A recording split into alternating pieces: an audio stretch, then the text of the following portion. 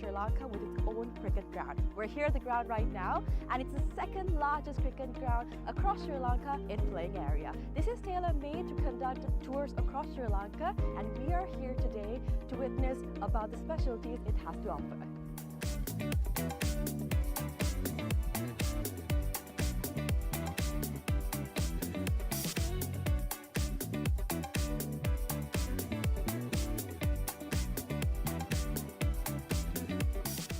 It's only natural for you to ask, what's so special about this ground? Well, let me list out a few reasons as to why it's special to cricket, right? So this is situated in a 30-acre land, meaning you have plenty of space to walk about, have a look and relax yourself. Second of all, this land is situated by so much of vegetation that the amount of wind that comes into this land is quite limited. So as you see, whenever we watch a cricket match, we've seen plenty of occasions where certain calls on cricket are interfered because of the wind. Now that issue will be limited in this ground due to the vegetation that surrounds this place, which is beneficial for anybody who comes to play cricket. Third of all, the lighting is just perfect, right? So it's well lit throughout the day, and the amount of sunlight that you get into this land is much more compared to any other cricket ground around, again because of the location it's situated in. And another specialty about this cricket ground is its grass, right? So usually whenever you go to any other cricket ground, the grass is quite smaller compared to the grass that you would be seeing in this special cricket ground when you come here. It's because we have actually taken a grass that is quite special to Sri Lanka. Why? Because it's easy to maintain, we know how it works, we can make sure that it's well watered, well cut. All of this is easily maintained because of the fact that this grass is special to Sri Lanka. So these are just a few specialties as to why this cricket ground is special for you.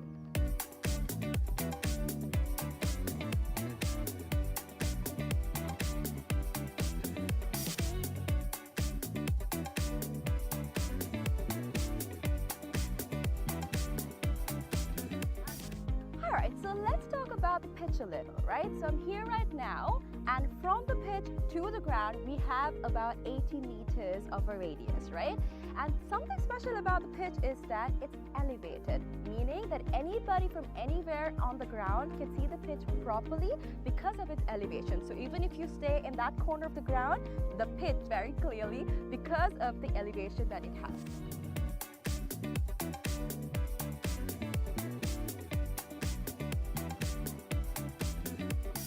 Alright, so we have utilized certain methods to ensure that our ground is free of weeds, right?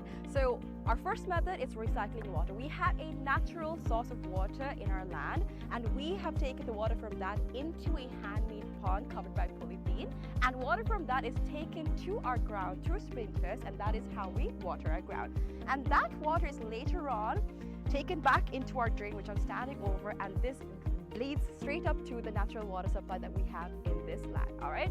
Apart from that, we've also utilized certain methods to ensure that no water from outside is brought to our land, our cricket ground basically. So these methods are basically what we use to ensure that there's no weeds in this grass and that our grass is the same that we have maintained throughout from the start.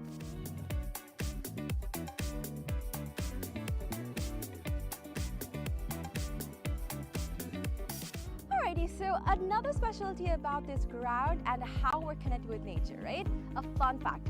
So if you hit a century in this ground, one of these surrounding trees will be named after you. So if you can see, this entire ground is surrounded by vegetation and plenty of trees. So whoever hits a century in this ground will get one of those trees named after them. So this is actually something quite unique. It's not done everywhere, and it's actually a nice opportunity for you to get a tree named after you.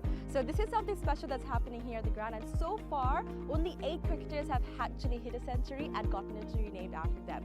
So if you want to come here and hit a century and get a tree named after you, this is the place for you.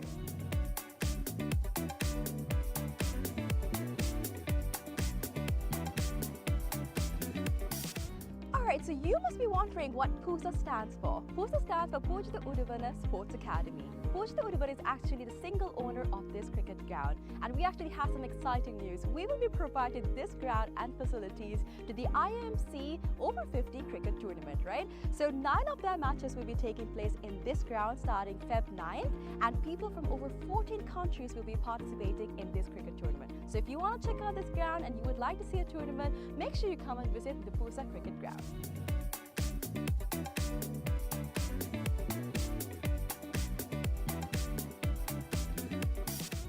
Alright, I know this looks digital, but it's not, alright? We operate this scoreboard manually. How? We've used door hinges and we've painted one side and we have not painted the other side. So using this method, we are able to make the numbers appear on the scoreboard. Usually it takes about 4 people to operate a scoreboard, but using this method, we just need one person to do all of the work. So it's a different way, it's environmentally friendly, and you can witness this when you basically visit the PUSA cricket ground.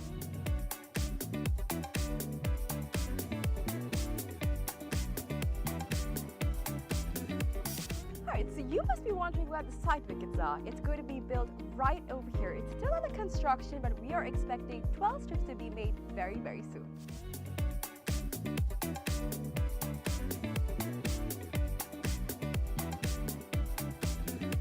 Alright, so now we're about to walk into where our hotel is going to be built. So we've chosen this specific location because it is right in between the golf course and the cricket ground. So in this hotel, we'll be having 2 wings, which is the cricket wing and the golf course wing. So depending on what sport you like the most, you can choose your stay.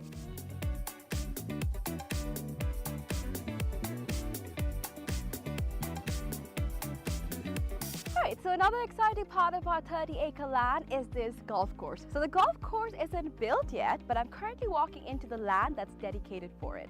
So on this road that we see over here, there will be an array of houses that will be built with a backyard facing this very golf course. So if you're interested in becoming an owner of these properties, make sure you invest right away so that you can have a house with a backyard facing this amazing golf course. So people that actually walk on the streets will not have a clear view of the golf course, except for the owners that actually reside in these houses. It will be exclusive just to y'all, so make sure you come and invest today.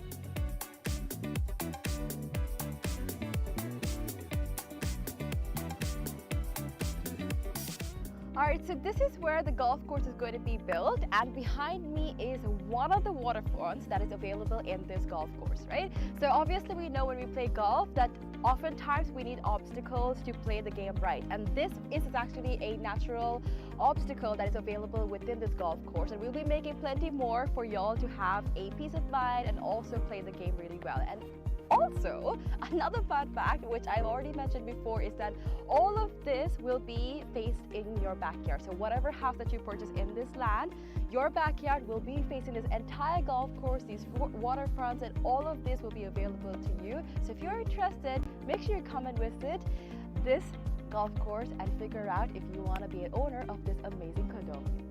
Alright, so today we've spoken about how we can leisurely spend our time at PUSA Leisure Private Limited.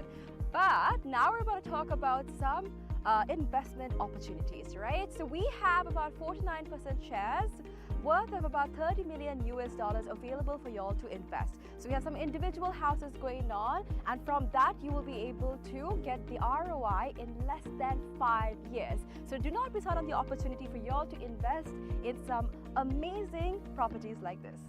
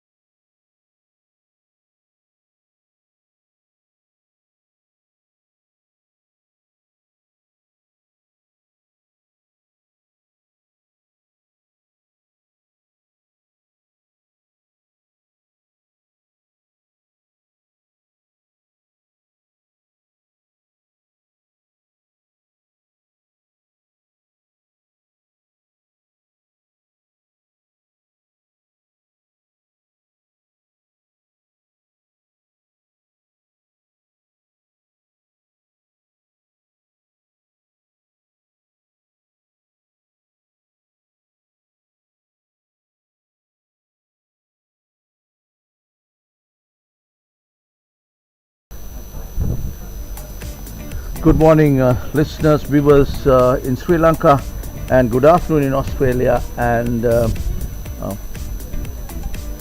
in Wales. This is a match between Australian Masters Over-50 and Wales Masters Over-15. This game, which is being played for the IMC Masters World Cup, which is played in Colombo, Sri Lanka in 2025. 14 teams are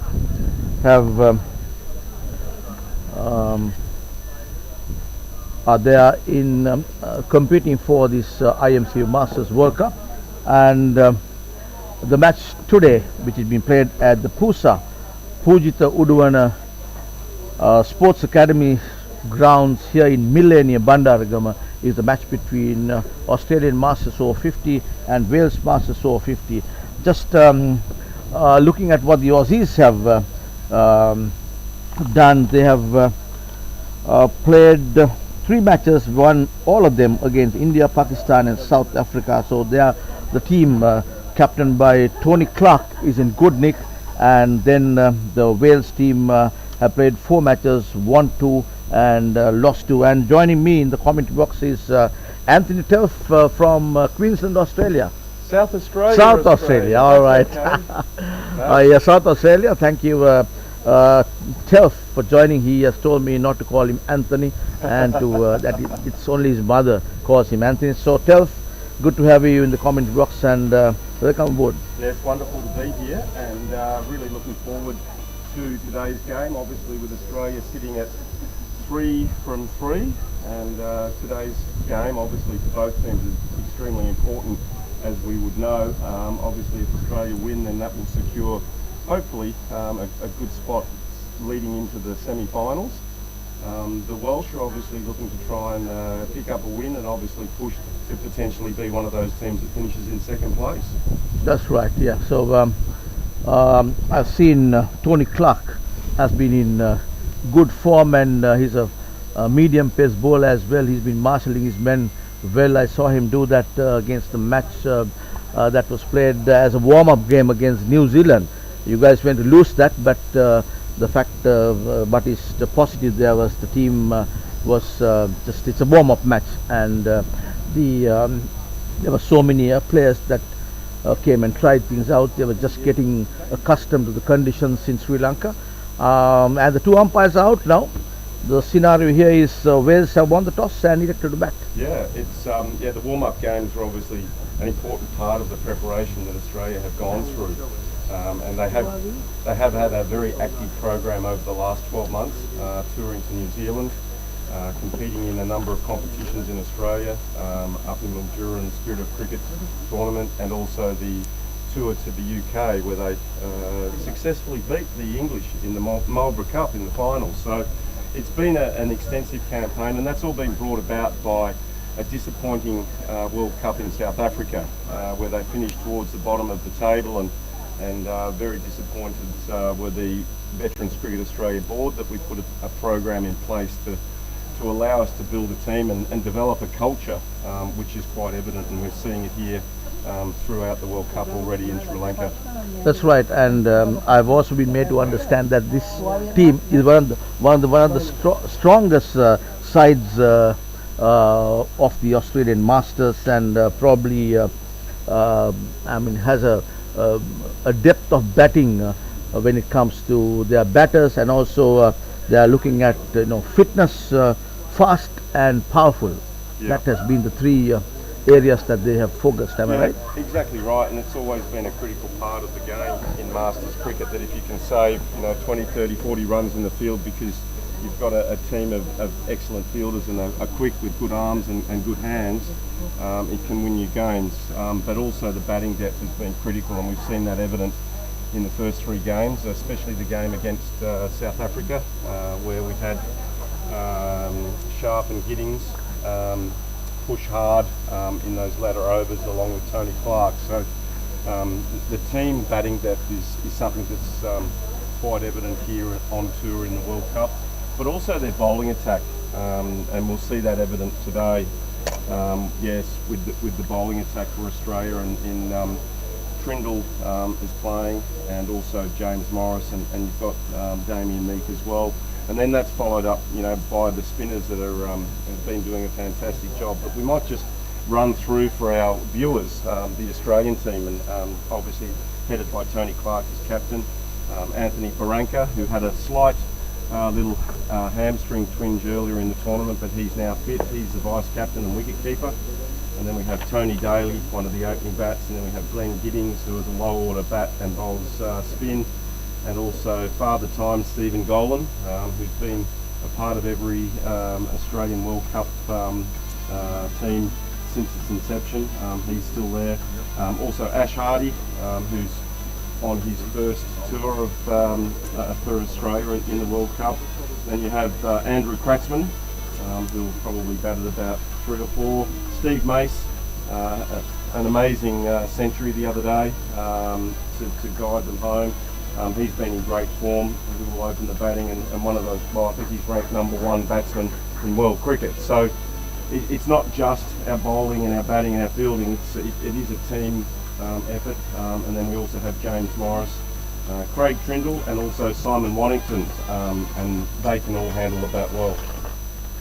That's right, yeah. And given the way this surface behaves, I can see you guys have a few quick bowlers, so there's a little bit of grass there.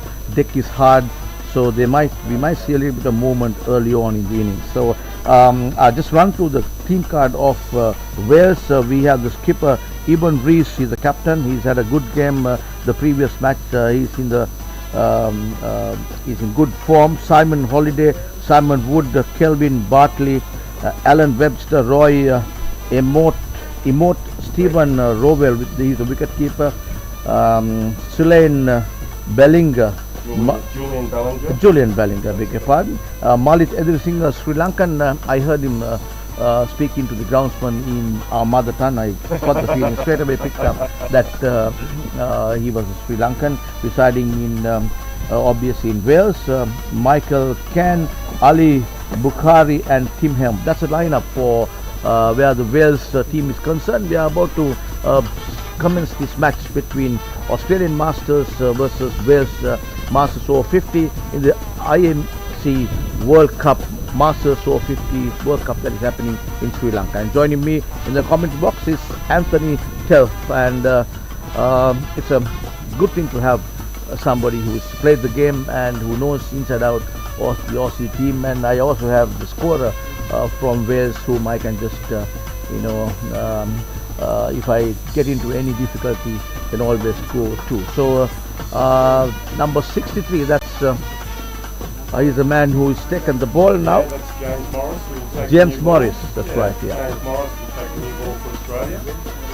And I would say that Trick will come from the other end unless they decide they're going to open with a spinner, but we'll have to wait and see what the tactics are with the Australians today. That's right. As I was saying early on, this I saw. I mean, we have not had any rain, but obviously there is always a little bit of moisture when the covers are being taken off. Very humid conditions here, so there is a tendency for if we have a quick bowlers and who could hit the deck hard, we could expect a little bit of movement. I saw Morris just swinging the ball at the course cricket ground when we had played that match between Australia and New Zealand. And he is a tall man, so he will get a lot of bounce off this wicket. It is quite hard. When walking out onto the ground, it may look quite dry, but it's got a good cover of grass. But it is a lightning fast outfield. And I rubbed my hand on the ground, and there was still dew on the ground when we arrived here this morning. And but that has disappeared now, and it's quite warm out there. It's good that there's a little bit of a breeze out there, because I noticed having a couple of discussions with the Welsh, they commented how hot it was. Oh yeah, that's right. I mean, it's quite humid, 32 degrees Celsius. I know in the part that you're coming from down under, it's quite hot as well. Yes. Is what the news that we get from there. But nevertheless, Sri Lanka is much more humid than Melbourne or Southwest Australia that you see. In the southern parts of Australia it's quite dry. However, as you move up to New South Wales and into Queensland, it becomes quite humid. Very similar conditions, probably to Townsville is what we're experiencing here today. Yeah. Long years back, I've had the opportunity to visit Townsville. Have you? Yes, Townsville. That was in 2010.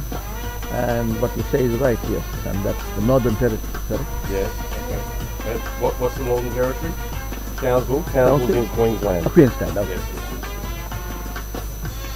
So a little bit of a delay here, I'm not sure what's happening here. I think they're trying to get the sight screen moved, and having played here earlier in February, it's quite a heavy sight screen, and we've got some ground attendants pushing hard on it to try and get it across. Obviously they want the big one because Spider is his nickname, James Morris, Spider. He is quite a tall player. So any particular reason why it's been referred to as Spider? well, have a look. He's got long legs and long arms. I don't know the story behind, but I can only assume that could be one reason. But I'm sure that there'll be people out there in Australia that will probably share how Spider got his nickname. That's right, and the two batters at the crease is Ewan Reeves, the skipper of Wales, and Simon Holliday. Those are the guys. James Morris is the bowler, so it is the skipper of the Wales side who is taking strike. He's right-handed, waiting for the shift of the side screen for the game to come out. I think there's a couple of the Aussie boys down there, and I think we're ready to go. Oh yeah, they're big boys, so yes. Why not? Sri Lankans looking at Aussies for that little help. So a little bit late from the start. Obviously the trip out here was about an hour and a half out of Colombo. We're in Bandaragama, which is where the PUSA Oval is currently situated. And, quite an amazing ground, having spoken to Pachuco, the owner, who's invested a lot of money into this setup here. It's dug into the hill a little bit, but cambers away nicely around the outside with a rope as the boundary line. And I believe there's future plans here to build a hotel, That's right. golf course, and also some accommodation. Yeah, just 35 acres of land. I was made to understand by Pujit himself when I met him the last match when he played here. He took 4 wickets during that match. He was pretty happy. So I was get so much of information from him. So it's 35 acres of land segregated for cricket, and then there's 22 acres of land which will have the 18-hole golf course, and he's also looking at a 5-star hotel where the players and a cricket academy in the same way of how the MRF operates. So those are the plans for Pujit and this particular ground, which is about 42 kilometers away from the city where we have the test venues like the Singley Sports Club, the Colombo Oval, and the Premdasa Stadium. Incidentally, the Aussies lost yesterday. Yeah, I wondered how long it would be until you brought that up. The Sri Lankans played exceptionally well. I caught up with Alex Carey this morning at the hotel, and he told me that they're still focusing on obviously the Champions Trophy in Pakistan and Dubai, and they still have ambitions of potentially playing India in the semi-finals. So they're obviously very disappointed after yesterday's result, but the Sri Lankans played exceptionally well, I thought. Absolutely, yeah, and they put up a good defendable total. Oh, they did, yes, and obviously winning the toss, is critical on that ground, and that's the stadium where the Over-50s World Cup will be played. The final, I believe. That's right. Yes, that's right. Yes. So you can have 30,000 spectators in that. You never know. Sri Lankans, there's quite a lot of people who loves this game. It's like a religion in this part of the world. Yeah, it was a great experience sitting in the stand yesterday, and the music and the drums and the trumpets and the tambourines. It was quite an amazing experience, and I know the Aussies were there as well, the Australian Over-50s. And there is this, you call it the Papare band, which is also allowed at the MCG when Sri Lanka plays Australia. And here we go for the first ball of the game between Australia and Wales. And back of a length first delivery, and Ewan Rees pushes that back out to mid-wicket. And you can see the bounce quite evident there from James Morris. That's what we were just discussing. So early on, this wicket is good for pace bowlers, and I hope the Aussies will exploit the favourable conditions here. As ball played on the front foot defensively, so by Reeves, he's very watchfully playing. He knows that he needs to go and play a long innings if they have to pose any threat to these Aussie boys.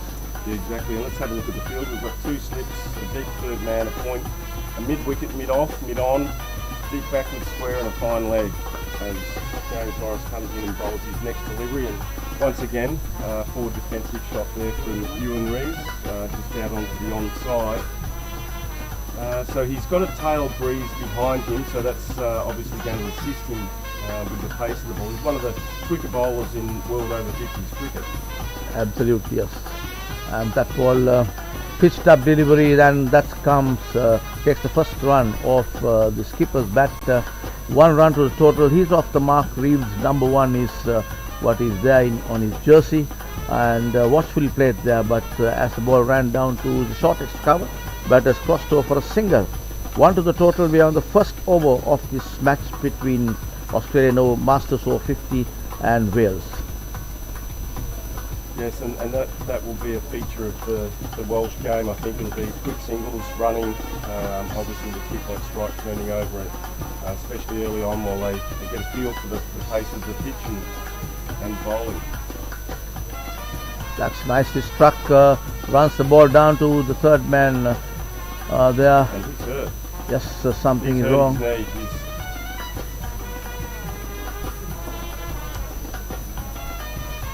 Oh, he's up and running again, but with a limp.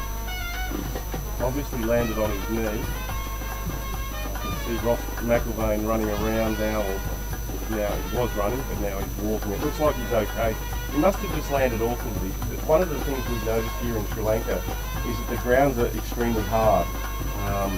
And the Aussies are used to the grounds being a little bit softer, so they need to be careful when they get down, obviously, on the ground. You can see James Morris in and squirted out for mid-wicket. There was a single there, but Simon Holliday wasn't backing up, and there's no run, and that's the completion of the first over of the game between Australia and Wales. And the current score is no wicket for 2 runs, with Ewan Rees on 1 from 5 balls, and Simon Holliday facing that solitary ball of the last over. That's right. So you were just mentioning about the ground conditions. Yes, you're right. It's quite a hard and a quick outfield. So if you look at this ground, if you build the infield there's always a tendency of ball running down to the boundary. So always you can have if you should have the scoreboard ticking, just picking up the gaps. 220 plus is not a difficult total here. No, and we were involved in a couple of games earlier on in February, and as we see Craig Trindle coming in to bowl the second over here. The ground is lightning fast, and we had 260 odd runs made in our game. Steady start, but then obviously able to capitalise on loose bowling, and probably not going to see it at this level of cricket. But it is a slightly cambered oval, so the ball does run away very quickly to the boundary line. That's right. It does get through the infield. There's a lot of boundaries will be scored. It is, I believe it's either the largest or the second largest. Second largest ground in Sri Lanka. That's right, yeah. Obviously we've got the rope inside. Single comes in, that ball pitched on the leg stump there, played defensively by the batter. That Simon Holliday is the man who is taking strike now, the right-handed batter, and Tringle bowling to 2 slips, a man in the deep there, third man, the squarish third man, a cover, extra cover, and a mid-off on the offside. That ball nicely put away, but equally fielded. Beautiful stop there. Fantastic stop there by the covered fieldsman. If the ball beat the field there was no stopping. No, that's right. Definitely gone to the book. Good fielding there by Simon Waddington, who's just on point. But a great attacking shot there by Simon Holiday. That ball again. Hit obviously through gully down to third man for a single. So he's away. He's now moved on to 2 runs. Of 4 balls, and if you just saw the way he about his back lift, the bat is kind of squarish, and the face of the bat is facing towards the cover region before he plays the shot, and that's why he seems pretty strong on that with that cut shot. I'll have to have a closer look at that next time he's on strike then. That's right, yeah. That could be what the skipper of Aussies must be thinking. He's got 2 slips there. So these 2 bowlers so far have not given that much of whip to these 2 batters. Just trying to bowl wicket to wicket here. Second over in progress of this Australian the Wales innings. Wales won the toss and elected to bat first, and on the onside 3 fielders, a deep square leg, short mid wicket and a mid on. Again watchfully played on the back foot there, very watchfully waits for the ball to come to the batter, and he's the skipper of Holland, Rees. Ewan Rees. Ewan Rees is the skipper, yes. And he normally likes to bat long into the innings and anchor the innings. Finger comes in, right arm more nicely played there, a fully bladed shot, but the ball goes directly to the extra cover fieldsman. There are no run, and that comes the end of another single over. 2 overs gone. Wales 3 runs for no wickets. Just 2 overs gone. And we saw the fielding there evident in that over. We saw Simon Waddington make a great stop at point, and then obviously Damien Meek fielding in the covers there, stopped the ball there, restricting the score to the Welsh. That's right, sir. I mean, a nice steady start by the Welsh. Also, good bit of fielding, as you rightly mentioned about the Aussies. I have seen this happening even the game that the Aussies played against New Zealand, and similar type of fielding we saw a couple of days back when India played, and Indian fielding also is quite sharp, and they're very agile, very fast off their toes. We saw a few dives and sliding stops, so you don't see that many happening when it comes to Masters cricket. Obviously, when you're over 50, you tend to think twice before you dive. And that's an inside edge down to fine leg for 1. Total moves to 4, and that brings Rees on strike. Ewan Rees he is the right hand batter. He's been doing good during this season and during the World Cup. So he's also an all-rounder. Taken a few wickets in the process in this tournament, and it is James Morris, and that ball Reeves has to rush back back onto the back foot there. Ball kept a little low than expected, and the defensive played, no runs. The total just 4 for no wicket. It has been quite evident that the pitch doesn't seem to have that bounce we're expecting. A few balls have already stayed low. That's pitched up there by James Morris, and it's hit out towards the boundary line for 4 runs, the first boundary of the game. Damien Meek gets cover there, misfield, or not misfielded, but dived for the ball, but it raced away to the deep cover for the first boundary. Magical shot there by Ewan Rees. Beautifully played there. Nice great shot there. Just finding gap at the end between cover and the extra cover. Extra cover batsman just dived on to the left, but just could not get hold of that. 4 runs the total. Total moves to 8 now for no wicket. Wales. James Morris comes in, right arm over the wicket. That ball again, pitched up delivery, nicely played defensively by Ewan Reeves, the skipper of Wales. Ball runs down to the cover area. No runs to the total. Total is 8, and we have the third over of this Wales innings.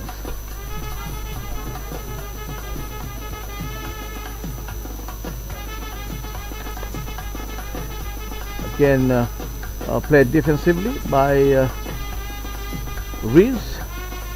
So Morris has slowly but surely got his line and length correct here. He's a tall lad wearing jersey number 63, and see a field change here with an extra 2 slips the gully and a point now. So then he must be getting some movement off the wicket. So 7th fieldsman on the offside. Comes in, right arm over. Again, very well bowled there by Morris. He's bowling to his field, and that comes the end of that over from Australian Masters. The score is 8 runs for no wicket after 3 overs. And Ewan Reeves is 5 from 13 with 1 boundary that we saw during that over, and Simon Holliday is 3 from 5. And James Morris figures currently 2 overs, none for 7. We'll see Craig Prindle resume his second over. And Tef, the ground, the outfield, if you look at the grass, is quite different to that what you find in Australia. And also, I mean, in Aussie you call it bluegrass, am I right? Yes. So you don't find bluegrass, it is quite green, and it's kind of buffalo grass you call it. That is the kind of grass that has been, that is kind of conducive towards the environment, and it could withstand the heat in this part of Sri Lanka. That's worked down to fine leg for a single by Simon Holliday. So Trigg just straying onto Holliday's legs there, and that takes the score now to 9 without loss. But yes, the oval may look or appear that it's quite dry in the live stream that people are watching, but the oval does have a good cover of grass. It's just a different colour green, isn't it? Absolutely, you're right. And I mean, in Colombo, some of the test venues and even the match that was played yesterday, it's kind of a mix of blue grass and a different kind of a grass that's been used in those international venues, which whether you're able to slide and falling in those venues,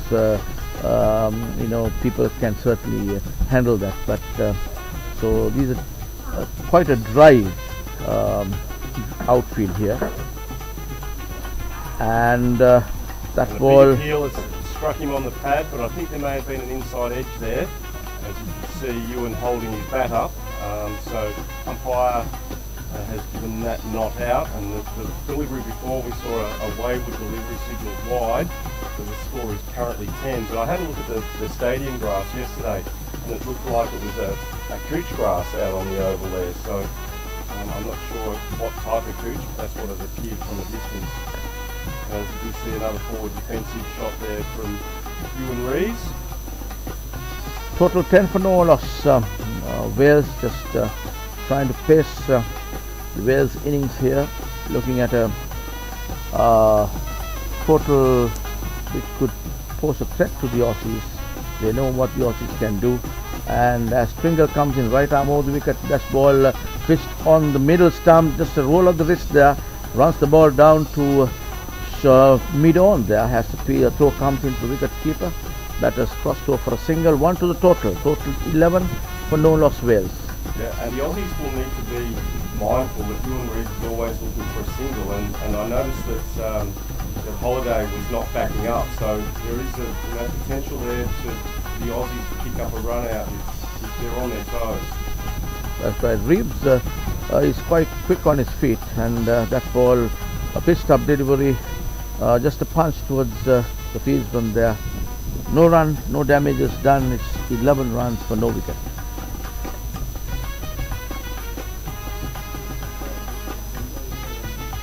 There's a kind of a slight blowing going across the ground, so I'm sure the fielders must be down the wicket and that ball nudged towards the third man boundary fielded. Oh, that was a brilliant effort by the fieldsman there, but unfortunately ball he could not get to that, just went over the line. 4 runs to total moves to 15 for no loss Wales at the end of that single over. Yeah.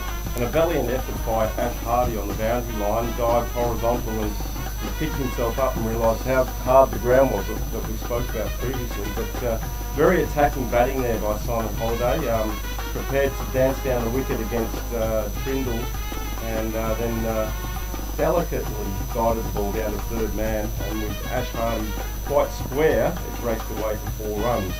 He was very sure of where he wanted to hit that ball, and very clear in his mind of the field placements. That's a good sign of a good cricketer. There is a wealth of experience that you need to play shots like that. So he's now raced to 6 from 16, and Ewan is 6 from 16, and Simon Holliday is now scored his first boundary and is on 8. Morris comes in, that ball. There's that quick single again. That's right. That's what you were saying, and that's what Eves always does, and I'm sure the Aussies may have realised that. As you're saying, potential run out sometimes, because Holiday tends to be a little slow off his toes. He sits on his back foot, one could say. He doesn't hear what you're saying. No, but I did notice his back lift, and you will see it go. It does. You see where it's starting now, but it does go in a big arc. So we have 2 slips, a gully, and a point, and a big third man. You see a forward defensive shot there from Simon Holliday. The way that he's taking his stance, it's kind of intimidating the bowler. With his back up, he's kind of saying, okay, I'm waiting for you, come, I will thrash you. That's the feeling that I would have got if I was the bowler. I think they call it unweighting the bat now. And a play to miss outside off stump, a great delivery there from Spider Morris. So the current score is 16 from 4.3 overs. With Simon Holliday currently on strike with 8 from 10 deliveries, and Ewan Reeves, the non-striker, 7 from 10. James Morris, that ball pitched up delivery, nicely hit firmly to extra cover.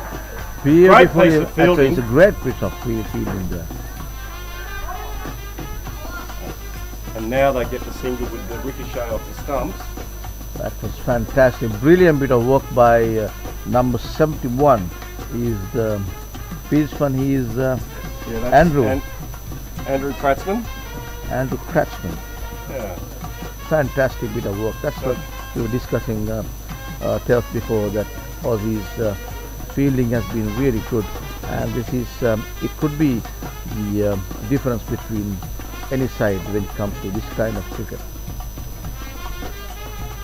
That's one nicely put away towards the square leg area. Ball runs down to the steep square leg as the fieldsman comes in, and underarm throw to wicket keeper, single to the total moves to 18 for no loss Wales. It's Eves and Simon Holliday. We saw that ball just sit up a little bit, and he got rocked onto the back foot and a little flip round the corner. As we see James Morris in, and he's worked that out to square leg again. It's Ash Hardy running around to field the ball from mid-on for 1 run. Takes Simon Holliday now to 9 from 11.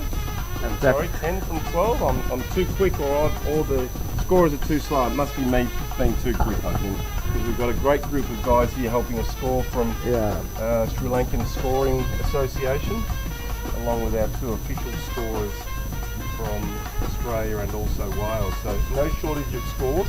Absolutely. And they're making us look good, aren't they? Absolutely. And that's a typical Aussie talking here. Is it? Yep. And a little bit of banter here and there. That's the way the Aussies work. And it's been always nice to work alongside any of the Australians, and takes my mind to the game that Pat Cummins and his side came to Sri Lanka when we had so many problems in the country, and there were kind of a scarcity of tourists coming into Sri Lanka, and it was we are so grateful to the Aussies side a couple of years back when the Aussies toured Sri Lanka. And I remember it was very touchy moment where the last one-day international that was played at the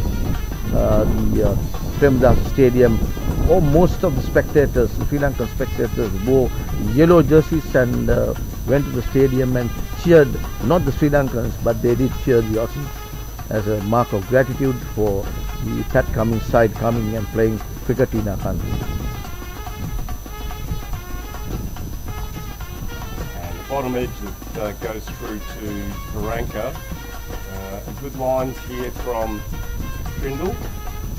But yes, I do remember that occasion where they celebrated for the Australians attending, and obviously travelling around the country, we realise the importance that tourism brings to this country for the income and the local community. Ball very well bowled. That Tingle got the ball come into the right-handed batter there. Holiday was a little clueless about that. Just ball kicked up, just short of length. A little bit of awkward bounce there, but nevertheless 1 to the total. By 20 runs come from the board. It was a leg by. I think it came off the batsman's pad. Leg by, okay. So that's a good bit of bowling by Twinkle. He seemed pretty quick to me. Full start.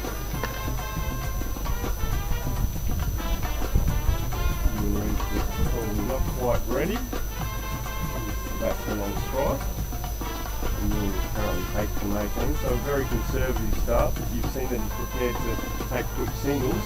As we see Trick doing a couple of calf stretches and a signal in. I think he may have had a strained calf muscle. We'll wait and see how he goes with this delivery as he comes in.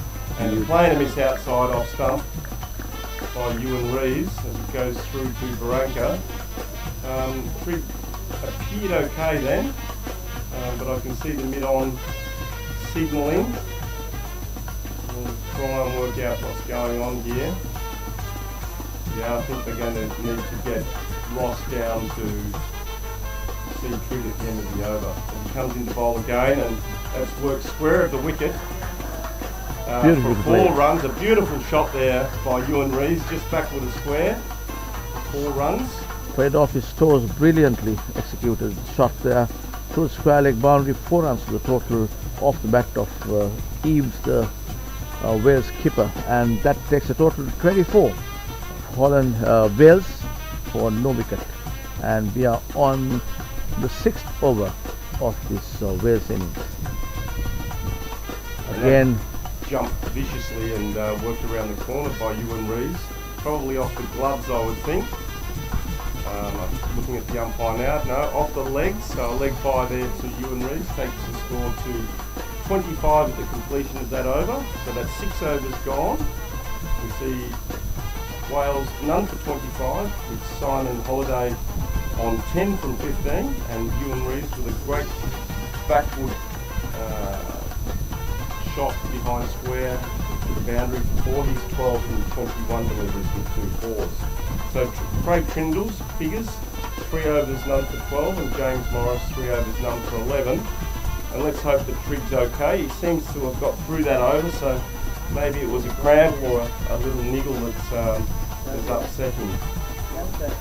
so it's Tony Clark who is coming into the attack now, bowling from the press box end or the pavilion end.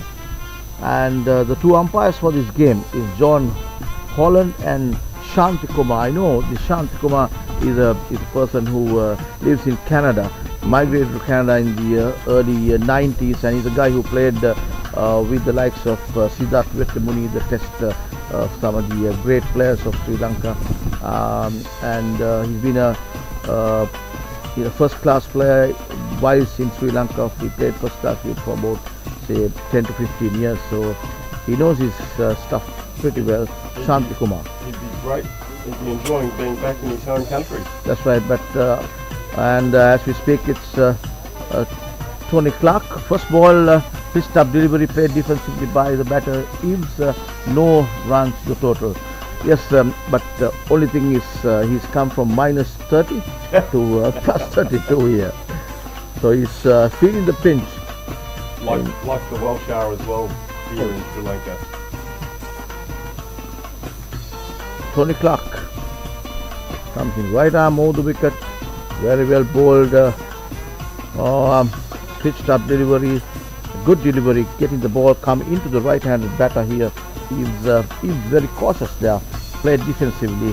And as Steph was saying, that's the way he plays his game. Wait for the loose one and delivers. And that we saw him doing the other over off the bowling of Pringle, where he sent that ball nicely played off the toes to the square leg boundary for 4. And that's Tim Clark. Comes in his slowest delivery. He runs the ball down to along the ground to the slip area. No run. 25 for no wicket here. Right. We have a look at Tony's field. He's got a slipper gully, a deep third man, point cover, mid off, mid on, forward square leg and the time leg. As you see Clark coming in to Reeves, who once again a little bit wider of the stumps, pushing forward and hits the ball out into the cover region, fielded by Damien Meek. Good over for Australia, turning out to be a good overs. 4 dot balls, and Tony Clark kind of putting the brakes on the Wales batters now. Comes in right arm move the wicket, past the umpire. That was shortest delivery into the gap there. Beautifully played. Ball running down to the extra cover boundary. 4 runs to the total. Nicely executed by the bat of Reeves here. Nicely played. 4 runs to the total. Total moves to 29 for no wicket here. So as I was just saying, that it was turning out to be a good over. Shortest delivery and got the treatment that it needs to be given for balls like that. And you could see the ball race away very quickly to the boundary once it got through that infield. No stopping. Yes, he was well chased by Damien Meek, but he was always probably 5 metres away. As we see Tony Clark come in again, and it's outside the off stump and shouldered arms by Ewan Reeves. Sees the completion of Tony Clark's first over. Has the figures of 1 for 4 with that solitary boundary out to the deep cover boundary, and a great shot there by Ewan Reeves, who now goes on to 16 with 3 boundaries from just 27 deliveries, and Simon Holliday, his partner in time at the other end, is currently 10 from 15. So I see Trindle is coming on again to bowl, so obviously it's not a major injury that he's experience, but Ross McIlvain, the firearm physio, was down there to attend to him very quickly. As you see, come in for his next delivery and appeal from the players, but not out.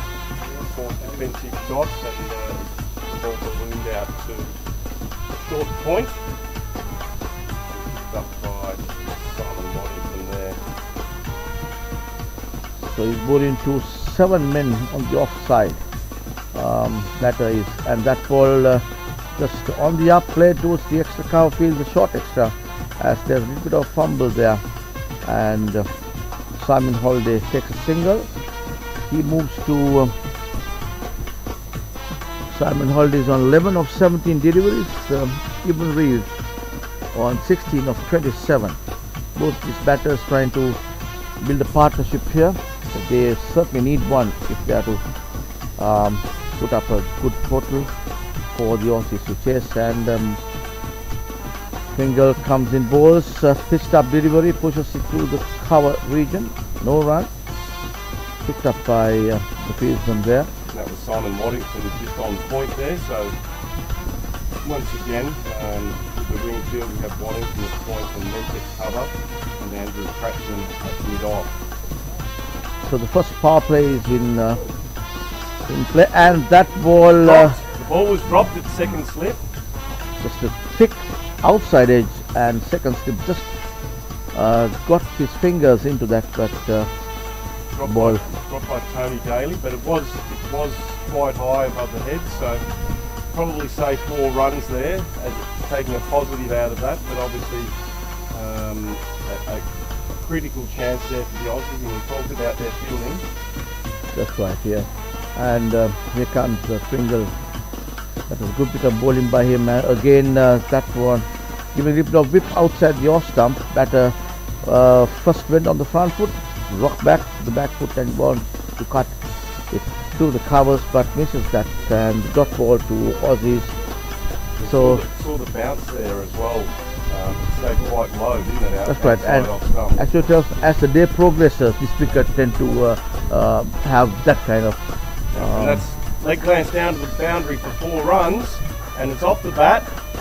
So that's a fantastic shot there. So that takes Simon now up to 19 or 15. Sorry, I'm trying to keep up with the scores. So he's 15 now from 19, but another good over for the Welsh there. And it was a little unlucky there. The Aussies was not able to hold on to that catch. This went to the slip cordon. Tony Clark must be pretty unhappy with that, but he's been brought into the attack to bring himself into the attack now from the pavilion end. There in the jersey number 31 is Tony Clark coming in right arm wicket, passing the umpire Shanti Kumar there. That ball kept a little low, as we are saying, as the day progresses. This wicket tend to keep low and also a little slower off the deck, and when you have spinners bowling flighted deliveries, it's kind of difficult to play on the front foot sometimes, because where you have to wait for the ball to come to you.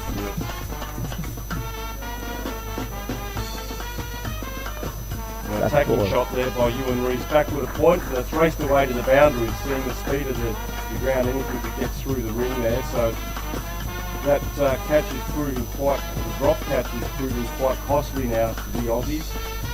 As we see, the score now to 39, and Ewan Reeves is now into the 20s on 21 with 4 boundaries, which is made up of a lot of push and run singles, but 4 boundaries. So even Reeves is trying to pace his innings well and looking to put up a good partnership here. That ball again on the back foot, punches it towards the deep extra cover, as the ball is picked up in the deep. Batter's crossed over for a single, brings Simon Holiday on strike. He's the man who will be facing to Tony Clark. Tony Clark bowling to his field, but little whip outside the off stump there. Lucky not to have got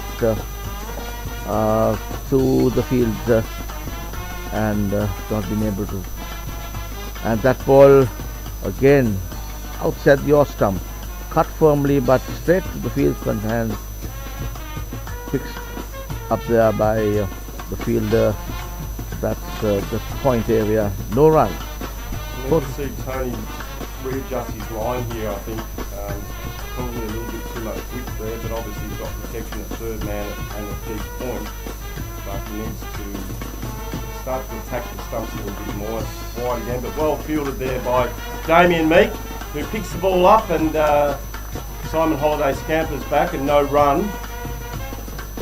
So some brilliant fielding there by Damien Meek. Brilliant. To dive, save probably what was going to be a boundary, but then to recover and then get the ball back to Baranka at the batsman's end. We saw no run there. So the current score with 1 delivery left in Tony Clark's second over is currently none for 40. Clark comes in from the pavilion end, and that ball nicely put away to the gap. Ball is running down towards the deep there. There's a fieldsman who covers up from the deep extra cover area, and the throw comes in. 2 runs to the total.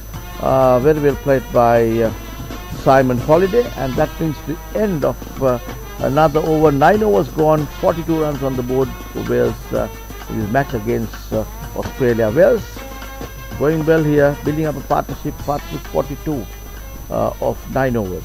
Yes, and a great bit of fielding there by Simon Waddington on the boundary as he scampered around from point to deep cover to pick the ball up just inside the rope and stop that boundary.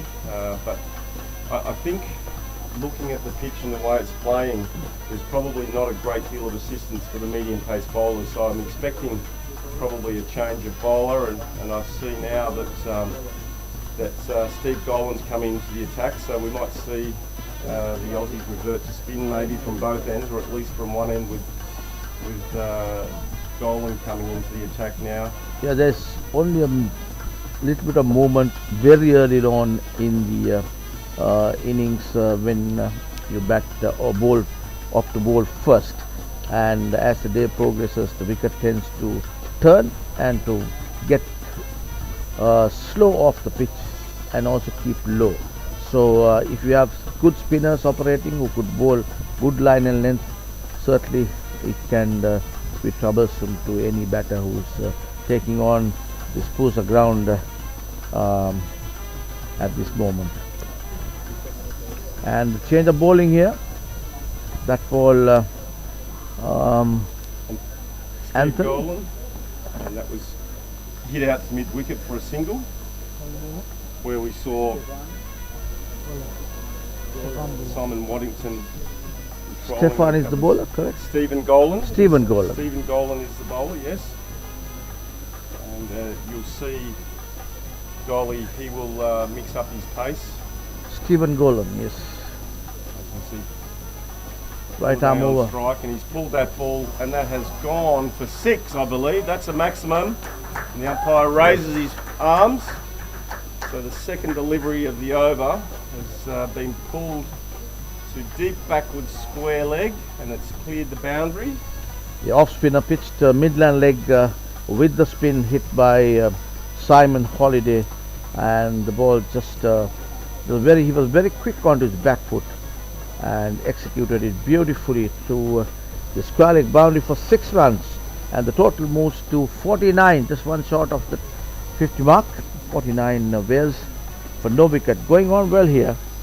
Wales building a partnership, and it's Stephen Golan.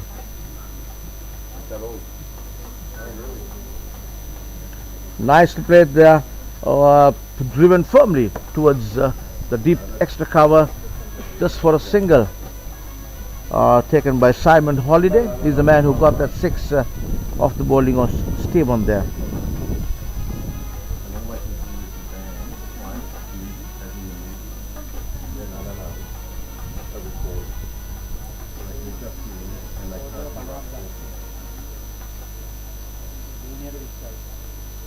Again on the back foot, Ibn Rees punches it towards the deep extra cover region. As the ball comes in, the batters crossed over for a single, 1 to the total, and with that 50 comes on the board. 51 is the total now, and brings Simon Holiday on strike. So no wickets gone here. Wales opted to bat first after winning the toss, and it's Stephen Golan, and that ball, a little bit of nudge towards want to run the ball down to the third man area, but couldn't beat the fieldsman there. Number 76 is the fielder, that is Tony Daly. Tony Daly. Yes, we see the ball driven out to the covers and fielded by, that was Simon Waddington in the covers. That's the end of Stephen Golan's over. Bit expensive there, got hit for that 6 runs off the second ball. That was Simon Holiday who hit it over square leg for 6, and the total is 51 for no wicket after 10 overs. Now I believe there's quite a number of people watching us and listening to our amazing dulcet tones, and I believe they can't hear us quite well, so apparently there's some music playing, which is a recorded Sri Lankan band music, and they can't hear us speaking, so we're looking to try and make some adjustments now so that they can hear our expert commentary here. So we're going to just have a look at that and make sure that that's operating. So hopefully you can hear us now as we see Tony Clark resume again, and the ball has been hit out to forward point, and Ewan Reeves goes through for a quick single. Tony Clark here. He's has bowled well thus far in this Wales innings, and he's bowling right arm over the wicket coming from this pavilion end to Simon Holiday. A very watchfully played Simon Holiday. This ball trickles down to the point area, no run to the total. Tony is bowling to a good line and length, packed offside field. He's got six fielders on the offside and three on the onside. Onside, it's a fine leg, a square fine leg. It's almost a square leg, and short mid wicket and a mid on inside the circle. This square leg is outside the circle, and that ball, Simon coming out of his crease and wanted to put it over the infield there, but decided against it after the ball was pitched just on the middle stump, coming into the right-handed batter here. Tony Clark mixing his deliveries here, bowling into his field. I wouldn't be surprised if I see Anthony Barranca come up to the stumps here, and as I mentioned that, he's come up to try and keep Holiday in his crease and stop him from advancing down the wicket. So great work there by Anthony Barranca. Tony comes in over the wicket again, punched little punch towards mid off, no runs to total. Clark, as we were saying, is bowling to his field, and the wicket keeper is keeping up to the batter because to stop Simon just walking down the track and trying to hit the ball over the infield. That's something that the Aussies will not want to see. And that ball again nicely fielded picked there. Up by Simon Waddington. Waddington has been fantastic in the field. Just one more ball to go, and we have the drinks break. Every 11 overs we have a drinks break, because it's very humid conditions, and so that's how this game goes, I suppose. 45 over game, 11 overs drinks break, and again put the ball hit between the gap between the two fieldsmen standing in front on the offside, and that comes the end of that over by Tony Clark. Total is 25, sorry, beg your pardon, 53 for no wicket after 11 overs. So we have Evan Reeves unbeaten on 25 of 25 deliveries. Simon Holiday 31 deliveries for his 25. So there's a drinks break been taken, and we take a short break, and we'll be back again when the game starts after the drinks break.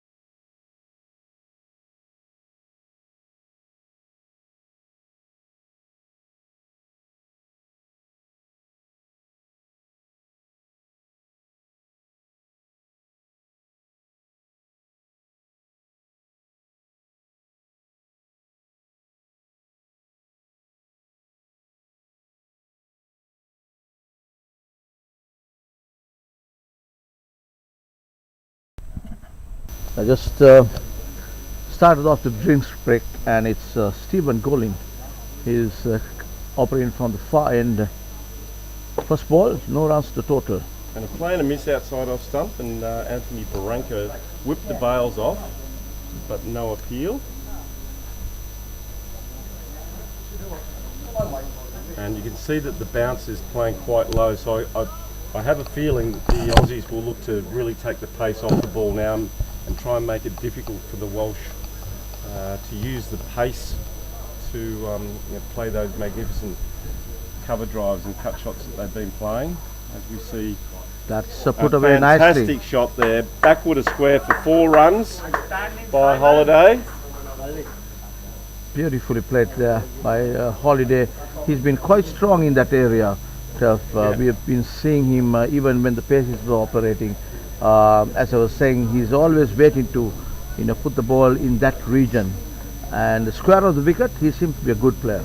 Yeah, there's definitely that's his strength there, and it's probably got to do with his batting grip there, and you can see it's quite an open face. And he plays another cut shot there. We have 2 men behind point, just a backward point and probably a deep gully back on the 30-metre ring, looking to try and cover that cut shot, and a man back on the point boundary. As we see Stephen Golin come in again, a forward defensive shot, and they look for a quick single, but Golin is quick to respond and no run. As this current score with 1 delivery to go is 57 without loss, so the Welsh should be very happy with that first hour to get through the new ball. That's right, and Golin comes in, and that's little up his down the sleeve. ground, it's But opportunity there for a catch, but it didn't go to hand, and it's fielded and returned back into Golin there. And they got through for 2 runs there. 2 runs, yeah. So Holiday just opening up a little bit and trying to get that ball over the infield there. Half chance, I would say, to Australia. Nevertheless, they were not able to grab that win, but able to stop it before it ran down to the boundary. So the total 59 for no wicket after 12 overs in this Wales innings, and we are going to see a change of bowling. And we've got Damien Meek coming on from the commentary end. So the wild thing, Meekie, as he's known, that's the one. He's going to get the opportunity to bowl his first over here at the magnificent PUSA Oval here in Bandaragama, which is, as we discovered, about 45 kilometres from Colombo, about an hour and a half bus ride. About hour and a half bus ride, and in your own vehicle you can do it within about, say, 50 minutes. Yes. Taking the highway. That's what we do. So it's just 42 kilometers south of Colombo. It is, yes. And an amazing experience for everyone as they came into the ground today. We came through the rubber tree plantations where they're harvesting the rubber. As we see Damien Meek come in for his first delivery, and it's full length delivery, which is jammed out onto the onside by Ewan Rees to mid wicket and no run. So you have a pacey operating from the press box end and the spinner from the far end there. So quite a big run up for a 50-year-old. Yes, Damien Meek is super fit and works out every day in the gym, and has stayed active, and one of the most fittest Australian cricketers going around. And it's an outside edge, and Meekie has got the first wicket for Australia here. An outside edge caught by Anthony Barranca, and that's the end of Ewan Rees here. Beautifully bowled there by Damien Meek. Got the ball to move a little outside the off stump of the right-handed batter. Ewan Reeves launching forward there to play a defensive stroke, but got a outside edge and catch the wicket keeper, who made no mistake. So 1 wicket down of that Damien Meek over. Total 59 for 1 Wales. And Ewan Rees 25 runs from 36 deliveries with 4 magnificent boundaries. He'd be very disappointed after setting a very strong foundation for the Welsh, and to get out in such a way, chasing a wide ball outside the off stump. That's right. From Damien Meek, who bowls a lovely outswing delivery. It's a typical of outswinger there, and a round of applause to the skipper of Wales, who just walked back to the pavilion. And number 72 is the person who is going into bat now, and Madhur Singh is Malit Madhur Singh is the man who is going into bat. He's of Sri Lankan born, living in Wales now. I saw him taking a good look at the pitch in the morning and talking to the groundsman, and just getting a little bit of inside information about the wicket. And I was just passing by. He opted not to talk to me, but went on because he was not very sure whether I would give him the correct details or not. He was very confident with what the groundsmen were telling him, and he went on asking so many questions, I heard. As an expat Sri Lankan, I'm sure he's played on these types of wickets previously, so... but I'm pretty sure that he's playing here for the first time. Oh really? Okay. Because this ground is a new ground? New ground, just about 3 years old, and so unless otherwise they have come on a Masters tour. I cannot remember Wales coming here on a Masters tour. But he would have played on similar wickets here Absolutely, in Sri Lanka, similar in his wickets, earlier days. So 2 deliveries so far from the Meek over, and it's a left-hand batter. And a forward defensive shot pushed out to short point, where it's picked up, and no run to the score. So great lines here from Damien Meek in his first over, and the Aussies definitely need to now push hard and look to get that second wicket and really put the brakes on the run rate. Damien comes in from the press box and right arm over the wicket, just to the left-handed batter Madhur Singh. He wanted to run the ball down to mid-off, but got a kind of a inside edge, and ball ran down to mid-on. The skipper feels it, no run to the total. So incidentally, Madhur Singh has moved to the UK when he was about 6-7 years old. Right. So I don't think he has played. I don't know, unless otherwise he has come with his parents and played some cricket here. So his roots, although the parents have maybe from Sri Lanka, but definitely Welsh. Yeah, definitely Welsh. Yes. So we saw Damien try and stop that first delivery that he bowled to Mudaliga, is it? Madhur Singh. Madhur Singh, sorry. He dived and fell fairly heavily on the ground and readjusted his knee brace that he wears. As we see Meek come in and bowls that outside the off stump, an inside edge French cut down to fine leg for a single. So there was a cricketer by the name of Ranjit Madhur Singh who played for Sri Lanka Test long years back, about 20, maybe 25 years back. I'm just trying to figure out whether this Madhur Singh has anything to do with him. Let's find out in the break. But for the moment, Madhur Singh is on strike, I guess. He's on the non-striker's end because he took that single, and he'll be facing to Stephen Golin, who is bowling spinners coming from the far end, right arm over the wicket, orthodox off spinners to the left-handed Madhur Singh. The bowler will be happy to bowl to an off spinner. Definitely, and we see the wind picking up a little bit, so the player comfort will improve for the guys. It's really quite hot and humid, and having that breeze there. When they started the start of the innings, there was no breeze to speak of, so this breeze will be welcome relief for the Aussies. And also us who is in the press box, we don't have air conditioning here, so no, we've got some fans on us, so we can feel the breeze every now and then as the fans come around and blow on us. But nothing like the natural stuff. No, it's definitely no air conditioning. The boys in the change rooms downstairs have air cons. Golin comes in that ball, good delivery. Madhur Singh tries to put it away towards the short mid-wicket area, misses it, and a dot ball for the Aussies. Madhur Singh left-handed, facing Golin coming from the far end here. Again played watchfully on the front foot. Ball runs down to a short square leg as it comes into wicket keeper's gloves. Batters crossed over for a single, brings Simon Holiday on strike. Total 61 for 1. And Steve Gollan comes out of country Western Australia. That's where you come from. No, Western Australia. Western Australia. Yeah, so over at Perth, near Perth, in WA. So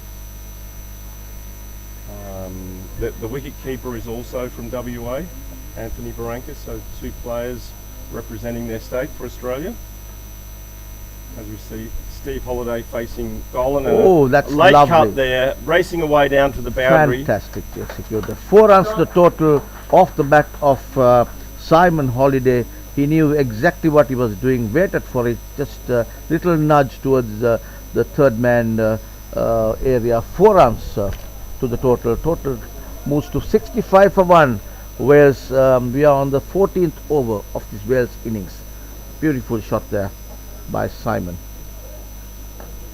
And a forward defensive shot there from Simon with no width to play any late cut shots again, but that was a magnificent late cut shot from the previous delivery. That is a good late cut. I mean, I've seen some of the masters playing cricket being played, and lots of late cuts being played. So I was getting the impression that it could be 2 reasons. One is when you're late to get on the back foot. And he's pulled that around the corner of backward square, a couple of bounces over the boundary line for 4. So an expensive over there from Steve Gollan, but a great over there for the Welsh as they now go into the 70s, they're just 69. 69 for 1. Off 14 overs, with Simon Holiday 39 not out from 41 deliveries, with 5 fours and a 6, and Mudara just new to the crease. 2 overs, and we're seeing some running repairs to Damien Meek here, with Ross McIlvaine coming out to do some work. I'm not sure what it's on, whether it's his ankle or some work on a calf muscle maybe. I can't quite see from the angle. But he seems to be in pain there. Yeah. Yes.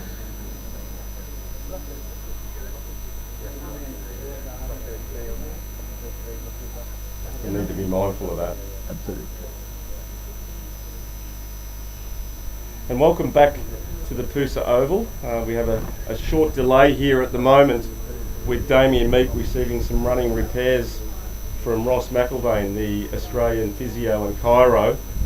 I hope it's not that knee that I talked about in the previous over where he dived on the ground, and I've just been told that it is his knee. He injured the knee in Mildura in the T20 tournament late last year in September, and when I saw him dive on the ground there trying to field and stop that run in the previous over, my heart went out to him hoping that he hadn't re-injured that knee, but he's obviously fighting fit and is going to resume bowling again. So yeah, that's Damien Meek here. All set to go again from the pavilion end, bowling to left-handed Madhur Singh. He's been a newcomer to the crease, comes in racing, running in to bowl to Madhur Singh. That ball a little low pitched on the front foot. Madhur Singh punches it towards the short mid-off area, and picked up by number 71 Andrew is Cratson. Andrew Yes. Cratson. They're throwing themselves around in the field. They need to be careful because the In ground fact, is quite I saw hard. Andrew also fielding pretty well the match against New Zealand in Colombo. Comes in Damien Meek, right arm over, passing the umpire, and that one again little off-pitch delivery, and the batter wanted not happy with the shot, little mistimed. He would have loved to drive it firmly towards the boundary, but misses it a little bit, and ball runs down to the skipper, no run. Again, waited for it to come, don't feel that much of a bounce now. As he was saying, discussing with Telf ball team to keep a little lower as the day progresses. So it's a wicket that is more aligned with the spinners. As we see Damien Meek come in again, and that's whipped away over square, backward square leg for another boundary. Mudra Singh's first boundary. He now goes to 6 runs from 10 deliveries. So probably not the ideal lines to be bowling from Damien there. A little bit wayward down the leg side, and easy pickings for such a quality batter in Mudra Singh. So the score now goes to 73 with a couple of deliveries remaining from this over. Damien comes in again. That ball again over pitched, but a little bit of misfield there by Andrew, but not Andrew. That's Simon Waddington out Simon there Waddington. at backward square leg, and no run. Sees the completion of the second over. Oh no, we've still got one delivery to go. So the score is currently 73. A better length delivery, a better direction from that previous delivery, and dug out by Mudra Singh there. As we see some fielding changes taking place here. The cover has been pushed out to the deep cover boundary. As we see Damien Meek come in to bowl his last delivery of the over, and it's left outside the off stump. And that's the completion of Damien Meek's second over. So he now has the great figures of 1 for 10 from just 2 overs, going at 5 and over. And I might quickly just go through the bowlers for Australia so far. So James Morris opened the bowling and bowled 3 overs, none for 11. Craig Trindle, 4 overs, none for 18. Tony Clark, 3 overs for 13. And Stephen Golan currently operating from the southern end here, I guess, or it's probably not the southern, it's probably the eastern end. Has bowled 3 overs and taken none for 24. So quite expensive. We see a change of bowling, Oh, there is and two. that's the signal for the commencement of the next power play. You are on the second power play, where the skipper of the Aussie side fielding has the opportunity of having 4 fielders outside the circle. We had only 3 at the very initial stages of any game. So we see Simon Waddington coming on to replace Stephen Golan.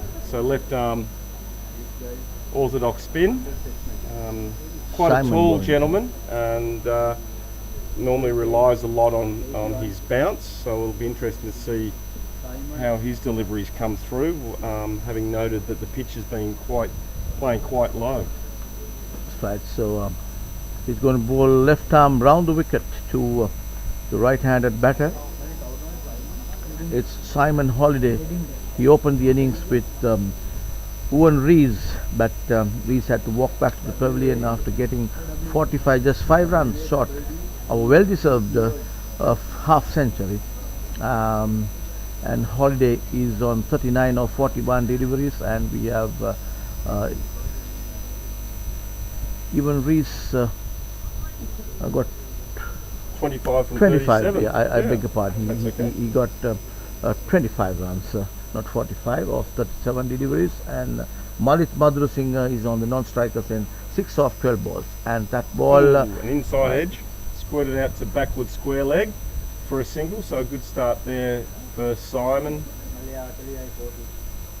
Bowling up into a slight breeze. It's dropped off again. You notice the flags are not at full extension, and as I speak it now they start to blow. So there is still a little bit of breeze that Simon will be bowling into. It's blowing from left to right across the ground, so that will help him drift the ball further away from the right-handed batter. yeah, and back into the lefty and then spin away. So for the left-hander, he's coming left arm over the wicket. Again, nice played into the Great gap shot. there. Great shot from the very word go. No sooner that ball struck his bat, it was 4 runs written on it. Nicely placed there. 4 runs to the total. Madhur Singh moves to 10 of 13 deliveries, 78 runs on the board for 1 wicket. These two batters building up a partnership here. Madhu Singh coming at number 3. No doubt he's a good player, otherwise he won't come batting number 3 after the fall of the wicket of their skipper. And Simon Holiday is just 10 runs short of a half century. He's on 10 and he's been playing well, especially square of the wicket. And we have Madhu Singh facing up to the left arm. That ball pitched up delivery, played defensively with soft hands there. He pushed it through a lot quicker than Simon. The first delivery, or the previous delivery, threw up a little bit, and Mudra Singh effortlessly cover drove that to the boundary, but that was pushed through a lot quicker. So he doesn't seem to be wanting to take any risk with a left-handed batter. Generally, left-handers tend to play the left arm as well, because you have the ball mostly coming into you. And you'll see Mudra Singh now just sit and probably play at the over and maybe wait for any more loose deliveries to punish away. But the field, we have two backward points. Obviously back on the 30-metre boundary, we have a cover, a long off and a mid-on, and that's down the leg side. And no run there as it's awkwardly worked around the corner of the backward square.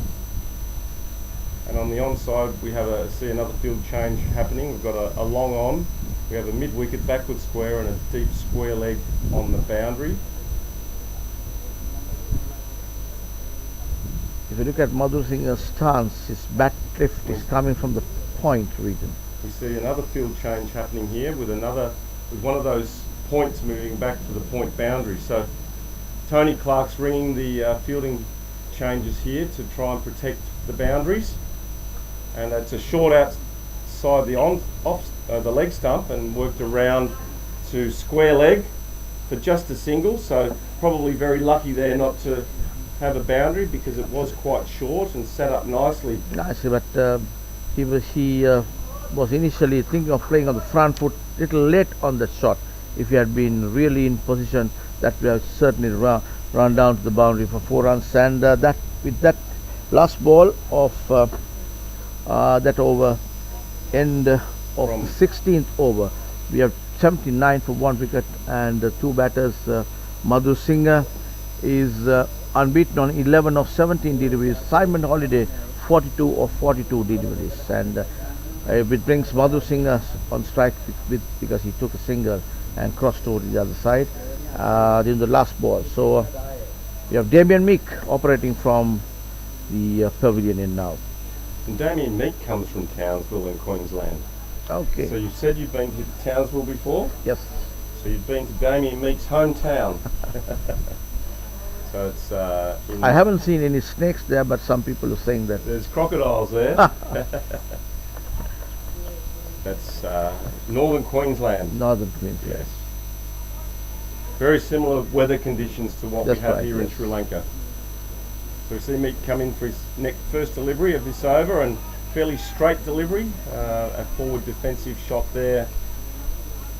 By Madhu Singh plays defensively. That ball pitched just a little outside the off stump, but coming into the batter, and Damien Meek bowling right arm over the wicket to the left-handed Madhu Singh.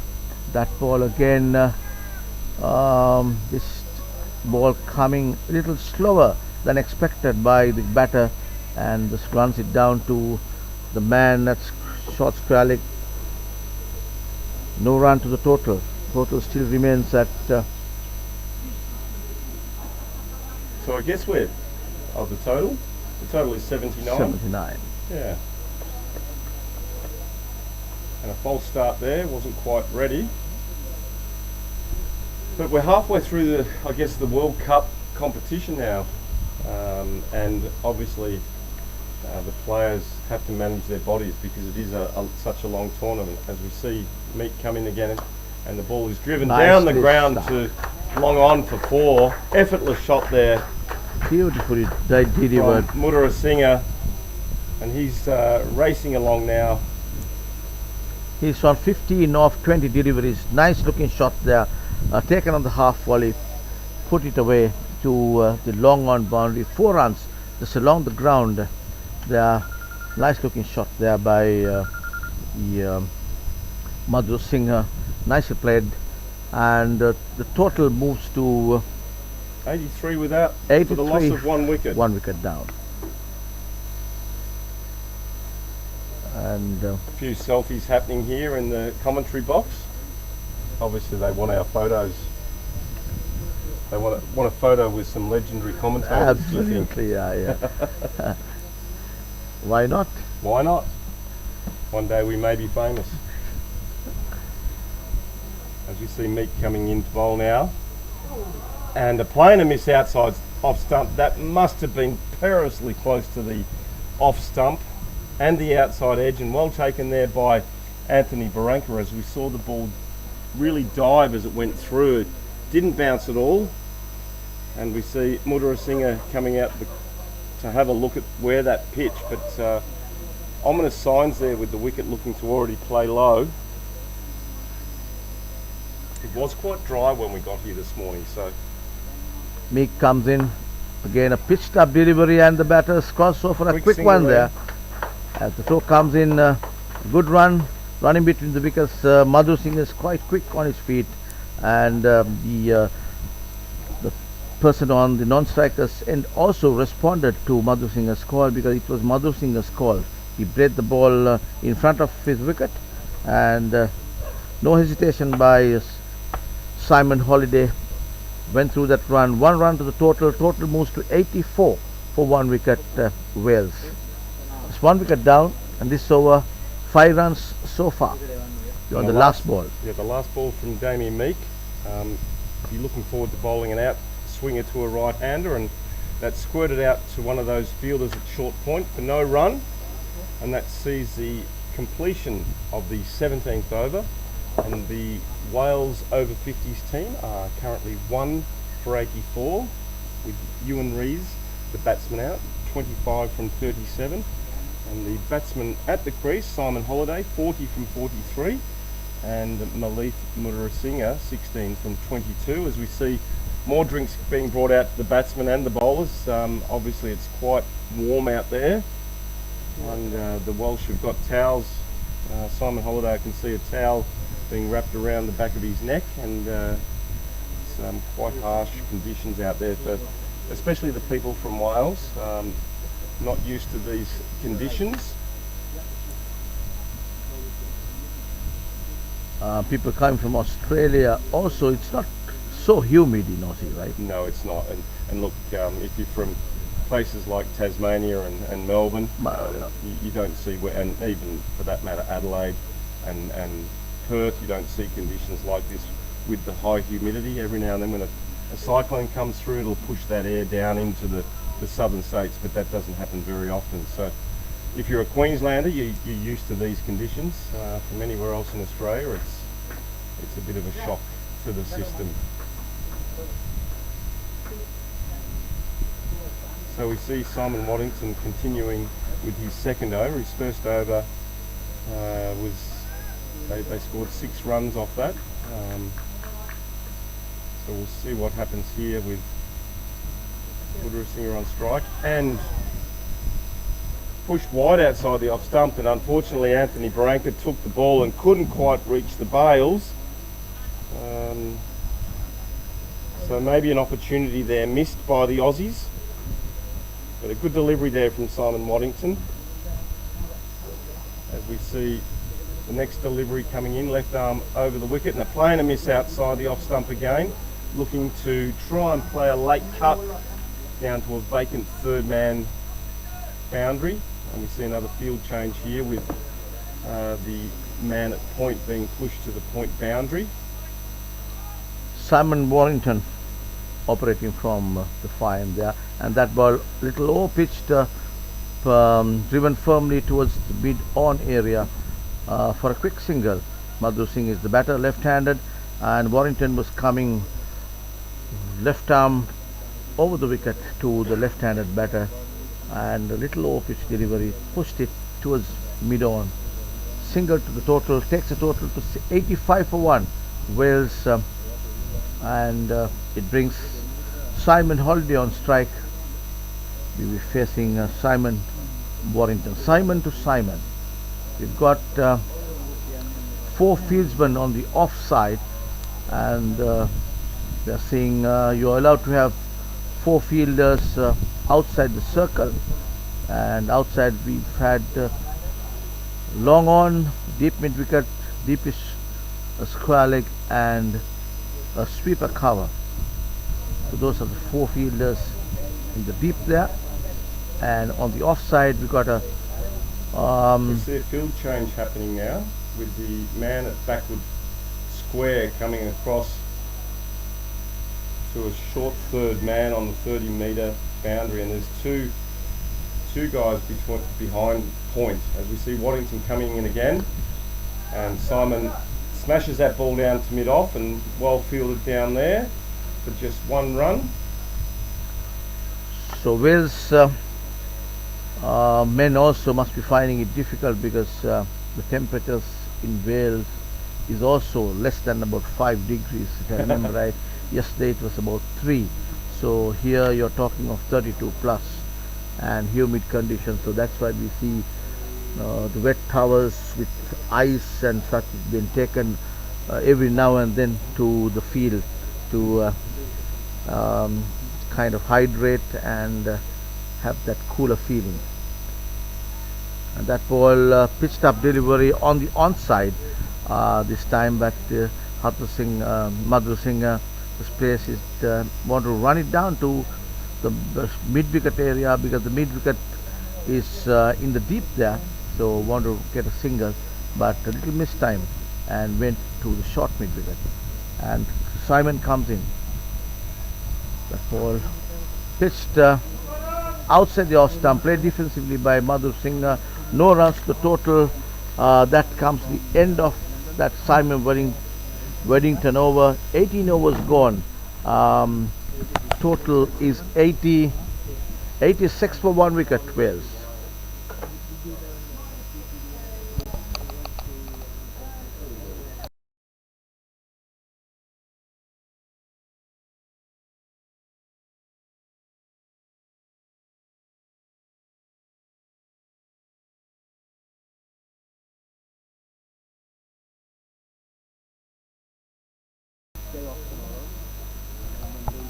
So I've just found out what time it is in Wales, and I believe it's 5:30 in the morning.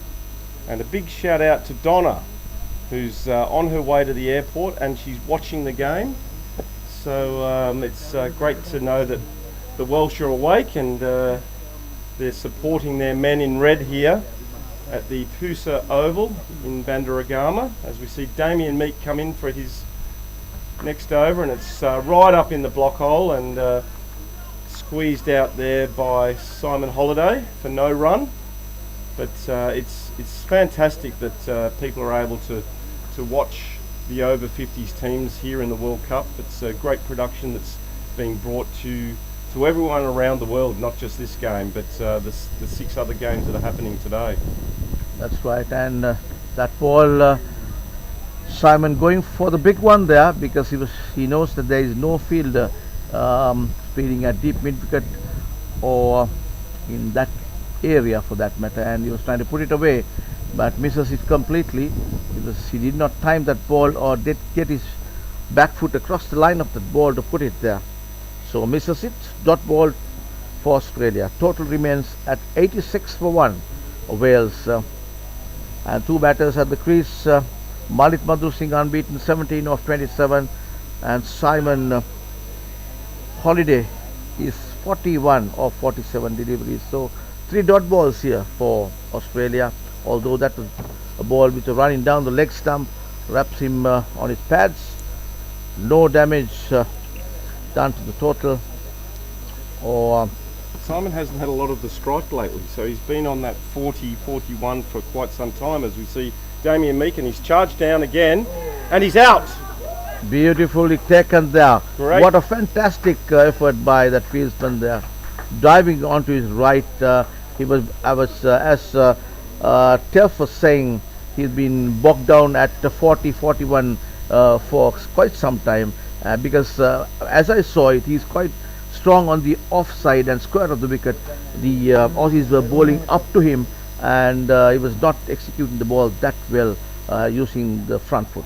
So that comes the second 2 wickets down in this Wales innings. 86 for 2 wickets. Simon Holiday has to walk back to the pavilion. Unfortunate for him. 41 of 47 deliveries. A brilliant catch there by Yes, Stephen Mace. Fantastic catch, going to his right and down low. So a great catch by Stephen Mace there. And I'm not sure if that was commentator's curse or not, but it was. You could see that he was getting frustrated. He hadn't had a lot of the strike.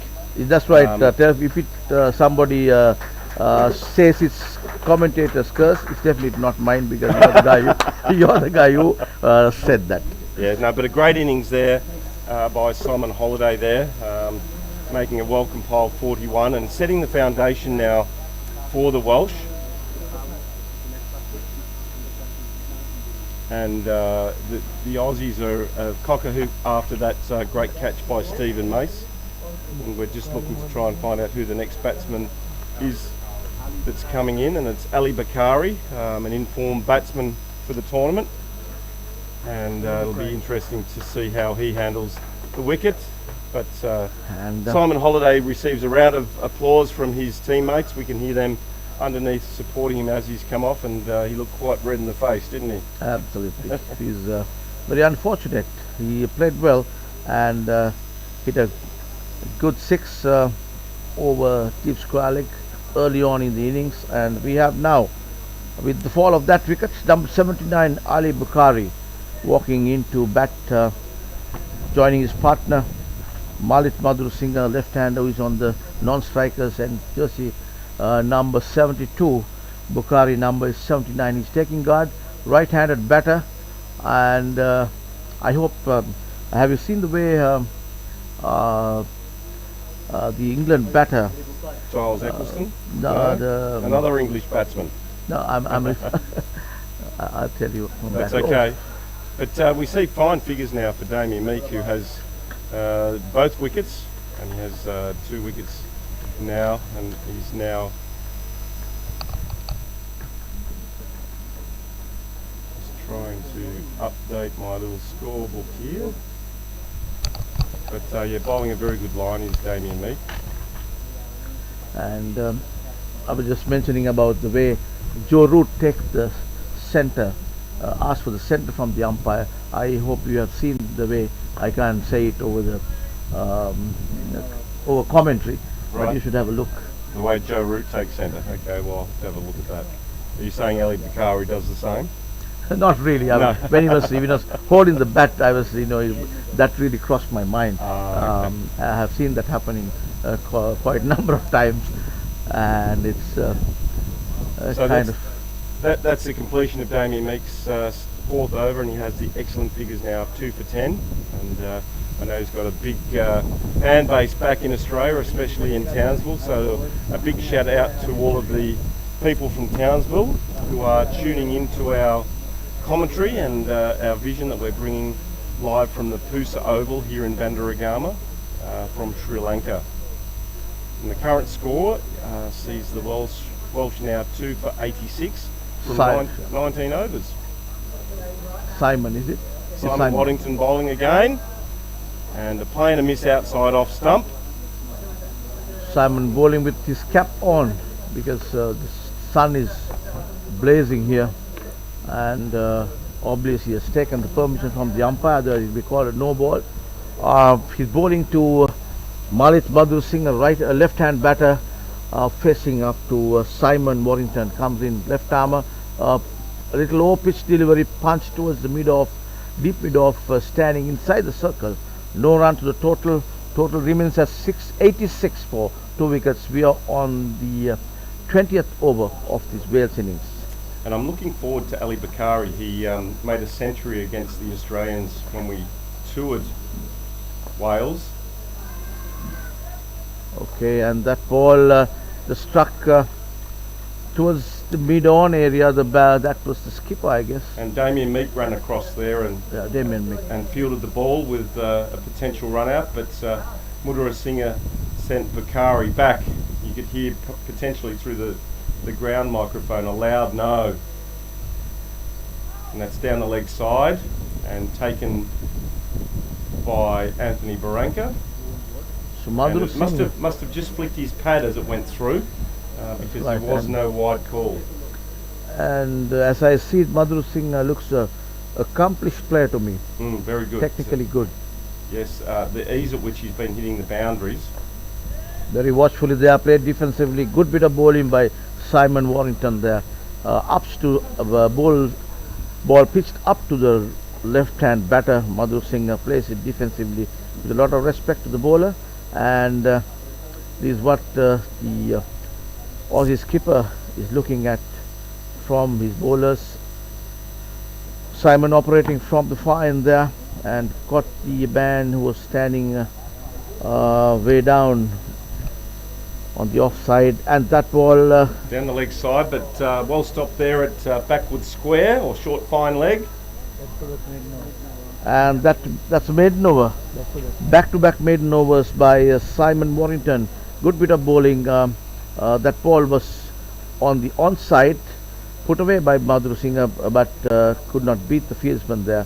Madhur Singh has been trying that sweep shot for quite some time, but hasn't been successful in getting the runs on the board with that. And with the end of 20 overs, Wales 86 for 2 wickets, and we have Morrison.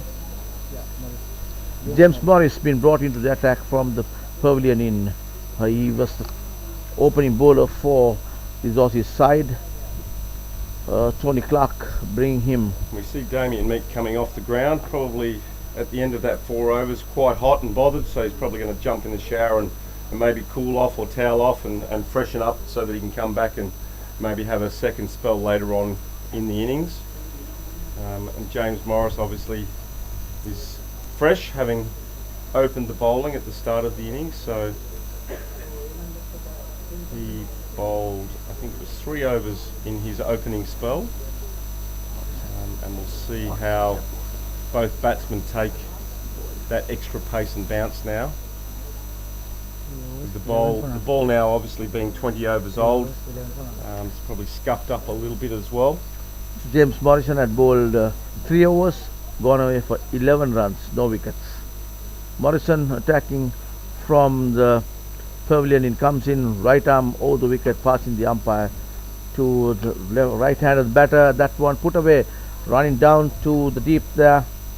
Deep extra cover comes in, picks the ball up, and the batter scores 2 for a single. Brings Madhur Singh on strike. The left-handed, he is playing well. These 2 batters will have to put up a good partnership if they are to pose some threat to the Aussies with about a target somewhere around the 200 mark. And Wales need a partnership here. 87 for 2 here. Madhur Singh is on 17 of 33. The Aussies have brought the run rate right back now. It's currently sitting at 4.3 and over, so they've done an exceptional job, and those 2 previous overs being maidens have probably contributed to that, as we see James Morris come in to bowl and outside the off stump, and it's squirted out to one of the 2 fielders at backward point on the 30-metre mark, and a great piece of fielding there. I'd say that was Steve Mace that fielded that ball, and no run for the score. And the field placing of Tony Clark has been really good. If you look at Exceptional. Yeah, it has. that good ball, little surprised the batter took the bottom hand off the bat at the very last stages of him playing that shot. A little bit of awkward bounce there by Morrison, and Morrison comes in boarding the next delivery. That ball. Oh, and that's another French cut down to fine leg for a single. French cut gets a thick inside edge there. And that's an indication, obviously, with these inside edges and French cuts, that the pitch is staying rather low. Yep. With the batsman looking to play cover drives and cut shots, there's a chance there of obviously playing on. But we see that time it went outside the off stump down to the fine leg boundary. That's right. And Morris comes in again to the right-handed batter. That ball on the onside, played defensively by the batter Ali Bukhari. He has no hurry. He wants to look at how the ball behaves. and the bowlers and the wicket behaves for that matter, and pace his innings. Again, very watchfully played on the back foot. No runs to total. Total remains at 88 of 21 overs of this Wales innings. The batters at the crease: Malit Madhur Singh unbeaten on 18 of 36, and Ali Bukhari just 1 run of 5 deliveries. So the Aussies have been able to put the brakes on the Wales batters at the initial very onset of the innings. They were going somewhere around 4.55 runs per over, but thanks to the two maidens that were bowled by Simon Warrington and Damien Meek, they have been able to curtail the run rate of the Wales. It's a good bit of captaincy by Tony Clark. Simon comes in. That ball to the gap there, but there's a fieldsman who drives on to his right. Well fielded there. Very well fielded. And that was, I think, 70s. That was Andrew Kratzman it was. Andrew Kratzman, yes. Big brother of Mark Kratzman. Okay. He hates me saying that, so I'm sure he's tuning in. The Kratzman family will be definitely following. But he doesn't like the brother being given any credit, or what? No, he doesn't. Okay. Brotherly love. They played doubles tennis as professionals. So Mark, I think, played at Wimbledon and the US Open, and coached Jennifer Capriati. Fantastic. No, that's so that's a nice big shot there. Beautifully executed. Straight over cover, down to the boundary for 4. Takes a total to 93 for 2. Wales much needed boundary. Boundaries had dried down, and that came off the bat of Ali Bukhari. Waited for it and just launched it there over cover for 4 runs. Bukhari, right-handed batter, waiting for Simon Warrington, operating from the far end there. And the wicket of Bukhari is going to be an extremely important one for the Australians as they look to restrict the Welsh here. So you've been a tennis player. The Kratzmans? You? No, not me. No, definitely not. Okay. Misfield there at cover. Kratzman brother. Okay. Yeah, the Kratzmans played tennis and travelled the world back in their younger days, from probably when they were 17 through to the... I have also had the rare opportunity of watching the Kooyong Classic. Oh yes, well, before the Australian Open in Melbourne sometime back, and was fortunate to see Andrew Roddick playing Roger Federer in the time. So 2 great players. Well, the Kratzmans definitely played at Kooyong. 100%. Yes. Prior to the Australian Open now being played at the new stadium. And that's a slowish delivery by Simon Warrington. Runs down towards the square leg boundary, but picked up there by the fieldsman there. Number 68. Ash Hardy, that was. What's his name? Ashley Hardy. Ashley Hardy.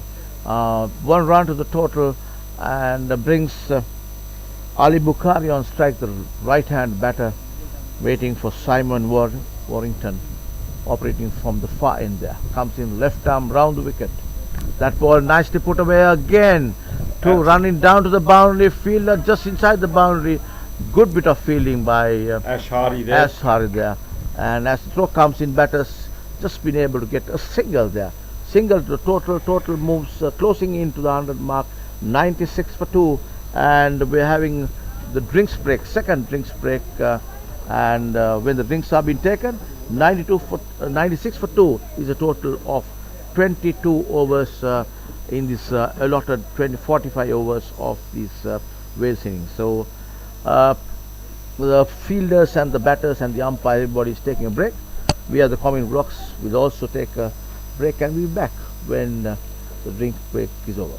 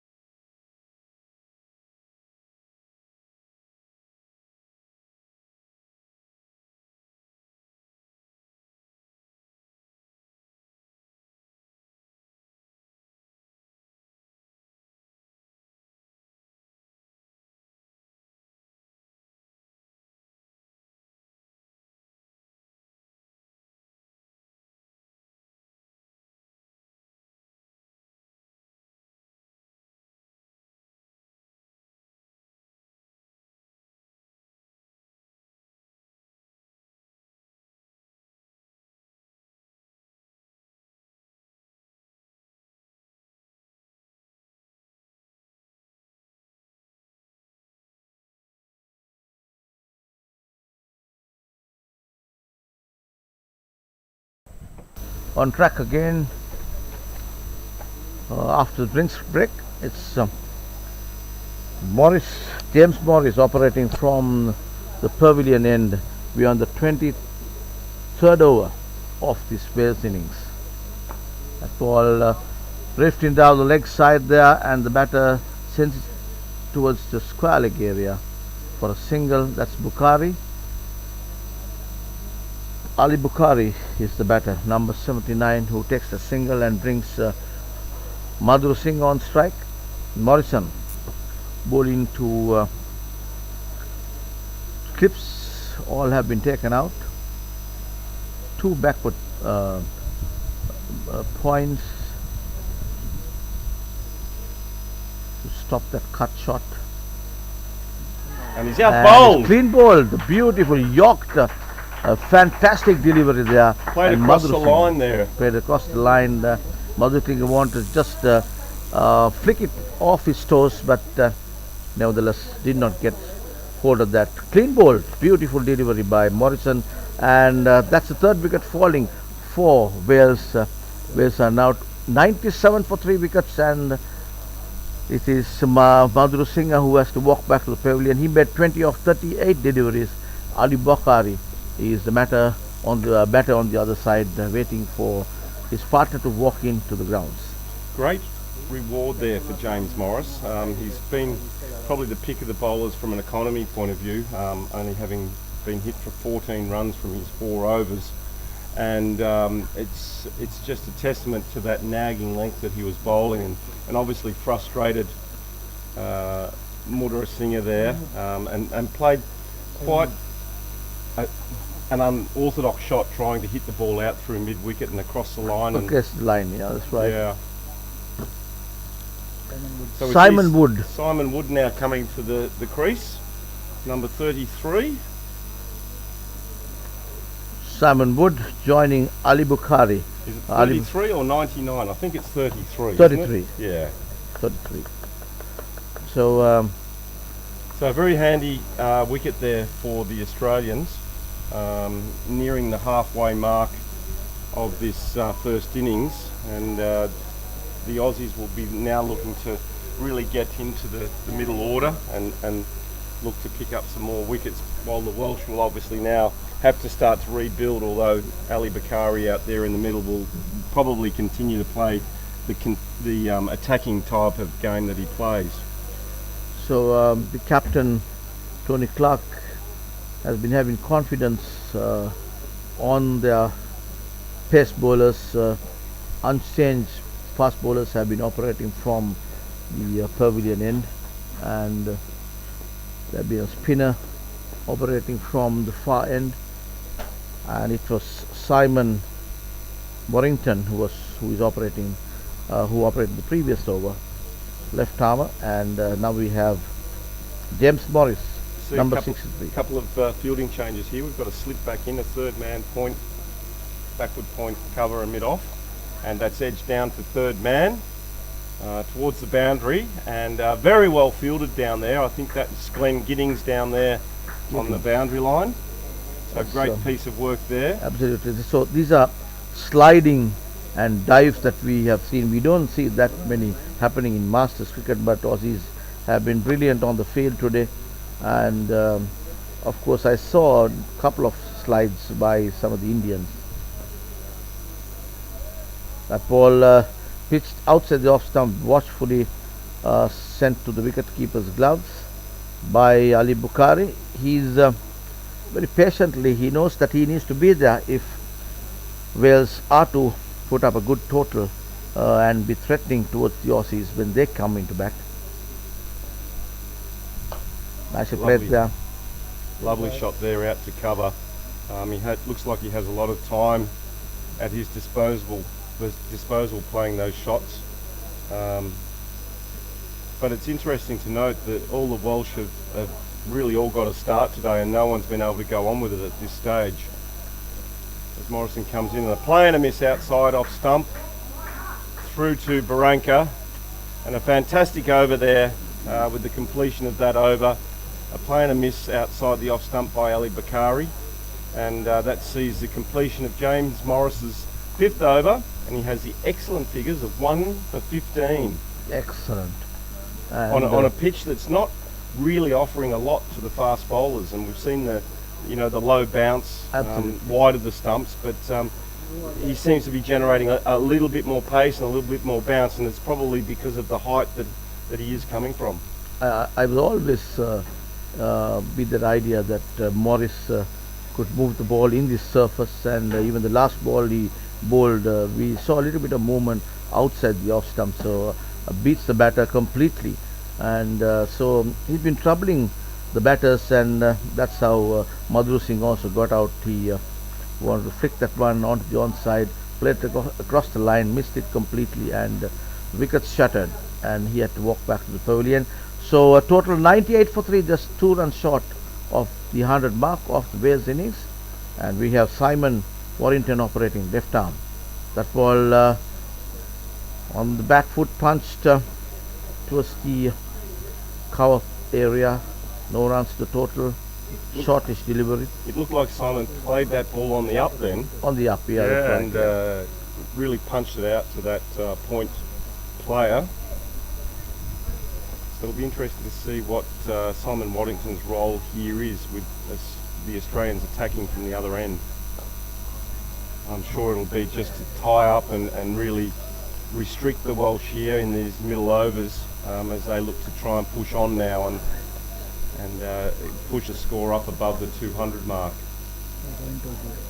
And they're going at 4.20 now. So, and that ball launched forward. And that's gone out to the boundary for 4 in front of point. A valiant effort there from the fielder, who was Ash Hardy, but that's raced to the boundary. A magnificent square cover drive, and which brings up the 100 for the Wales. That's 100 runs. 102 runs on the board, brings up the 100 with that boundary, and nicely struck by its number 33 Simon Wood, just getting the wet from the back foot to the front foot, beautifully executed towards the cover boundary. 4 runs to the total. And they've now, Tony Clark has pushed Damien Meek out to that point boundary, and that stayed low outside the off stump. We see that variation in bounce again outside the off stump, or outside the line of the stumps. So probably less rolling from the curators in that part of the pitch to be causing this low bounce. That's right, yes. Simon. And that one jumped. It jumped. So a little bit awkward bounce, yeah, tough conditions for a new batsman to come out and basically just very tough. Go. Because you don't know how the wicket would behave, and that's why we have seen a few nudges, the late cuts. You are tempted to play a late cut here because the ball. Probably because of the variation in pace that Simon's bowling, as we see another ball cut out to those 2 fielders there on the ring with no run, but Simon's definitely mixing up the pace of the ball, taking pace off and bowling a quicker one and probably giving it a little bit more of a rip. So that's right. It's going to be tough for these batsmen to face him. So Simon's doing a really good job. He went for 1 boundary in that over. And wicket is also helpful. Very helpful to slow the scoring down. As we see, James Morris is going to resume again from the commentary end. So 102 runs for 3 wickets. Wales, who chose to bat this morning after Ewan Rees winning the toss, chose to bat first, and are now 102 for 3 wickets. 3 of their batters are back in the pavilion, and James Morris comes in from the pavilion, and that ball, over-pitch delivery, hit firmly towards the mid off there. It's skipper of Australia, Tony Clark, who went and picks it up as the ball comes in. 1 run to the total. Total moves to 103 for 3, and brings Ali Bukhari, the right-handed informed batter in this tournament, on strike. And that's a loud appeal there. Probably a little bit high, I think. Turned down by the umpire Shanti Kumar. The big appeal from both in front and behind the wickets from the Aussies. But my first impression was that it did hit him a little high. That's right, yes, I think so. We don't have DRS. No, we don't. Again, And well fielded there 12. by our first slipper. I think that was Steve Golan at first slip. superb dive Sorry? onto his left. Oh, it was Tony Daly, I believe. So great hands there to stop the ball racing away towards the boundary line. And we see a third man who's quite fine down there, so he probably would have got round to restrict the score to single, but great work by Tony Daly at first slip. Boris comes in. Again, that's kind of the front foot and the back foot. No runs coming off that ball. We've had just one run in this James Morris over. 103 for 3 wickets. Wales. James Morris comes in, right arm over the wicket. That ball. And a plainer miss again outside the off stump through to keeper Barranca. So it's a great spell of bowling here by James Morris, really restricting the Wales team here and putting the screws on to keep that scoring down. So it'll be interesting to see the response that we get now from Papare. Again, that ball on the onside played, runs the ball towards square leg, deep square leg, comes and picks it up. Just one to the total and gets Ali Bukhari back on strike. He moves to the non-strikers end now with that single. Total moves to 104 for 3 wickets of 25 overs. So James Morris now has the fantastic figures of 1 for 17 from just 6 overs. Really doing a great job attacking while also keeping the scoring rate to a bare minimum. And I get the feeling that something's going to happen here with the two batsmen. I think that the Welsh will look to really start to attack Simon. The feeling is towards the Aussies or towards the Wales? Oh, I think the Welsh are going to really look to try and attack Simon Waddington here, especially Ali Bukhari. And that's down the leg side and missed by Anthony Barranca, and I believe that's going to race away for 4 wides it is. So wides. Poor delivery there from Simon Waddington, and unfortunately Anthony Barranca couldn't do anything to stop that ball. So a handy boundary there to the Welsh as they now go to 113. Anthony Barranca has been pretty good with his wicket-keeping gloves behind the stumps. He quickly moved towards the onside, but by that time the ball had just raced down to the boundary, too wide. And we have Simon Warrington comes in, short length, shortish ball. Racing out to the boundary line, well fielded down there by Ash Hardy. Fantastic job, saved a couple of runs there. One of the quickest and most agile fielders in the Australian team, and there's a reason why he finds himself out on the boundary line, because he is fast, quick, great arm and very athletic. So great job there, Ash. Simon Warrington played defensively there, but ball runs the ball down to the deep. Single to Simon Wood, takes the total to 111. Nelson is the total. He said something is going to happen. And it could be Lord Nelson. Have you got 1 foot off the ground? Last match it happened, I remember. That ball driven firmly again, running down to the boundary. Yes.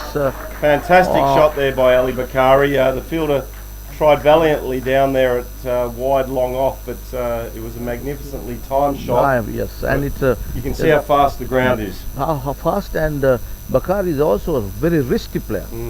So you don't see that much of strength being put into the shot, but nicely timed it and ran the ball down to the boundary. 4 runs to the total. Total moves to 116 for 3 outside the off stump there. So Simon Warrington getting a little tired, I guess. Sent a few balls down the leg stump, and this time wide outside the off stump. 2 wides in this over. Yeah, he's probably, what's he bowled? This is his 6th over now, so it's quite tough conditions out there, and that's short outside off stump and one bounce out to one of the men at backward point for no run.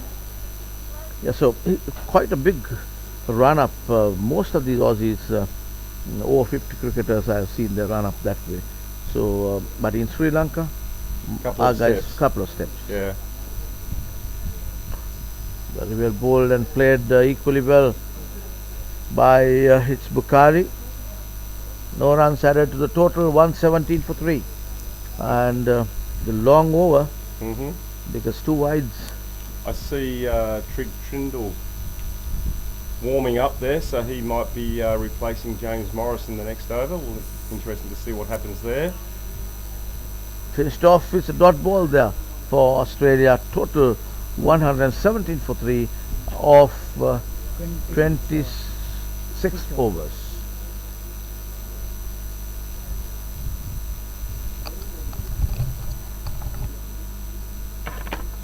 So it looks like James Morris is continuing, so maybe Trindle was just staying loose and being ready for when Tony Clark gives him the call up to have another trundle. And we look around the field here currently, and we look at the field positions that Tony set. We have a first slip, deep third man, backward point, point, cover and mid off on the offside, as we see James come in and rushed Simon Wood there, and that did stay low, so very well played and negated there by Simon Wood.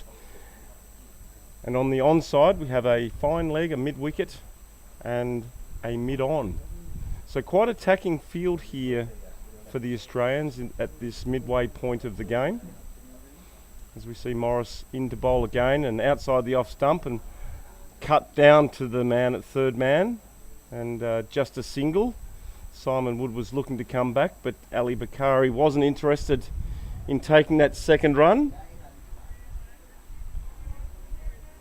wanting to probably get a piece of James Morris here. So it'd be interesting to see the approach that Ali Bakari takes now to James Morris as he comes into bowl. And it's a forceful drive back to the bowler and well fielded there by James. So the Aussie guys yesterday had a beach party which was organised by the event organisers, and they spent an hour or so down at the beach party.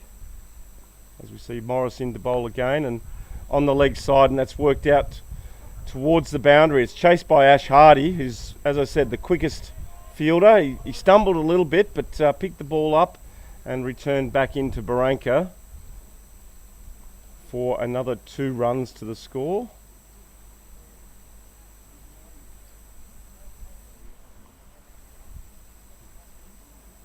So the Welsh are now 120 for 3. And then after the beach party, the Aussies headed to watch the Australian-Sri Lankan ODI game, and a fantastic delivery there from Spider outside the off stump, and a play and a miss there from Bakari, and goes through to keeper Barranca. But the Aussies were quite disappointing yesterday, and the Sri Lankans played exceptionally well in that ODI as James Morris comes into bowl again outside off stump, and that ball's been smashed through the covers out to the long off boundary for 4 runs.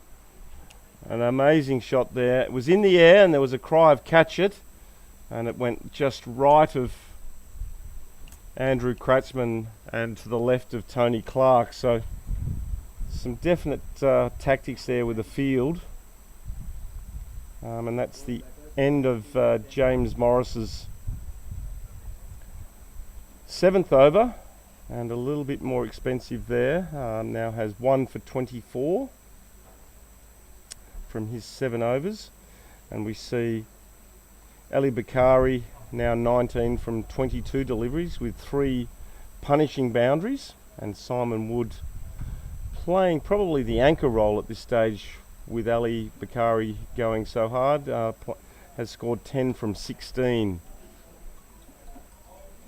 So completion of the 27th over, we see more drinks coming out to the batsmen and towels, cool towels, wet towels to try and keep the temperature down. There is still a slight breeze from the commentary end blowing straight down the ground. Lots of towels been taken. Only thing that is missing are the pool towels. Yeah, I got the opportunity to play a game at Aaron's Oval, which is south from here, and they have a pool at the ground.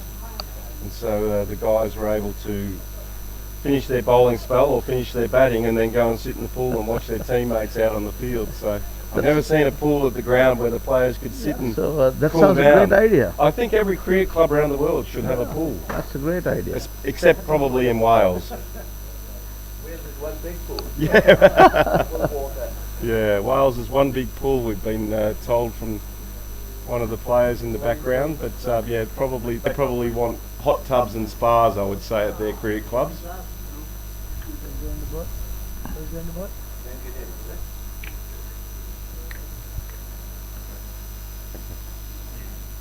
And we've got Glenn Giddings coming into the attack now to replace Simon Waddington, who we obviously identified was getting a little bit tired in that last over.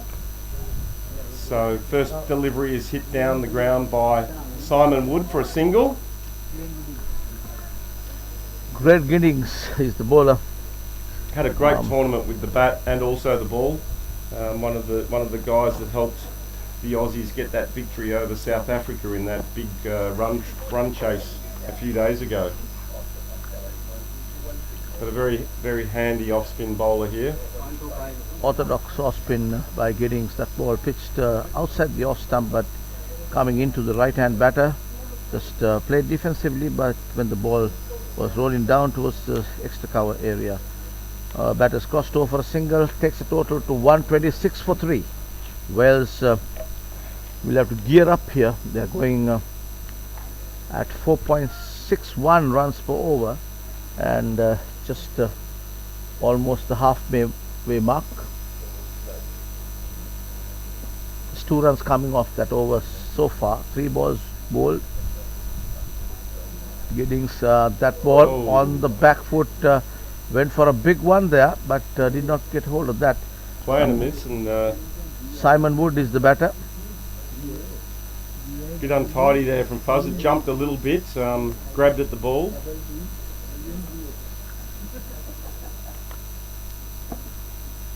Giddings again. So a good over so far from Giddings. That Just is, the 2 runs off, and that ball hit out to cover where Damien Meek fielded it. No run to the score.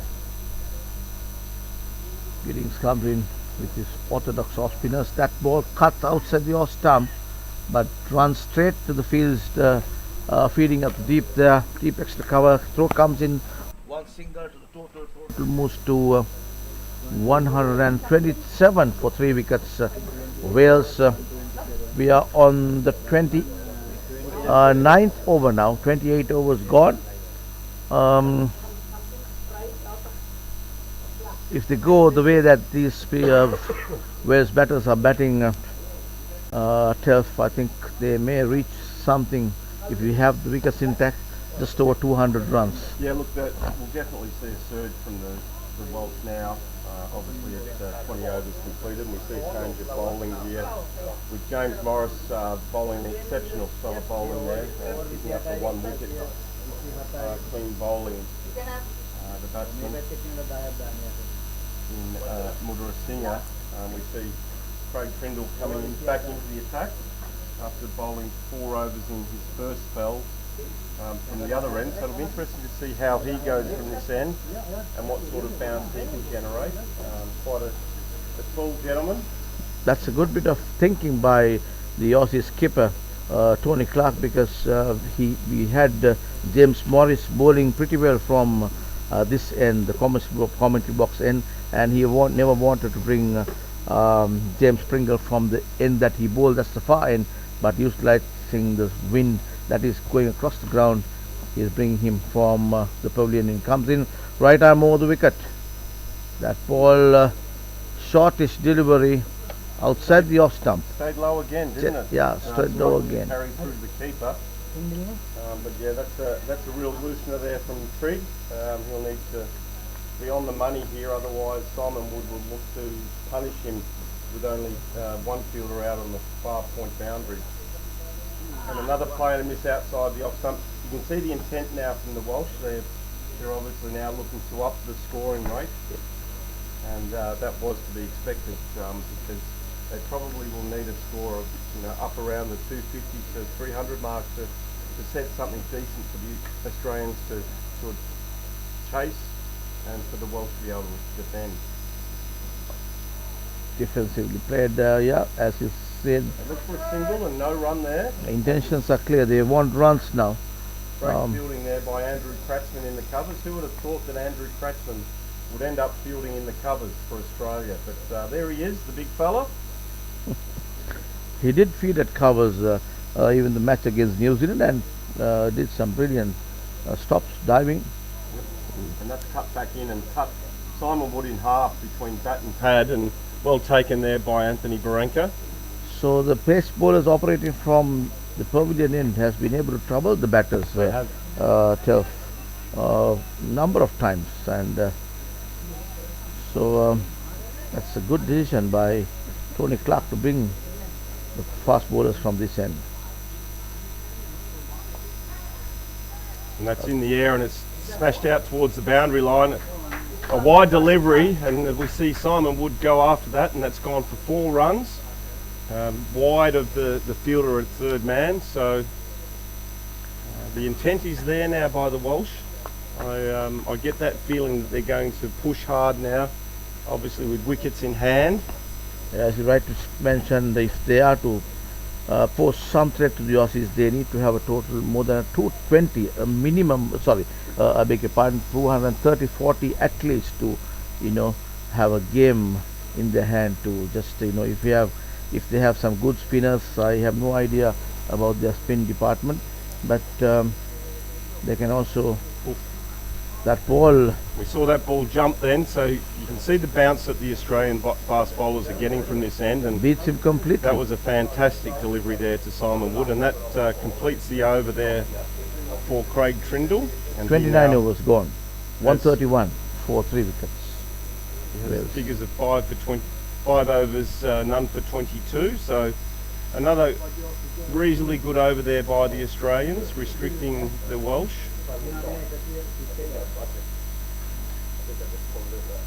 Maybe just a quick recap of the scorecard between overs here. We saw Rees and Holiday open the batting for Wales, and Ewan made 25 with Simon getting out for 41, and then we saw Madhura Singh a clean bowl by James Morris for 20, and the current batsman Ali Bakar is 20 off 23, and Simon Wood 16 off 27.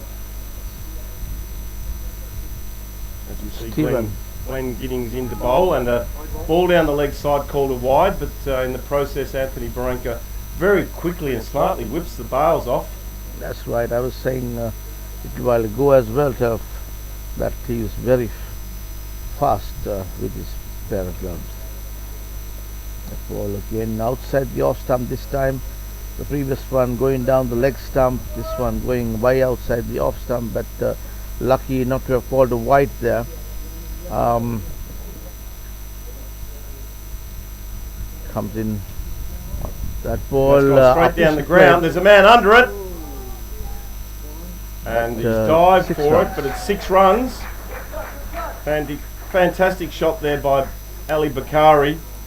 I don't think the fielder got a hand on it, but an aggressive shot, and that's a sign of what's to come here from the Wales Over-50s team. Yes, they want to open up now, because just nearing the 30th over being bowled of this Wales innings, and that ball just runs down to the mid-off for a single quick one there and brings Wood on strike. So Bakari's intentions are very clear. He wants to open up now, and rightfully so, because they need to gear up here if they are to pose some threat.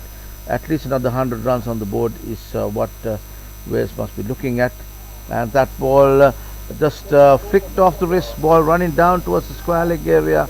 2 runs taken, 1 run to the total. And that was terrible running by the Welsh. There was Terrible. clearly 2 runs there. It's gone 3/4 of the way to the boundary line. But they had no intent for 2, and the score was restricted to just 1 run.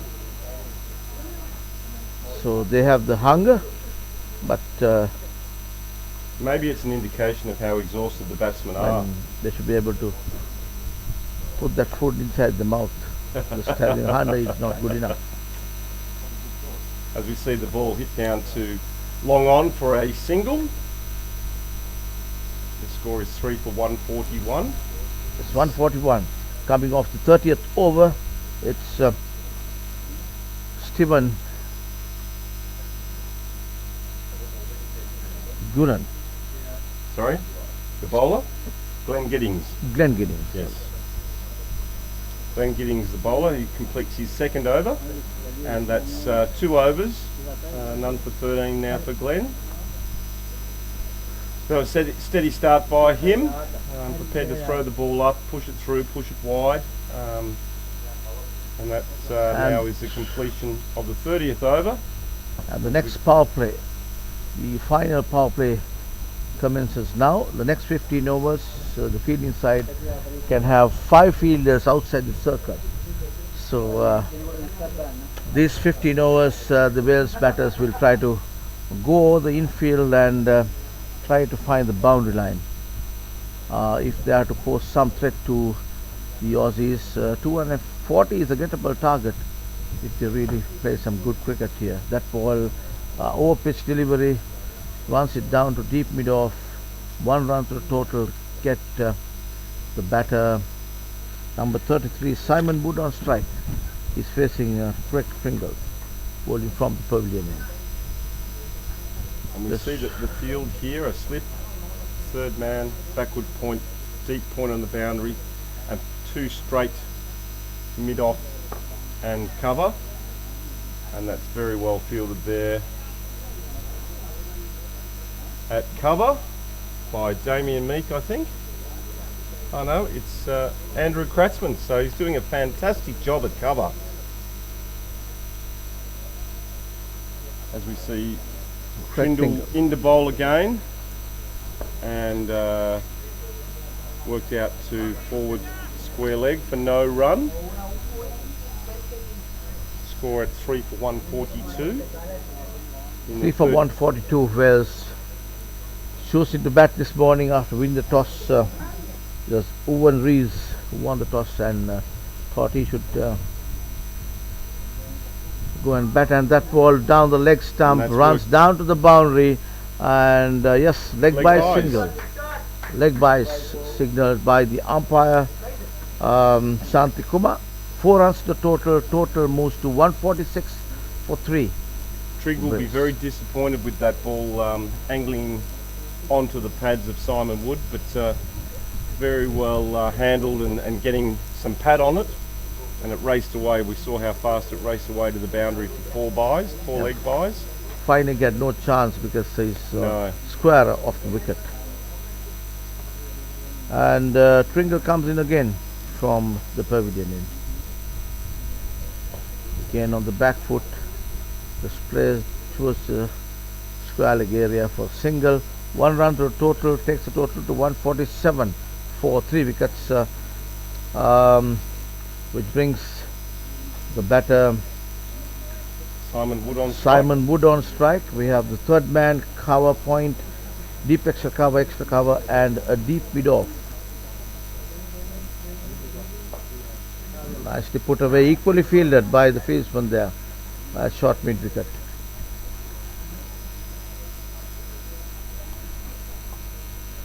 That was Ash Hardy again at mid wicket. Brilliant fielding by Ash. He's probably saved the best part of 20 runs already today, and with still 20 overs remaining. 14 overs. Oh, 14 remaining, is there? That's right, yeah.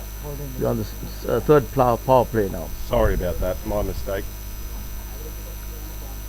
I'm allowed to make mistakes, aren't I? mistakes do need to happen. Otherwise, how can you say what the other guy is doing is not a mistake? That's right, it's 45 overs. I'm looking at over 50 there, and I'm thinking, oh, it's 50 overs, but you're right, it's only 45 overs. My mistake and my humblest apologies. Apology accepted. Here comes Glenn Giddings operating from the far end there. Orthodox off spinners comes in.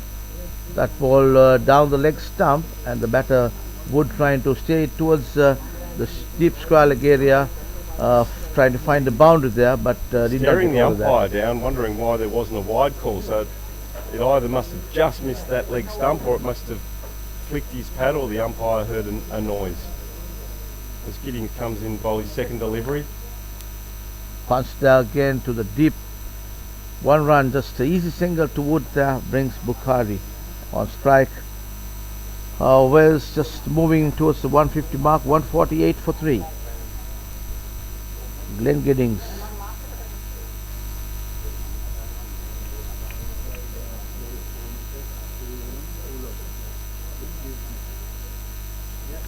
On the back foot there. Stayed low again, didn't that ball? Pushed it through a Ball lot kept quicker. low, and that's the normal scenario here in this wicket. It happens, ball tends to keep low and come slow onto the bat. That ball down the ground, flexes his muscles straight and down the ground, took it. and that's another 4 to the battered Papare. Fantastic to play it there. Waited for it and launched it, just passing the bowler. 4 runs to the total, and that brings the 150 for the Wales team. 152 for 3 wickets. Now Wales beyond the 32nd over. Again, another Again, big one straight there. down the ground, And and that's a big one. That's a 6 all the way. so Bukhari is now flexing his muscles, opening up. We were saying, Telf and I, we were discussing that this is the time to gear up now, and that's exactly what these batters are doing. But nevertheless, they'll have to build a partnership here further and keep the wickets intact if at all they are to have a total looking at around 250, 240. They need the wickets in hand. Bukhari's eyeing off that straight boundary, and obviously hitting with the breeze. We see that the field positioning is now changed, but there's a man at wide mid-off. The mid-on is now going a little straighter at long on. We have a deep cow corner and a mid-wicket. So there's now 5 on the boundary, but that gap straight down the ground is still there for the taking for Bukhari. And a plain a miss outside off stump. He's changed the angle now, has Giddings, and coming around the wicket, and that's the completion of the over, and a great over there for the Wales team as they go to 158. Bukhari, that shot, he was going with an angled bat. He wanted to deliberately run that ball towards the third man, the point area, because that area was vacant, but missed it because the ball was going too wide out at the off stump. So no score to the total, no addition to the total. Total remains at 158 for 3, and we are on the 33rd over of this Wales innings. And it's Craig Trinkle operating. We got a third man, point cover, extra cover, deep extra cover at a mid-off on the offside, and Craig Trinkle comes in. Again, nicely played there, Fantastic beats the shot there infield, from Simon beautifully Wood. played there. Ball runs down to the boundary, 4 runs all along the ground. That was the shot off the bat of Simon Wood. 4 runs to the total. Total goes to 162 for 3 wickets. So I thought I'd just give you an update on the game between Sri Lanka and England. And the Poms are on top. Sri Lanka are 9 for 129. So fantastic effort there by the English team against the star-studded lineup of the Sri Lankans, and everyone along the table here are all Sri Lankan except for a Welsh and a couple of Aussies, and they're all very unhappy now. absolutely. Very unhappy, and unhappy with you also for bringing it up at this particular juncture. No, I was just kidding. Thanks for that update, Turf. So it's Craig Tringle operating from the pavilion in, um, bowling to I think it's Wood, yes, Simon Wood, right hand batter. On the back foot, played defensively, runs the ball down to the point region as the fieldsman picks it up, and the ball comes in, no run to the total. We are on the 33rd over of the Wales innings, just 1 over before the drinks break. And the boys will definitely be looking for a drink before the final assault, no doubt, as we see Trindle in, and a play and a miss again from Simon Wood outside off stump. The intent is clear now of what the Welsh are looking to do. Not big bat lift there by Simon Wood. Even Ali Bakari, both these players are risky players, and tries to time the ball well and plays well on the up as well. Again trying to run it down towards the mid wicket. There is a huge gap there, no field in the deep there, so he's looking to just place the ball towards the mid wicket area, misses it.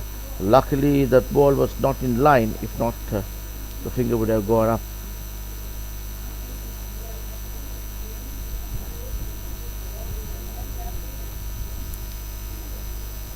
And that's up in the air, and Ash Hardy makes a magnificent effort there, one-handed diving backwards to his right, and unfortunately didn't get a hand to it, and they scamper through for a single. So a great way to finish the over there by Craig Trindle, who now has the figures of 7 overs, none for 29, and we'll take a quick drinks break, and we'll be back for the final assault of this first innings from the Welsh, and we'll talk to you real soon.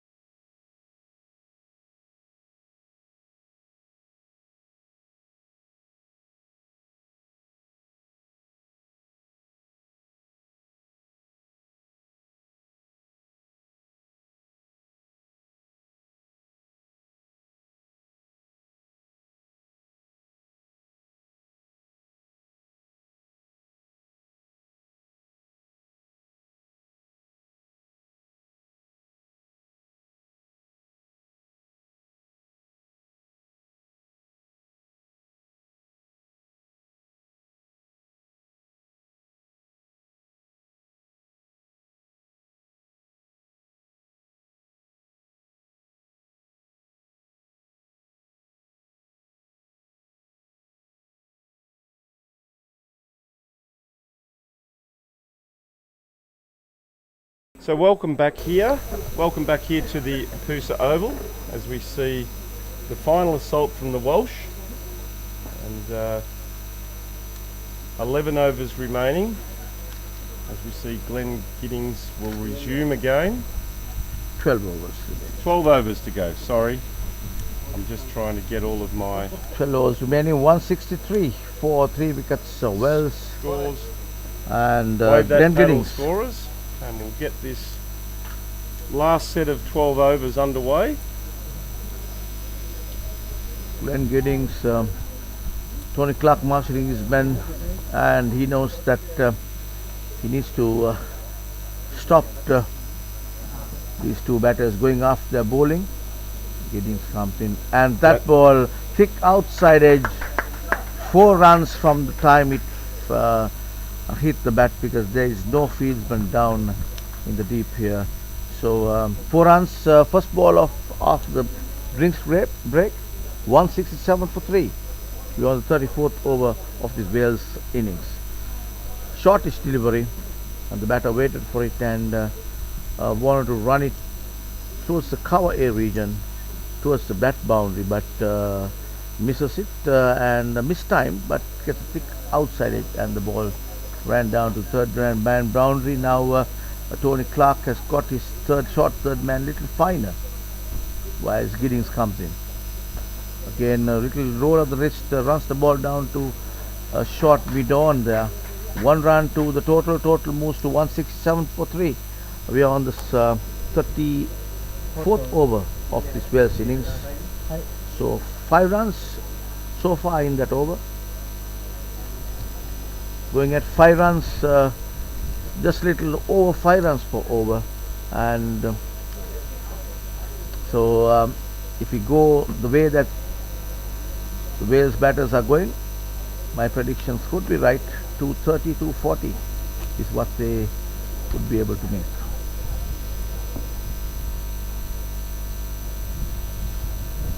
We see Barranca looking to, and you can see that the 3 fielders straight now for Papare. One straight, long on, long off and long on. And you go straight down the ground to one of those 2 fielders on the offside for a single.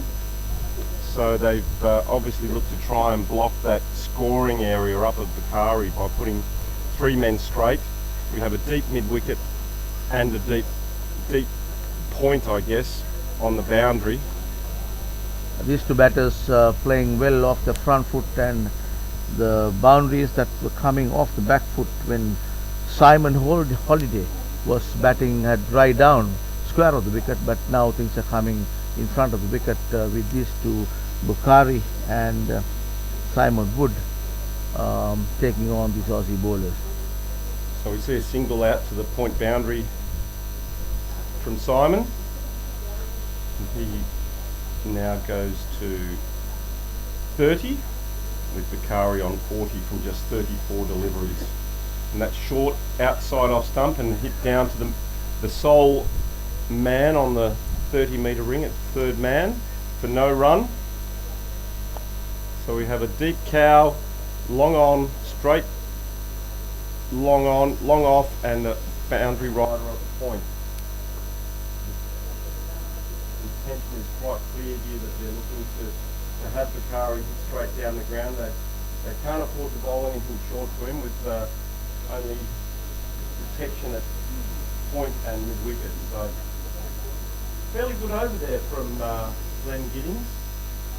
171 for 3 of 34 overs, 35 over, 5th over is 77 runs partnership. These 2 batters, this is a good partnership for that for Wales here, and the batters having a just a discussion whilst the bowler walks back to his mark. It's quite a humid and tough conditions here for both these teams, and especially the Wales guys who's come here, where in Wales the temperature is hovering around minus and plus 3 to 5 degrees, and here you are talking of 32 degrees plus. There is a nice cool breeze blowing across the ground now, so that's going to ease that player comfort as we see Trindle into bowl again, and a quick single as the ball is squirted out to just a short point there and fielded by Mace there. Ali Bukhari seems to be a fit player. He ran that run pretty hard and fast, very quick off his toes, and got to the other end. That ball on the back foot. Well bowled and fielded by Trindle there as he stuck out his size 14 boot and stopped any chance of a single. You've seen a little bit of boot work, soccer being played by the Masters players. The few times that I saw, I mean, rightfully so. Why not? If they can, I mean, if there is no run, save some energy. Exactly. That ball nice they put cut away, shot, but and well fielded there by Stephen Mace at backward point. Fantastic bit of fielding there. Diving away to his right, saved any chance of any runs at all, let alone a boundary, although there is a deep backward point on the boundary and a third man. So great work there by Steve Mace. Yeah, the Aussie boys are really doesn't want to give away any runs extras to these Wales guys. That's again slowish delivery there by this Tringle, mixing up his deliveries. We saw a faster one going, just whisking past the batter, and that was just a kind of off cutter coming into the right hand batter. And again that ball on the middle and leg there. Batter tries to put it across to the mid wicket region, misses it, hits him on his pad, no run. Dot balls are extremely important at this time of the game for the Aussies. Yes, 4 dot balls here, just 1 run coming off this over thus far. Last ball in action now. Again, as I was saying, he got the ball to rising delivery. He on the back foot did not read that ball properly, beats him outside the off stump. Ball goes back to the wicket keeper. Just 1 run coming off that over. Total 172 for 3 of 35 overs. We are just 10 overs running into this 45 over allotted overs of this Wales innings. Yeah, and a fantastic over there by Craig Trindle. Just as you said, just 1 run off that over, and it just exactly what the Aussies needed at this time of the innings. And the Welsh will be quite frustrated only having scored 1 run, but a nice tight over there. Lots of variation. The pace off slower delivery you saw come out of the bag of tricks of Trig Trindle there, and then that effort ball at the end there where it bounced a lot higher and caught Simon Wood off guard. As I see it, if these 2 batters remain and they have wickets intact, they should get a total over to 250. Yes, I think they'd be happy if they can finish at 250. I think it's all up to Ali Bakar and what he can do in the next 10 overs with some damaging shots, and we've seen what he can do. And the day before yesterday we had 252 to chase, and the Indians chased it down with about 4.5 overs. That's right in front of the wicket. For a moment I thought the umpire's finger would go up, but may have been drifting down the leg stump. Or it's a no run there no at run all. there, No, right? no. No Simon run. Wood got 3/4 of the way down, and Ali Bakar was not running. He's made his intentions quite clear here. He wants the strike. That ball on the back foot, nicely put away towards deep extra cover, comes in single to the total. Total moves to 173 for 3. We are on the 36th over here. 2 balls of the Glenn Giddings over has been gone, and brings in Wood on strike. The right-handed Wood. Both these players, wristy players, timing the ball well so far. And that ball again, flighter delivery by Glenn. Runs the ball to the bowler himself, picks up, no runs to total. Third man, short third man, standing finish, and that again ball down the leg No stump. single again. There's runs there for the taking, and Bukhari is not happy. The Welsh are obviously a little bit affected by the heat maybe, and not looking to take on those quick singles. But well done by both Glenn Giddings and Anthony Barranca to have another dot ball.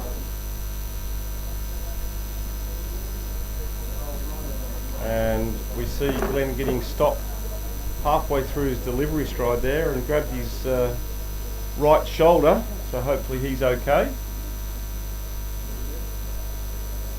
And once again that ball stayed low and makes it difficult for the batsman to cut the ball, and a bottom edge squirts out to short cover. That's the awkward bounce that we're seeing as the day progresses in this wicket.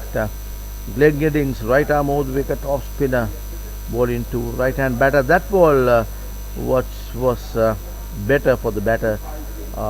Good height to punch that ball towards the deep there. 1 run to the total, single. 174 for 3 wickets. Wales, and we are on the 37th over coming up now. 37th over coming up. So it's really is the power stage of the game now, and with wickets in hand, 7 wickets in hand now, the Welsh really need to hit that go button. That's and right. they would be hoping to score at least at 10 and over from here on with wickets in hand. Fast ground, but the Australians are doing a great job restricting the Welsh at the moment, and we see Trindle bowling again, right arm over it, and another swing and a miss there from Simon Wood outside the off Quite a bit stump. of pace. He's still generating some pace. We are at the latter stages of this Wales innings, but last over of Pringle. Be interesting to see who the Aussies bowl from this end in the, I get the feeling that the captain may come in. or maybe Damien Meek, maybe. Or I wonder if James Morris comes back for a second or a third spell. Lots of options at the fingertips of Tony Clark, who's done an exceptional job organising the troops and making the necessary field changes. Comes in Greg Tringle. Watchfully played there. Runs the ball round to a point. Oh, hello. He's done a groin or a... Tony Wood's gone down.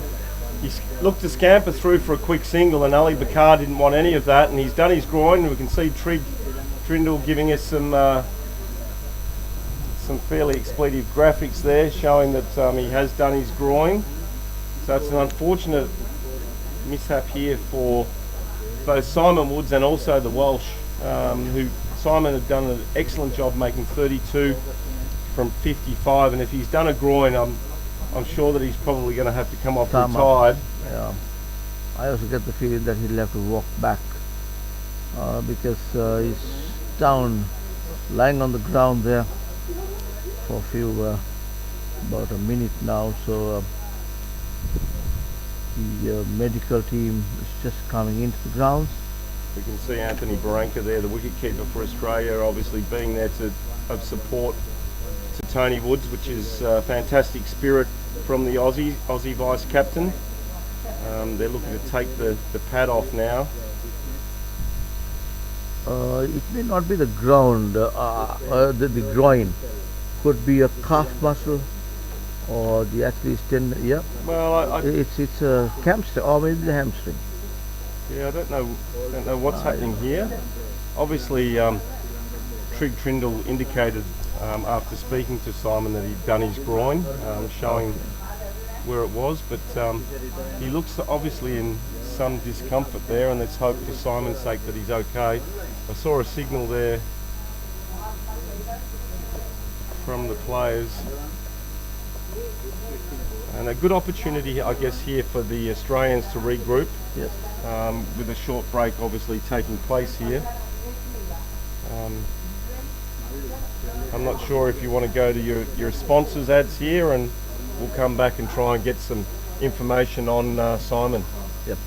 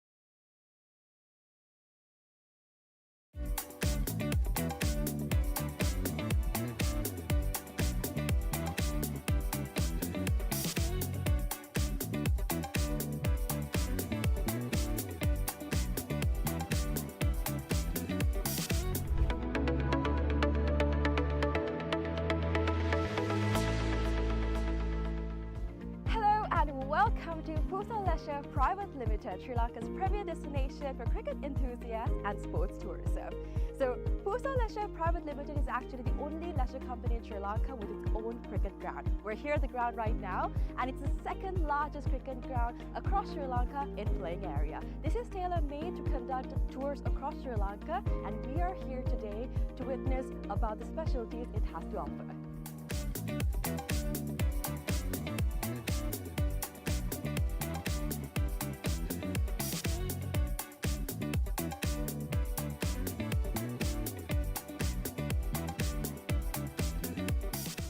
It's only natural for you to ask, what's so special about this ground? Well, let me list out a few reasons as to why it's special to cricket, right? So this is situated in a 30-acre land, meaning you have plenty of space to walk about, have a look and relax yourself. Second of all, this land is situated by so much of vegetation that the amount of wind that comes into this land is quite limited. So as you see, whenever we watch a cricket match, we've seen plenty of occasions where certain calls on cricket are interfered because of the wind. Now that issue will be limited in this ground due to the vegetation that surrounds this place, which is beneficial for anybody who comes to play cricket. Third of all, the lighting is just perfect, right? So it's well lit throughout the day, and the amount of sunlight that you get into this land is much more compared to any other cricket ground around, again because of the location it's situated in. And another specialty about this cricket ground is its grass, right? So usually whenever you go to any other cricket ground, the grass is quite smaller compared to the grass that you would be seeing in this special cricket ground when you come here. It's because we have actually taken a grass that is quite special to Sri Lanka. Why? Because it's easy to maintain, we know how it works, we can make sure that it's well watered, well cut. All of this is easily maintained because of the fact that this grass is special to Sri Lanka. So these are just a few specialties as to why this cricket ground is special for you.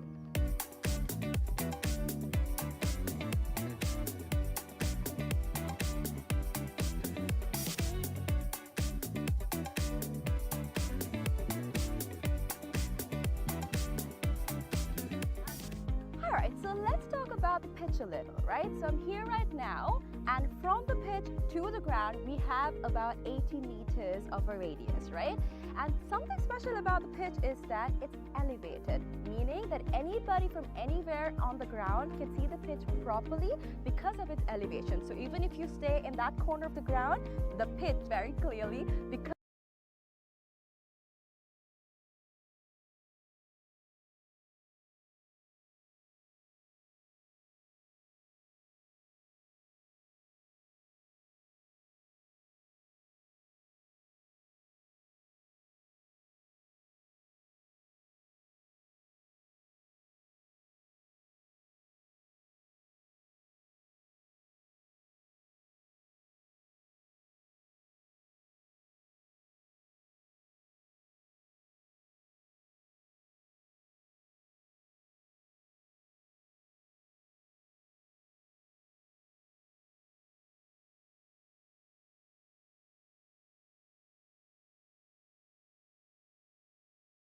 who was injured had to go back to the pavilion to nurse that injury. I think it's the groin injury there. That was Simon Wood, who had to walk back to the pavilion, and in place of him is Alan Webster, who has come. Jersey number 5 is what he's wearing, but he's on the non-strikers end. So Simon Wood sadly had to go back to the pavilion. So I can give you an update on Simon's injury. He has done his groin. So for those people back in Wales, you're absolutely right. You said it's a groin. Following the game here, unfortunately, he's had to retire hurt with a severely strained groin. So I don't think he'll take any further part in today's game, and let's hope that Simon can get back out on the park later on in the World Cup. That's here right, in yes. Sri Lanka.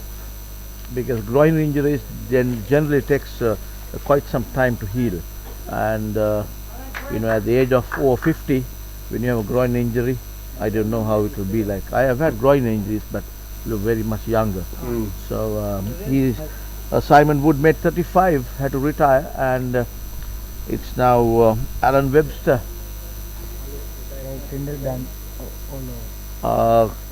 Greg Tringle. All 9 overs have been bowled, and What a fantastic he's spell bowled of 9 bowling. overs, went for 32 runs. Yeah. But bowled well, just mixed up the deliveries, odd slow delivery, odd off cutter coming in, so He looked a lot better from this end though. absolutely. Even though he bowled 4 overs in his first spell, he looked a lot more damaging bowler bowling from the clubhouse end. As we see Glenn Giddings resuming again. And a play and a miss outside off stump with the ball going low. That back foot did not come across in line with the ball to play that shot. They were playing away from the body and just on his rocking back onto the back foot. He just went through that shot quite unbalanced there. So that's why he did not get that shot properly. And we see Tony Clark at backward point. The hold up here is he's trying to make sure that he gets the fielding positions right here with Ali Bakar on strike, and obviously Ali is going to be looking to really take Glenn Giddings downtown. As we see another player go back to the boundary line at the deep square leg position, and that's exactly where Ali's gone. However, it's gone to mid wicket and well fielded on the boundary there by Simon Waddington, restricting the score to 2. And the partnership before this guy retired, Simon Wood, 78 runs partnership. That was a good partnership with put in some How many deliveries was that from? 85 deliveries. Yep, And that's out.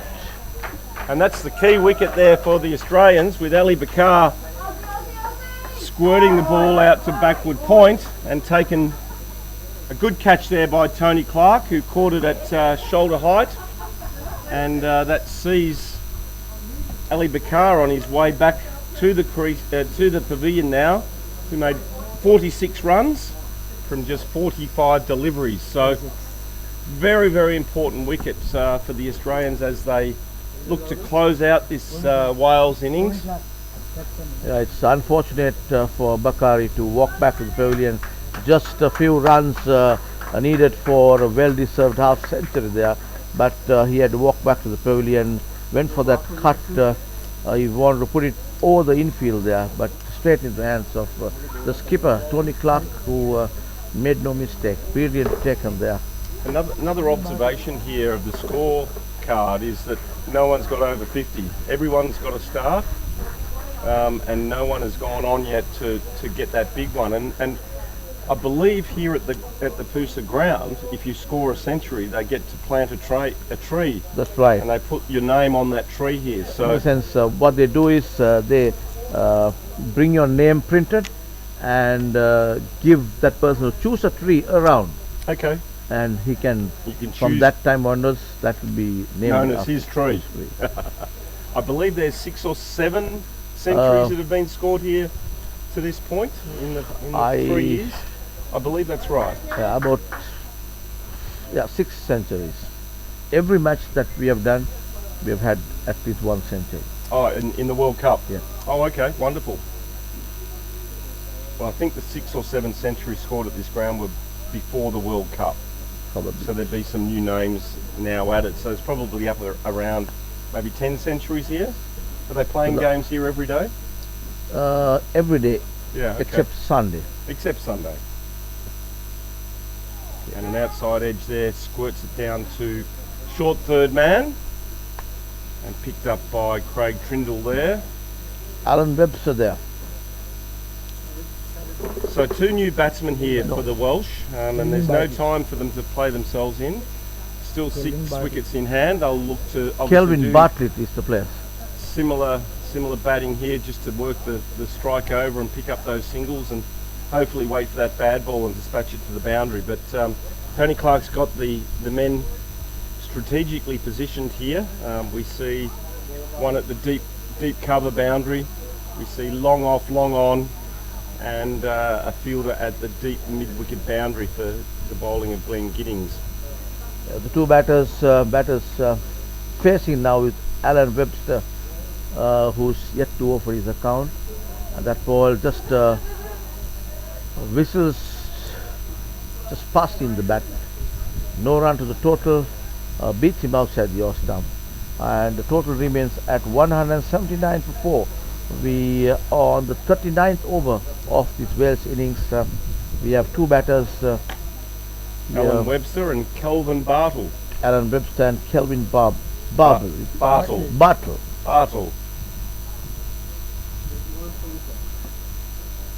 And guess what? You picked it. Tony Clark's coming on to bowl. You should have been a commentator or a captain. So we see Trig Trindle being replaced by Tony Clark here.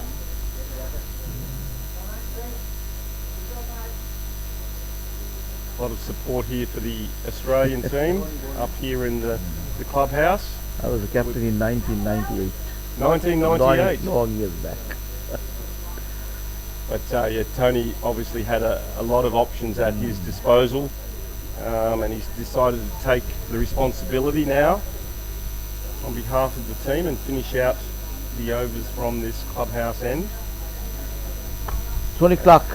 39th over, so 6 overs to go. 6 overs to go in this Wales innings. Tony Clark comes in, right arm over to the new that ball. First ball, wideish delivery outside the off stump. And signal wide. Signal wide, yes. And his bowling to Kelvin Bartle. Kelvin Bartle. So 180 with 6 overs to go. What's the prediction? 180. 220 maybe? Yeah, about 220, 210. If they can, I would say if they have wickets, about 230 is possible. Yeah, sure. As we see the ball hit down to long off for a single.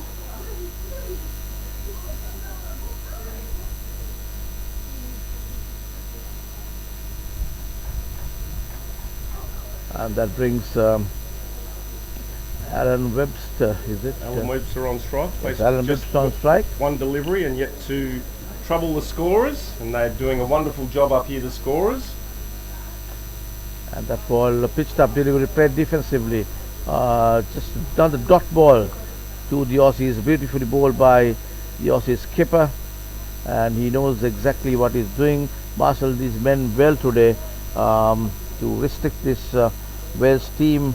They were going about 5 runs per over at one stage, and whenever a partnership was building, they have been able to stop that. And that's a chance there, dropped, put down by the skipper. That's a caught and bowled chance there by the skipper. Not stretching his foot properly, the batter there, and that was Alan Webster. So just having a look at the projected score in the live scoring, and they've got it down at 212, so the current run rate is 4.7. 212, yeah.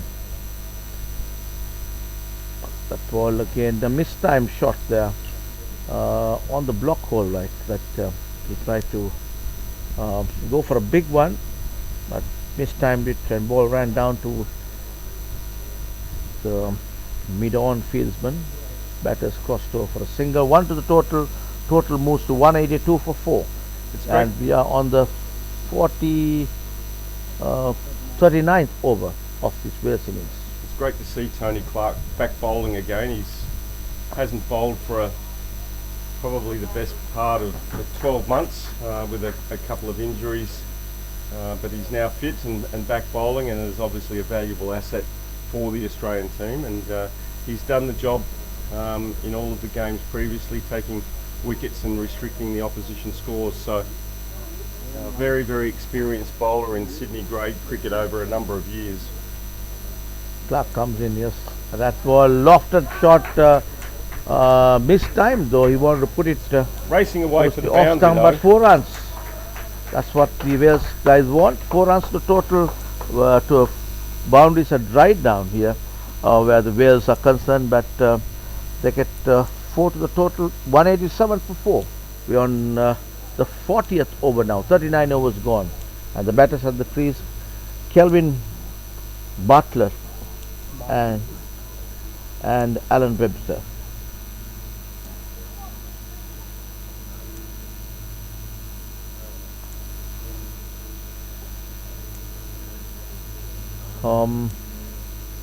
Yes, it's Alan Webster who is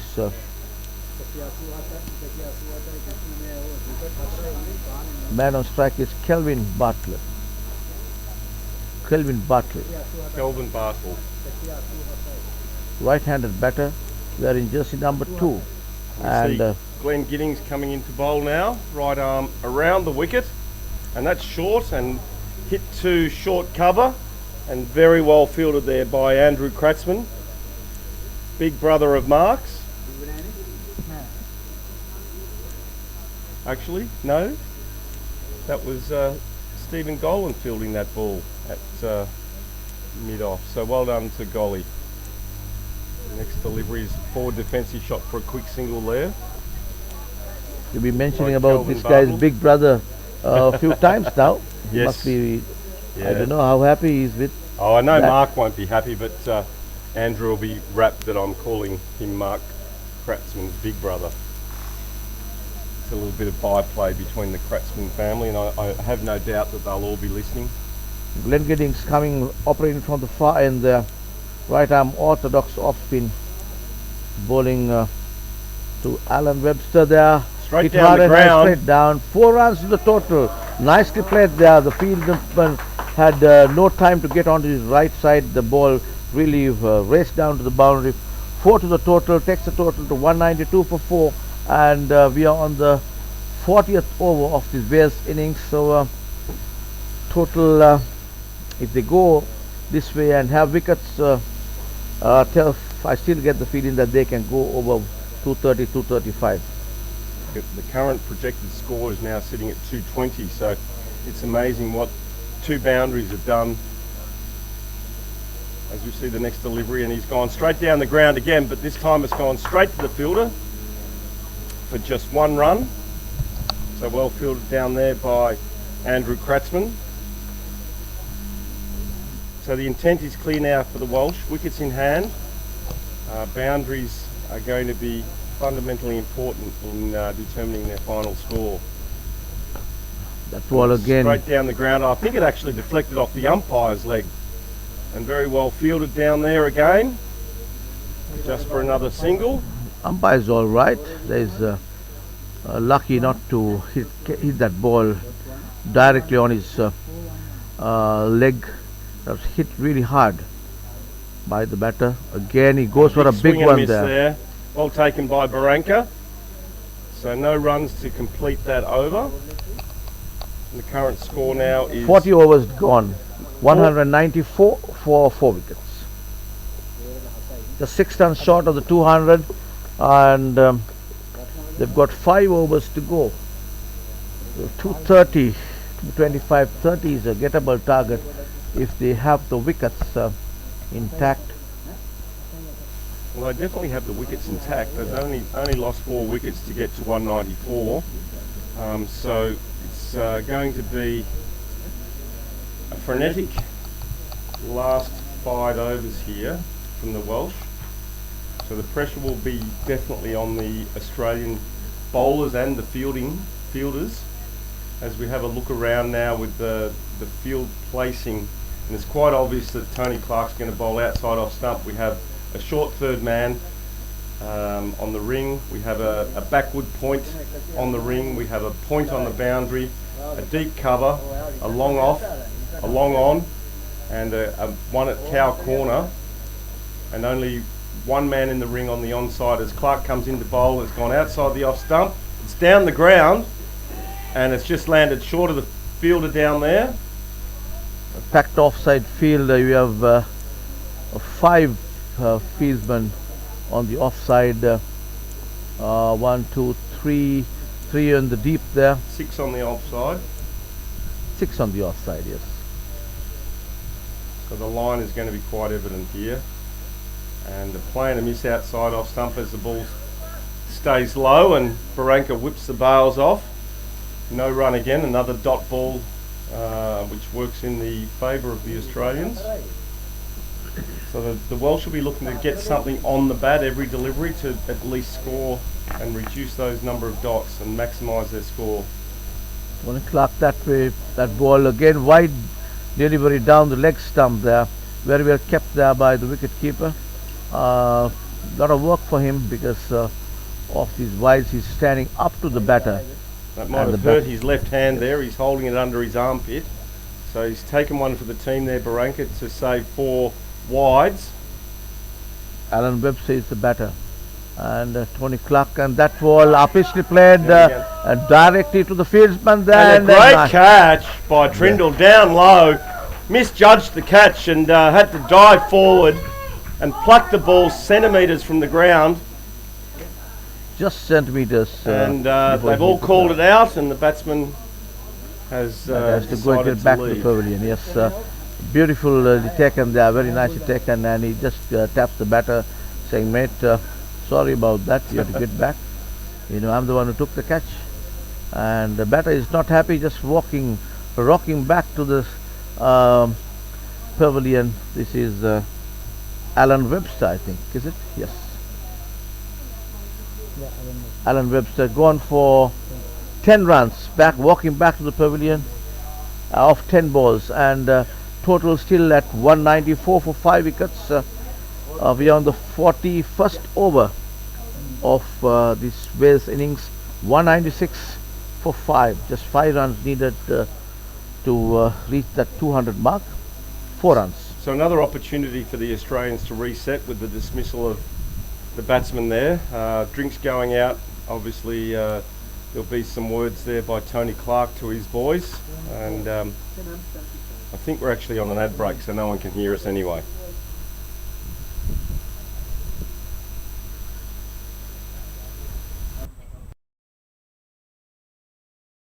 We see the Aussies taking a drink here, and another opportunity for the Australians to regroup in this last assault by the Wales, and no doubt Tony Clark is rallying the boys in the field and obviously bowling the lines needed to attempt to restrict the Welsh. Tim Hemp is the batter, jersey number 74. He walks into and joins his partner Kelvin Bartle. Kelvin Bartle is the partner who is unbeaten there now. He has just came into bat a few minutes back with the fall of the 4th wicket, and Tim Hemp, the new batter, right-handed, will be facing the bowler Tony Clark of Australia, the skipper, who's been impressive marshalling his men and even with the ball today. And that was a very well judged catch taken by number 75. Yeah, Craig Trindle. Craig Trindle. Yes. He bowled he nearly misjudged the catch, actually. He had to lunge forward at the last minute. He thought it was going to be catchable at shoulder height or waist height, and he took it around his ankles. And Tony comes in, well pitched up delivery, ball drifting down towards the leg stump, but the batters just runs the ball down to mid-wicket area, just a quick single. 1 run to the total. 197 is the total for 5 wickets, and this Tony Clark over just 2 runs and taken 1 wicket.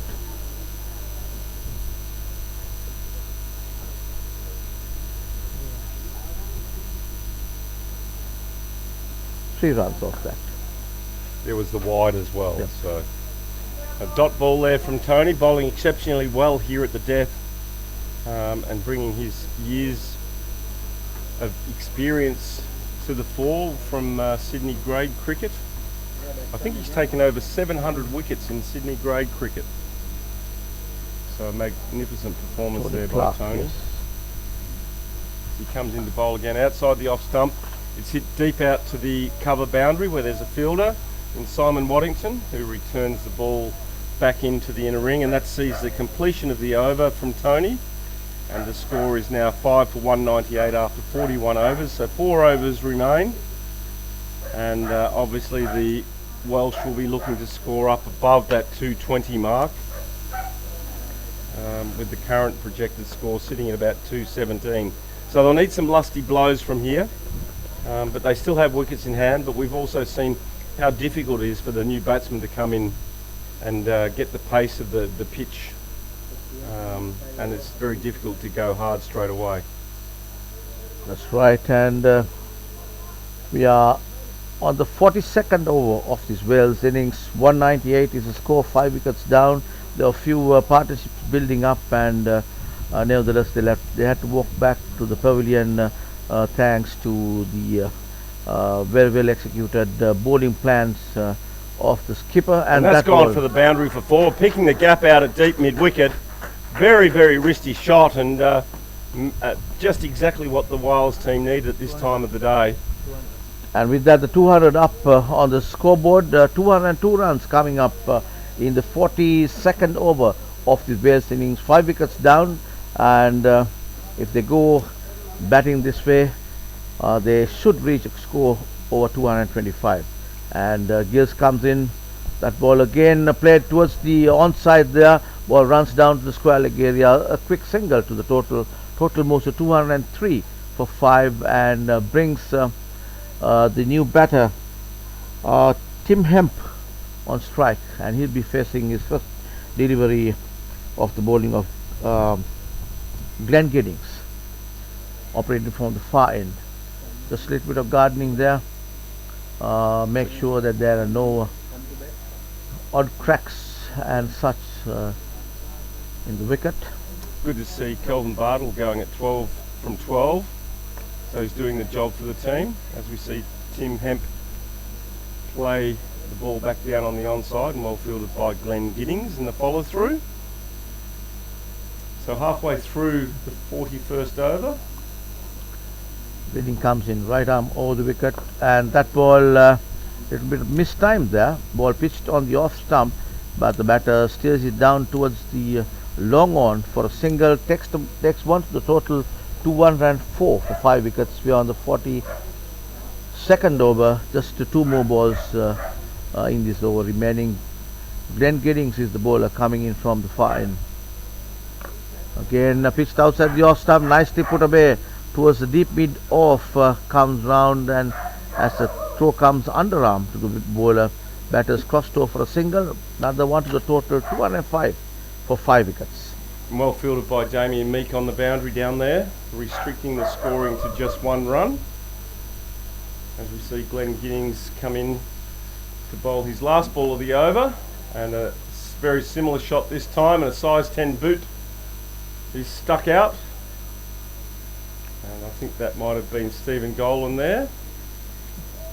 So great fielding there, once again restricting the score to a single. That's the completion of the 42nd over, and the Wales Over-50s team are 5 for 206. So just 3 overs remaining now. The projected score now is sitting at that magical 221 mark, and the current run rate is 4.9 overs. So the Welsh have done exceptionally well in these last couple of overs, keeping the scoreboard ticking along, especially when you consider the wickets that the Australian team have been taking along the way. So Kelvin Butler is the man on strike now, waiting for the Aussie skipper Tony Clark, running in from the pavilion in. Right arm over comes in, and short of length there, coming into the batter, punches it just along the wicket there. Ball runs down to the deep mid-on. As the fieldsman picks up, batters just easy single to the batters there. Tony Clark have done well as a captain, marshalled his team well, and that ball very well bowled, very given close. out. Fantastically bowled there. Plum LBW. I actually think it was caught. I think it was a catch. Is that right? Great piece of keeping by. I thought it was LBW anyway. Yeah, I did not see it properly. Very fine nick there that went through to Barranca, I would say, the way that they went up, and they congratulated Anthony Branca on a great piece of keeping up to the skipper. Yes, so he's been wonderful this innings. We were saying number of times about his wicket keeping. He's been keeping up to the pace bowlers, and very fast as a wicket keeper.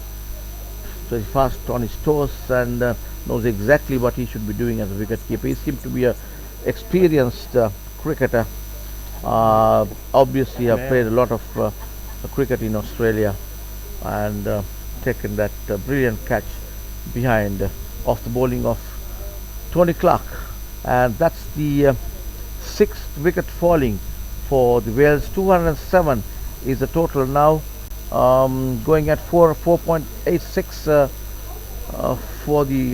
for an over. So Wales will have to bowl the Aussies out if they are to win this game, is what I can see. Yeah, and we see Michael Cann come to the crease, better known as Canny by everyone around the world, and one of the main movers and shakers of Welsh cricket at the over-50s level. So become very good friends with Canny over the years, and he's been a great supporter of what I do, and I'm a great supporter of what the Welsh do with their cricket. So we wish one of my mates all the very best here as he looks to take on the might of the Australian team, and he'll be facing Tony Clark as he's making a number of field changes here. Looks like they're bringing in the field here to try and stop the single, and that was another vital wicket by Australia, removing the dangerous Kelvin Bartle, who made 13 from 14 deliveries. As we see Tony Clark come in to bowl first ball to Canny, and he's off the mark as he eases the ball down to third man, and they scamper through for a single.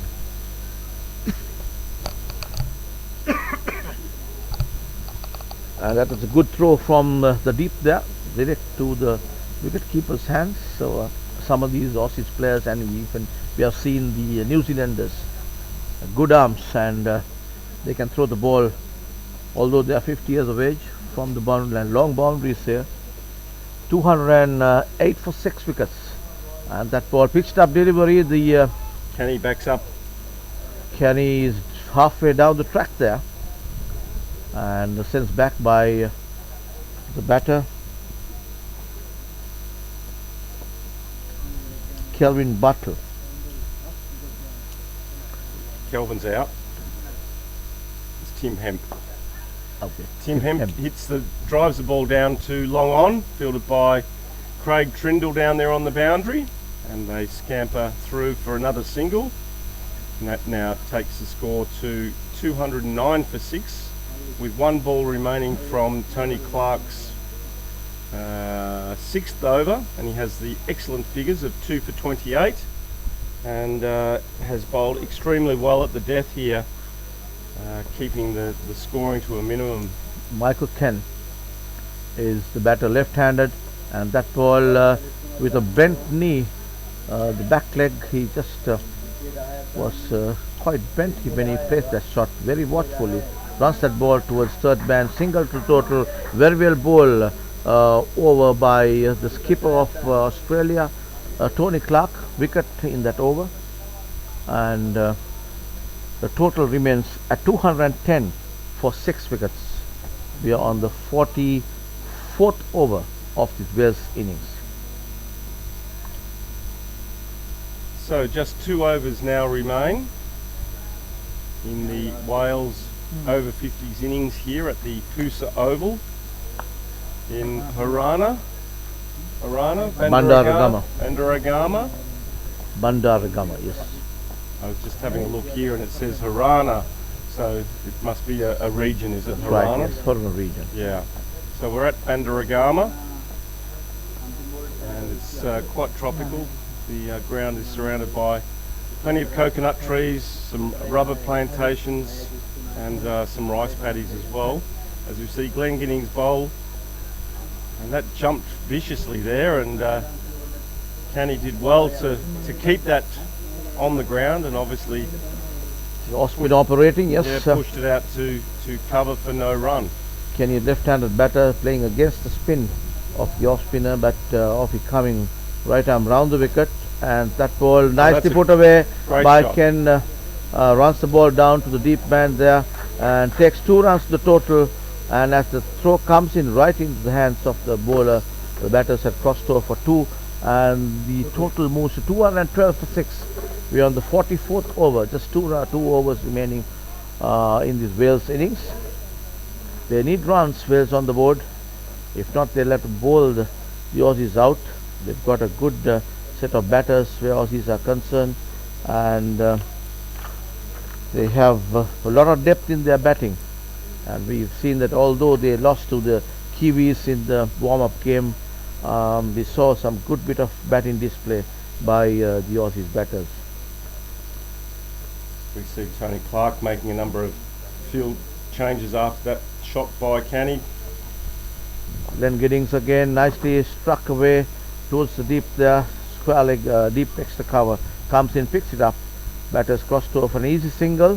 One run to the total moves to 213 for 6. We are on the 44th over of the Wales innings, and left and right hand combination kind of rattles the fieldsman, because you have to change your field all the time, especially the cover point and the square leg. Generally in a side, the covers fieldsman is one of the best in their side, so sometimes we have the covers going from one covers position to another depending on who is batting. And as we speak, that ball over the bowler's head, hit by that was Hemp, who sent it too long on for a single, brings the left-handed Michael Ken on strike. Looking around, he wants to get the scoreboard ticking, waiting for Glenn Giddings. Quick Glenn delivery Giddings there. very well bowled, got the ball come into the left-handed batter, runs the ball down to the short mid-wicket area for a single. The singles won't do. Wales need some big hits here to get to the total of about 225, 230 to be threatening, to pose some sort of threat to the Aussies here. If not, they'll have to bowl themselves out, bowl the Aussies out to win this game. Again on the front foot, pushes it towards the long on for a single, just a single to the total. Total moves to 216 at the end of 44 overs. We are on the last over of the allotted 45 overs of the Wales innings. In this match between Australian Masters Over-50 and Wales, we are playing the World Cup in this PUSA Stadium, World Cup of the IMC Masters Over-50 World Cup in Colombo. And the PUSA Stadium is situated about 45 kilometers away from the city of Colombo, about a 50 minutes drive in the southeast of the country. Picture a stadium here, nicely done, although you don't feel that much of green because we haven't had that rainfall happening since of late, but a lot of vegetation alongside the ground. Beautiful scenario. When you see it, zoom it from the cameras overhead, it looks a very beautiful venue to me.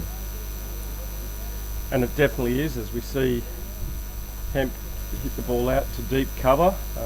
This is my third visit to this ground in the last 2 weeks, and I thoroughly enjoyed the drive out here, and because you know what's at the end of the drive, a magnificent ground it is. And I believe they use this ground for Premier cricket, for Sri Lankan cricket, is that correct? I'm not quite sure whether it's been it has not been used for international cricket as such, but Premier cricket, yes, that's true. That's my understanding. So yeah, we see the ball hit by Canny out to long on for another single. They really, the Welsh really need to look to see if they can hit a couple of maximums and clear the ropes or pick up a couple of boundaries here. It's been tough because Tim Clark has been bowling to a good line and length and bowling to his field. He's got 6 fielders on the off, and that again with the roll of the wrist runs the ball down to a deep mid wicket. Just a single to Michael Ken. The singles won't do. They need some big shots here, but very well fielded by Ash Hardy on the boundary. Attacked the ball, pushed hard off the rope, and kept the scoring to just 1 run there. So 3 balls remaining in this Wales innings. 219 for 6 Wales. So we'll get our 220. We went far off the mark. So some pretty good batting here from the Welsh in the latter overs, but also more importantly the Aussies have bowled well and defended the boundaries in the last probably 5 or 6 overs. And that's clean bowled looking to go down the ground, and Tony Clark pitched it up, and York Canny there. So disappointing way to finish there for Michael Cann, but a team player that I know he is was looking to try and get that run rate up and that final tally up around that 230 mark. So we have a look at Tony Clark's figures now. He's bowled exceptionally well here in the death and took that responsibility on as the captain. He's bowled 6.4 overs, and he has the fantastic figures of 3 for 32. And bowling at the death, that's a very, very fine effort, I would say. Very fine effort. 3 wickets at the death overs. Wicket to wicket he was bowling. He knows for a fact that these batters are now going for the shots, so might as well get them clean bowled. Must have been his feeling, and that's exactly what he did, getting him out there. So now number 17 comes into Julian Bellinger. Julian Bellinger is the batter, walks in to face. There's 2 more deliveries left in this Wales innings. There are 2 for 7, 44.4 overs gone, and he's facing the informed bowler, who's the pick of the bowlers of the Aussies. 3 wickets taken during his 6th over, 6.4 overs, 32 runs for 3 wickets is what Tony Clark has done for his team.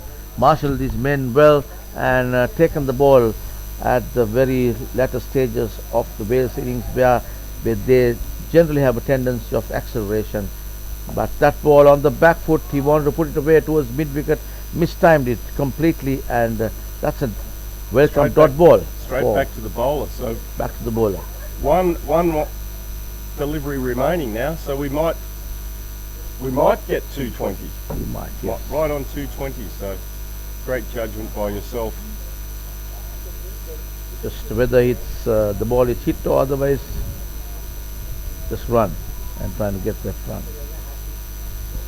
I think what they'll be looking to do here is to minimise any damage with the boundary. There you are, and that's a good delivery. Outside the off stump. So there you have it, folks. That's the end of the Wales innings, and 219 is the final score. So the Australians will resume after the lunch break, requiring 220 runs. So I would say at the start of the game, if Australia said we could restrict the Wales team to 219 runs, they would have taken that on a ground where there was a good cover of grass, a fast outfield, fairly harsh conditions for both teams. But I think the Welsh should probably missed out on posting a higher score, and I think that the bowlers another 30-40 runs would have been more competitive. Yep. I think what the Welsh needed is they needed one of their top order batsmen to go on and bat through the innings. And as you mentioned before, lots of 40s, 45s, and have not been able to move on. So that comes to the end of Wales innings, and I might just run through the scorecard if you like quickly. So if you go back to the start of the play, the Welsh captain Ewan Rees won the toss and had no hesitation in batting first, and he ventured out there with Simon Holliday, and they both put on a fantastic opening partnership, with Ewan Rees being first dismissed on 25 from 37 deliveries. Simon Holliday batted exceptionally well, making 41 from 48 before being brilliantly caught by Steve Mace off the bowling of Damien Meek. And then Malith Madarasinghe was clean bowled, looking to play across the line against James Morris, who compiled 20 from 39. And Ali Bakari was probably the class bat of the innings, making 46 from 46 deliveries before skying a ball just down to third man to Tony Clark, who took the catch off Glenn Ginnings, and that saw Simon Wood also retire her with what looked like a very nasty groin injury, making 32 from 55. And let's hope that Simon can resume his position in the team, because he looked very solid with the bat, and obviously we hope that he makes a speedy recovery from that injury. Alan Webster came and went quickly for 10 with the introduction of Tony Clark, who bowled exceptionally well to the tail. Kelvin Bartle made 13 from 14 before a great catch keeping up by Anthony Barranca off Tony Clark again. And then we saw Michael Cann being clean bowled, looking to hit the boundary in that last over for 7 from 8, with Tim Hent being not out 9 from 11, and Julian Ballinger remained not out. 16 extras, and the final score was 7 for 219 by the Wales side. And for Australia, the bowling figures, really great job by the Aussie boys, led from the front by the 2 opening bowlers in James Morris and Craig Trindle. James Morris bowled 7 overs and took 1 for 24. He had 25 dot balls in those 7 overs, so a fabulous effort there. Craig Trindle bowled 9 overs and was unlucky not to take a wicket for 32, but did the job exceptionally well and had 38 dot balls. So it was very difficult for the Welsh to score off the 2 fast bowlers. And then we saw Tony Clark bowl a couple of overs early on, and he came back late and bowled well at the death for the Aussies, and really restricted the Welsh score, and he took 3 for 32 from 7 overs. Stephen Gollan bowled 3 overs early on and took none for 24. Damien Meek bowled exceptionally well, bowled 4 overs and took 2 for 10, taking the first 2 wickets of the innings, and really got the Aussies going with his inspired spell of outswing bowling, nicking off, and also having a great catch that was taken by Macy. And Simon Waddington bowled 6 overs and took none for 33. And finally, Glenn Giddings, a little bit expensive, but obviously did the job through that tail period of the innings, and he took 1 for 58. So there you have it. That's a wrap of the card, and we'll be back really shortly from the PUSA Stadium here in Bandaragama, and we look forward to the Aussie run chase just after lunch. Thanks for joining us.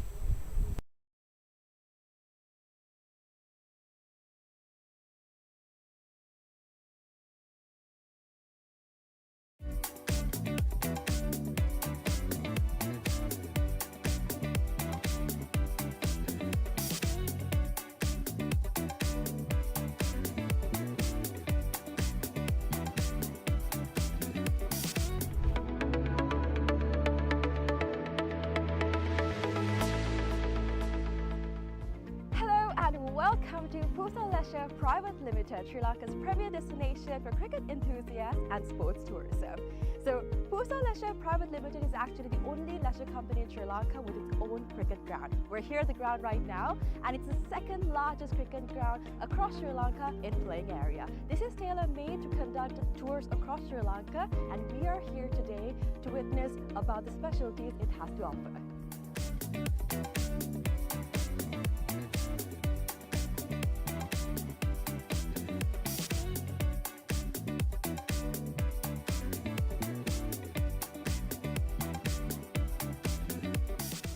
It's only natural for you to ask, what's so special about this ground? Well, let me list out a few reasons as to why it's special to cricket, right? So this is situated in a 30-acre land, meaning you have plenty of space to walk about, have a look, and relax yourself. Second of all, this land is situated by so much of vegetation that the amount of wind that comes into this land is quite limited. So as you see, whenever we watch a cricket match, we've seen plenty of occasions where certain calls on cricket are interfered because of the wind. Now that issue will be limited in this ground due to the vegetation that surrounds this place, which is beneficial for anybody who comes to play cricket.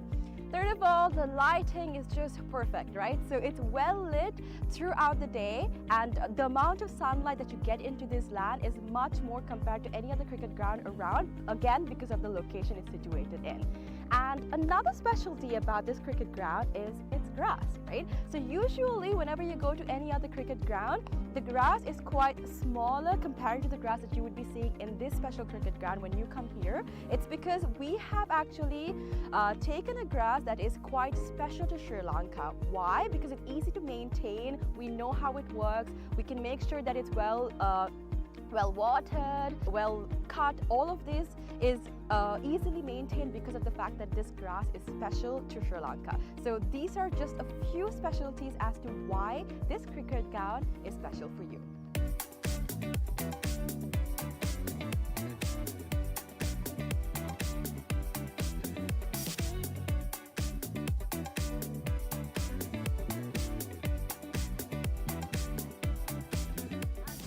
Alright, so let's talk about the pitch a little, right? So I'm here right now, and from the pitch to the ground, we have about 80 meters of a radius, right?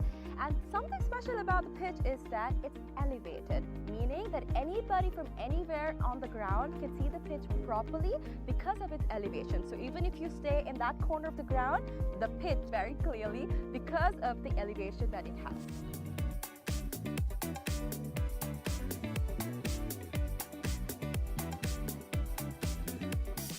Alright, so we have utilized certain methods to ensure that our ground is free of weeds, right? So our first method is recycling water. We have a natural source of water in our land, and we have taken the water from that into a handmade pond covered by polythene, and water from that is taken to our ground through sprinklers, and that is how we water our ground. And that water is later on taken back into our drain, which I'm standing over, and this leads straight up to the natural water supply that we have in this land. All right. Apart from that, we've also utilized certain methods to ensure that no water from outside is brought to our land, our cricket ground basically. So these methods are basically what we use to ensure that there's no weeds in this grass and that our grass is the same that we have maintained throughout from the start.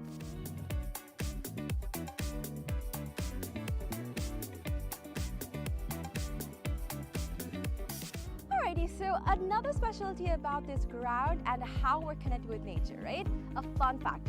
So if you hit a century in this ground, one of these surrounding trees will be named after you. So if you can see, this entire ground is surrounded by vegetation and plenty of trees. So whoever hits a century in this ground will get one of those trees named after them. So this is actually something quite unique. It's not done everywhere, and it's actually a nice opportunity for you to get a tree named after you. So this is something special that's happening here at the ground, and so far only 8 cricketers have actually hit a century and gotten a tree named after them. So if you want to come here and hit a century and get a tree named after you, this is the place for you.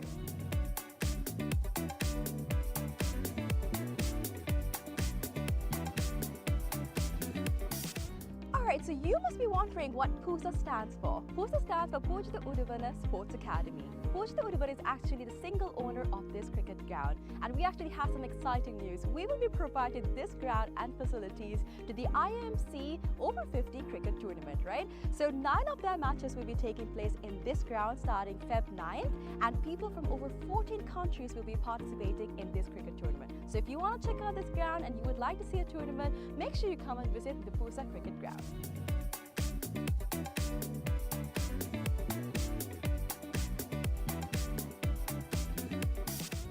Alright, I know this looks digital, but it's not, alright? We operate this scoreboard manually. How?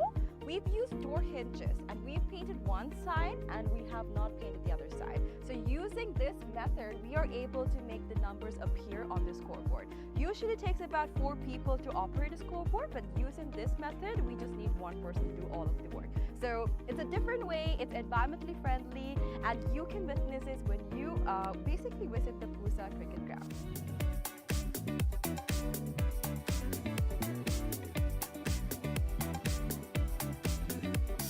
Alright, so you must be wondering where the side wickets are. It's going to be built right over here. It's still under construction, but we are expecting 12 strips to be made very, very soon.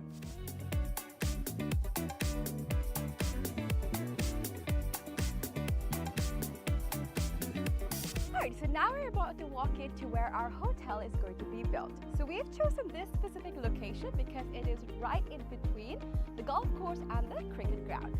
So in this hotel, we'll be having 2 wings, which is the cricket wing and the golf course wing. So depending on what sport you like the most, you can choose your stay.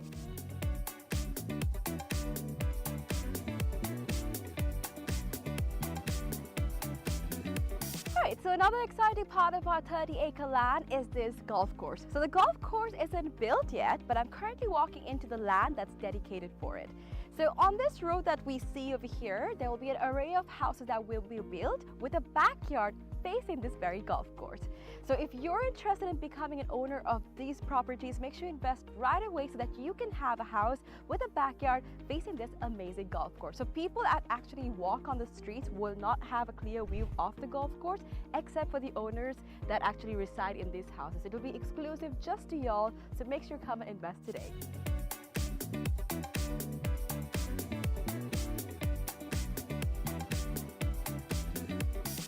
Alright, so this is where the golf course is going to be built, and behind me is one of the waterfronts that is available in this golf course, right? So obviously we know when we play golf that oftentimes we need obstacles to play the game right, and this is actually a natural obstacle that is available within this golf course, and we'll be making plenty more for y'all to have a peace of mind and also play the game really well. And also, another fun fact, which I've already mentioned before, is that all of this will be faced in your backyard. So whatever house that you purchase in this land, your backyard will be facing this entire golf course, these waterfronts, and all of this will be available to you. So if you're interested, make sure you come and visit this golf course and figure out if you want to be an owner of this amazing condo.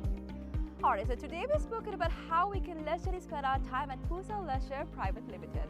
But now we're going to talk about some investment opportunities, right? So we have about 49% shares worth of about $30 million available for y'all to invest. So we have some individual houses going on, and from that you will be able to get the ROI in less than 5 years. So do not miss out on the opportunity for y'all to invest in some amazing properties like this.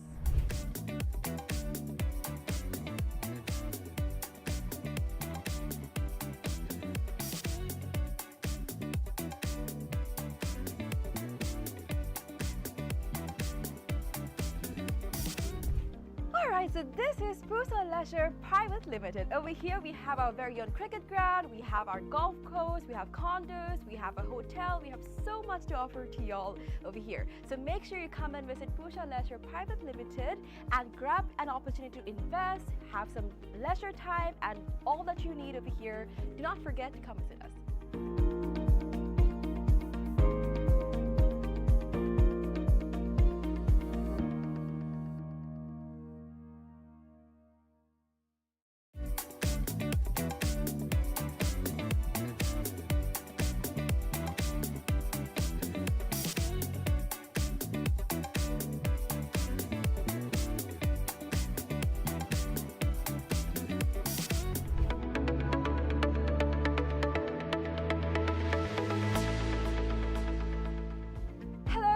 Welcome to PUSA Leisure Private Limited, Sri Lanka's premier destination for cricket enthusiasts and sports tourism. So PUSA Leisure Private Limited is actually the only leisure company in Sri Lanka with its own cricket ground. We're here at the ground right now, and it's the second largest cricket ground across Sri Lanka in playing area. This is tailor-made to conduct tours across Sri Lanka, and we are here today to witness about the specialties it has to offer.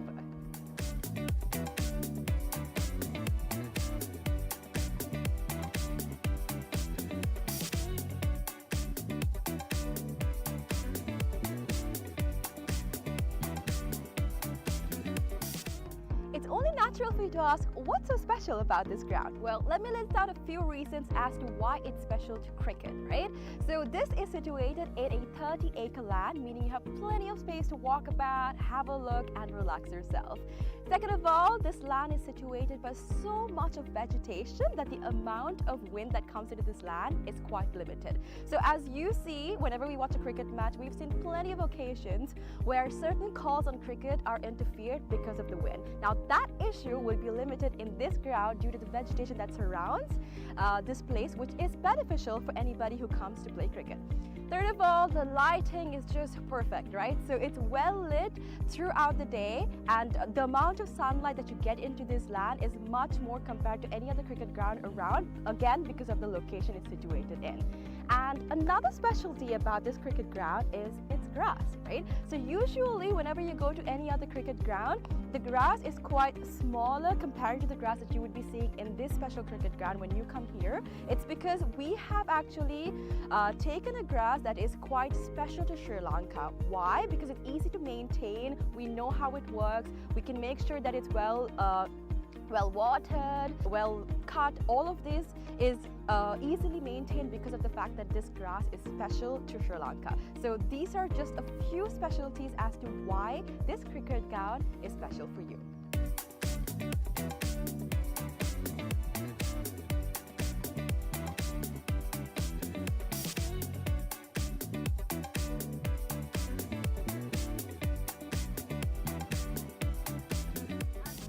Alright, so let's talk about the pitch a little, right? So I'm here right now, and from the pitch to the ground, we have about 80 meters of a radius, right?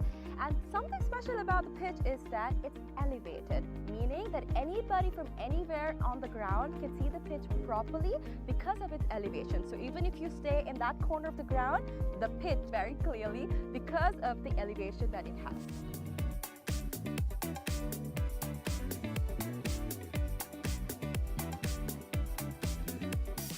Alright, so we have utilized certain methods to ensure that our ground is free of weeds, right? So our first method is recycling water. We have a natural source of water in our land, and we have taken the water from that into a handmade pond covered by polythene, and water from that is taken to our ground through sprinklers, and that is how we water our ground. And that water is later on taken back into our drain, which I'm standing over, and this leads straight up to the natural water supply that we have in this land. All right. Apart from that, we've also utilized certain methods to ensure that no water from outside is brought to our land, our cricket ground basically. So these methods are basically what we use to ensure that there's no weeds in this grass and that our grass is the same that we have maintained throughout from the start.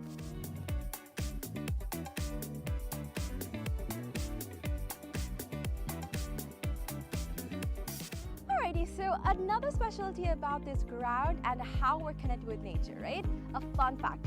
So if you hit a century in this ground, one of these surrounding trees will be named after you. So if you can see, this entire ground is surrounded by vegetation and plenty of trees. So whoever hits a century in this ground will get one of those trees named after them. So this is actually something quite unique. It's not done everywhere, and it's actually a nice opportunity for you to get a tree named after you.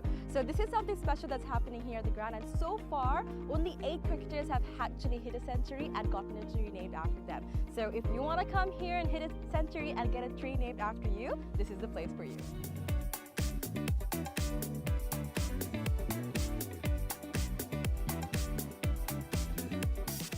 Alright, so you must be wondering what PUSA stands for. PUSA stands for Pujita Udavana Sports Academy.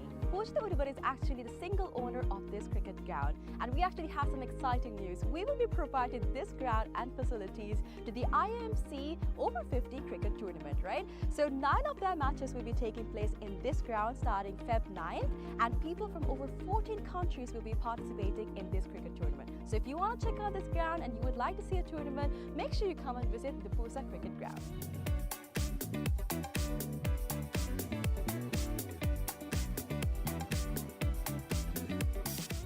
Alright, I know this looks digital, but it's not, alright? We operate this scoreboard manually. How? We've used door hinges, and we've painted one side and we have not painted the other side. So using this method, we are able to make the numbers appear on the scoreboard. Usually it takes about 4 people to operate a scoreboard, but using this method, we just need 1 person to do all of the work. So it's a different way, it's environmentally friendly, and you can witness this when you basically visit the PUSA cricket ground.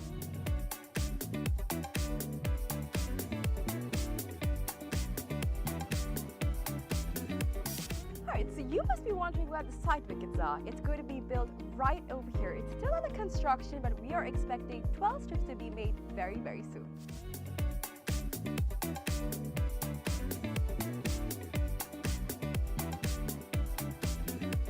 Alright, Alright, so now we're about to walk into where our hotel is going to be built. So we've chosen this specific location because it is right in between the golf course and the cricket ground.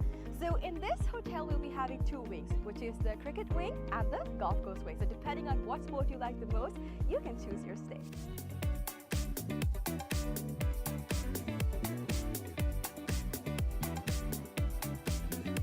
Alright, so another exciting part of our 30-acre land is this golf course. So the golf course isn't built yet, but I'm currently walking into the land that's dedicated for it. So on this road that we see over here, there will be an array of houses that will be built with a backyard facing this very golf course. So if you're interested in becoming an owner of these properties, make sure you invest right away so that you can have a house with a backyard facing this amazing golf course. So people that actually walk on the streets will not have a clear view of the golf course except for the owners that actually reside in these houses. It will be exclusive just to y'all, so make sure you come and invest today.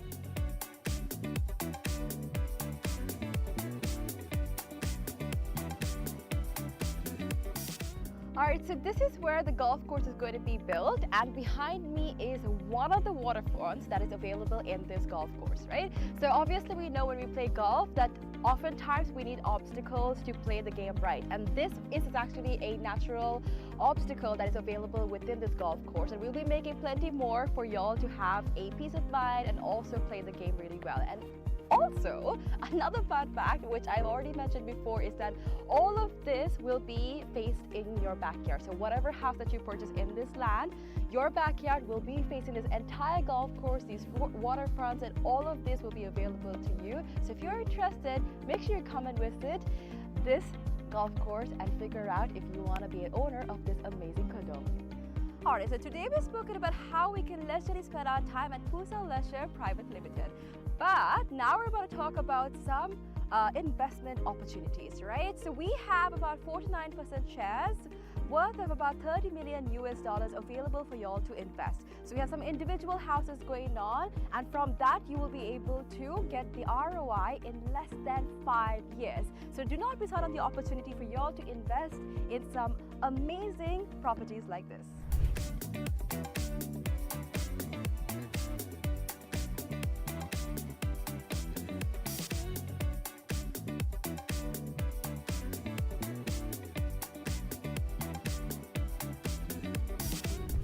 Alright, so this is PUSA Leisure Private Limited. Over here we have our very own cricket ground, we have our golf course, we have condos, we have a hotel, we have so much to offer to y'all over here. So make sure you come and visit PUSA Leisure Private Limited and grab an opportunity to invest, have some leisure time, and all that you need over here. Do not forget to come visit us.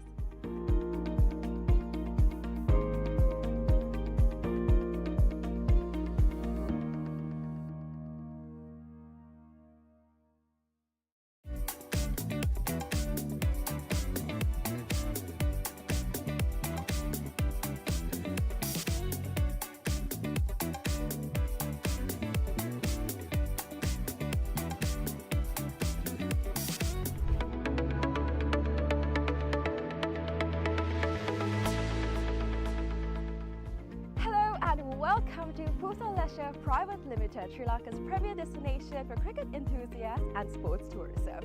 So PUSA Leisure Private Limited is actually the only leisure company in Sri Lanka with its own cricket ground. We're here at the ground right now, and it's the second largest cricket ground across Sri Lanka in playing area. This is tailor-made to conduct tours across Sri Lanka, and we are here today to witness about the specialties it has to offer.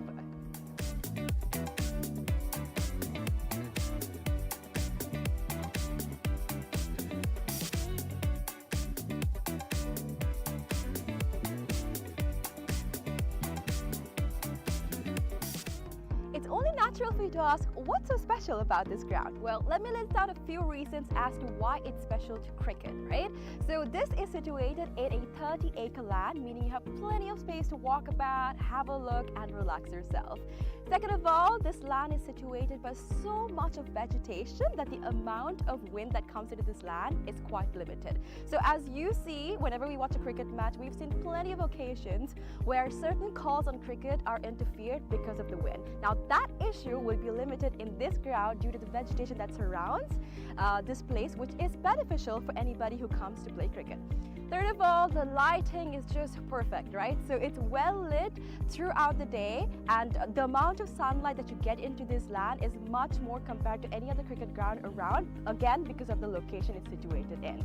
And another specialty about this cricket ground is its grass, right? So usually whenever you go to any other cricket ground, the grass is quite smaller compared to the grass that you would be seeing in this special cricket ground when you come here. It's because we have actually taken a grass that is quite special to Sri Lanka. Why? Because it's easy to maintain, we know how it works, we can make sure that it's well watered, well cut. All of this is easily maintained because of the fact that this grass is special to Sri Lanka. So these are just a few specialties as to why this cricket ground is special for you.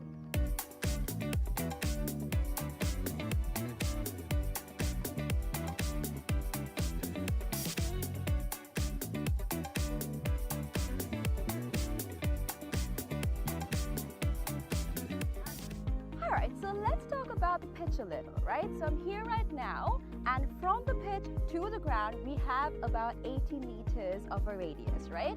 And something special about the pitch is that it's elevated, meaning that anybody from anywhere on the ground can see the pitch properly because of its elevation. So even if you stay in that corner of the ground, the pitch very clearly because of the elevation that it has.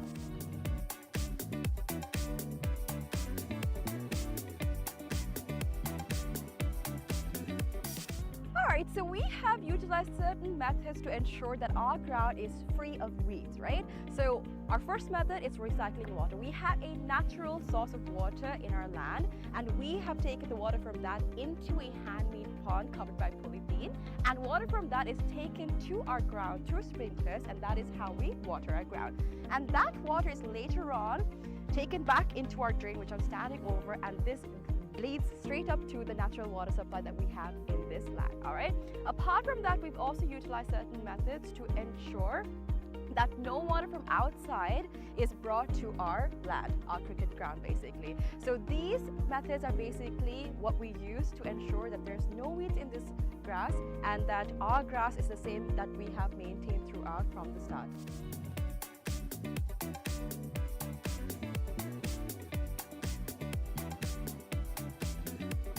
Alrighty, so another specialty about this ground and how we're connected with nature, right? A fun fact. So if you hit a century in this ground, one of these surrounding trees will be named after you. So if you can see, this entire ground is surrounded by vegetation and plenty of trees. So whoever hits a century in this ground will get one of those trees named after them. So this is actually something quite unique. It's not done everywhere, and it's actually a nice opportunity for you to get a tree named after you. So this is something special that's happening here at the ground, and so far only 8 cricketers have actually hit a century and gotten a tree named after them. So if you want to come here and hit a century and get a tree named after you,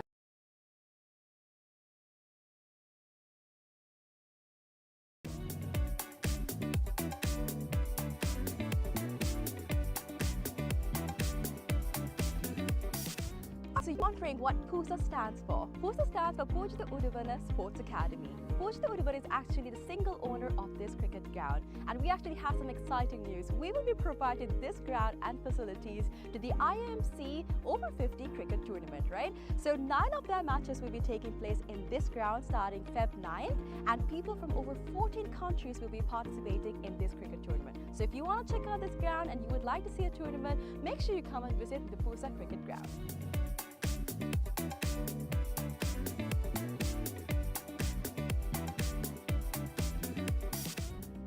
I know this looks digital, but it's not, all right? We operate this scoreboard manually. How? We've used door hinges, and we've painted one side and we have not painted the other side. So using this method, we are able to make the numbers appear on the scoreboard. Usually it takes about 4 people to operate a scoreboard, but using this method, we just need 1 person to do all of the work. So it's a different way, it's environmentally friendly, and you can witness this when you basically visit the PUSA cricket ground.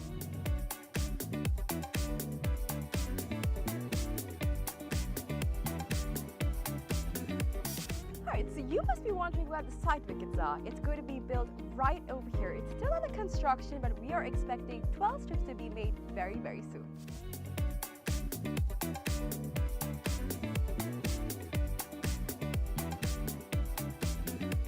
Alright, so now we're about to walk into where our hotel is going to be built. So we've chosen this specific location because it is right in between the golf course and the cricket ground. So in this hotel, we'll be having two wings, which is the cricket wing and the golf course wing. So depending on what sport you like the most, you can choose your stay.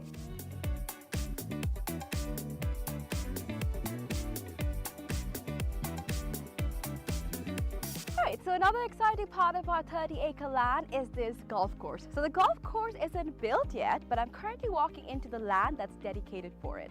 So on this road that we see over here, there will be an array of houses that will be built with a backyard facing this very golf course. So if you're interested in becoming an owner of these properties, make sure you invest right away so that you can have a house with a backyard facing this amazing golf course. So people that actually walk on the streets will not have a clear view of the golf course, except for the owners that actually reside in these houses. It will be exclusive just to y'all, so make sure you come and invest today.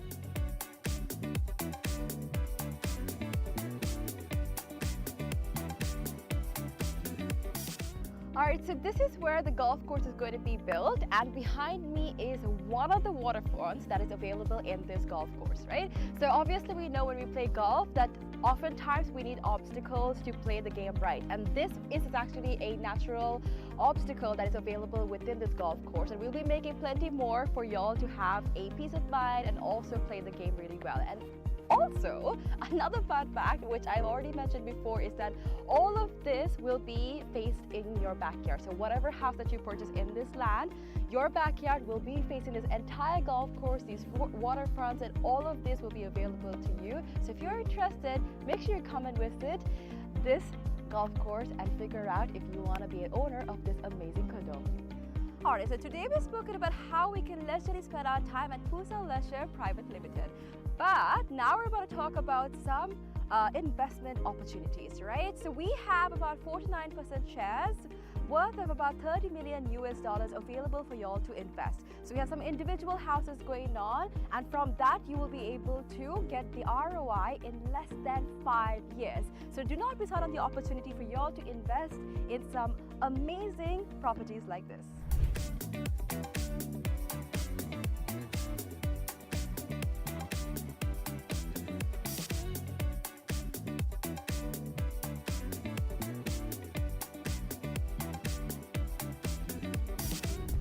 Alright, so this is PUSA Leisure Private Limited. Over here we have our very own cricket ground, we have our golf course, we have condos, we have a hotel, we have so much to offer to y'all over here. So make sure you come and visit PUSA Leisure Private Limited and grab an opportunity to invest, have some leisure time, and all that you need over here. Do not forget to come visit us.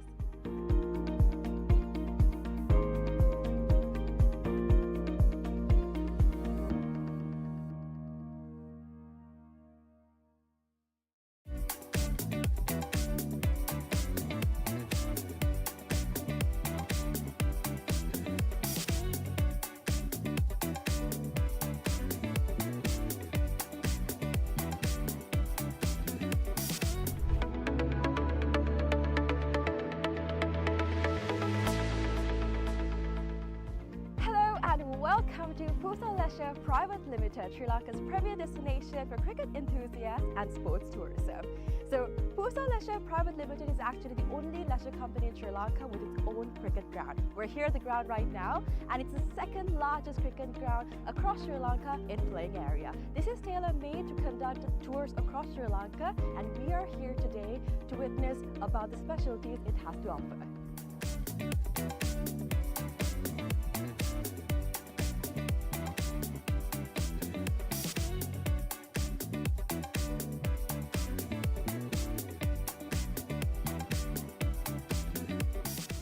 It's only natural for you to ask, what's so special about this ground? Well, let me list out a few reasons as to why it's special to cricket, right? So this is situated in a 30-acre land, meaning you have plenty of space to walk about, have a look and relax yourself.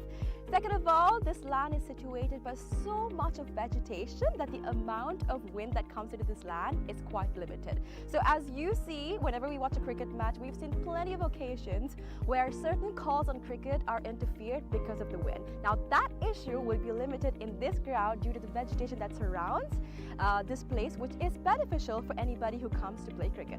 Third of all, the lighting is just perfect, right? So it's well lit throughout the day, and the amount of sunlight that you get into this land is much more compared to any other cricket ground around, again because of the location it's situated in. And another specialty about this cricket ground is its grass, right? So usually whenever you go to any other cricket ground, the grass is quite smaller compared to the grass that you would be seeing in this special cricket ground when you come here. It's because we have actually taken a grass that is quite special to Sri Lanka. Why? Because it's easy to maintain, we know how it works, we can make sure that it's well watered, well cut. All of this is easily maintained because of the fact that this grass is special to Sri Lanka. So these are just a few specialties as to why this cricket ground is special for you.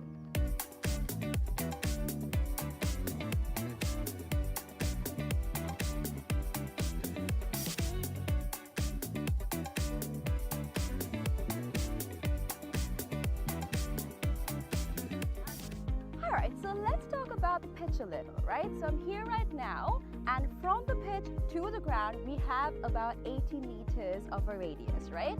And something special about the pitch is that it's elevated, meaning that anybody from anywhere on the ground can see the pitch properly because of its elevation. So even if you stay in that corner of the ground, the pitch very clearly because of the elevation that it has.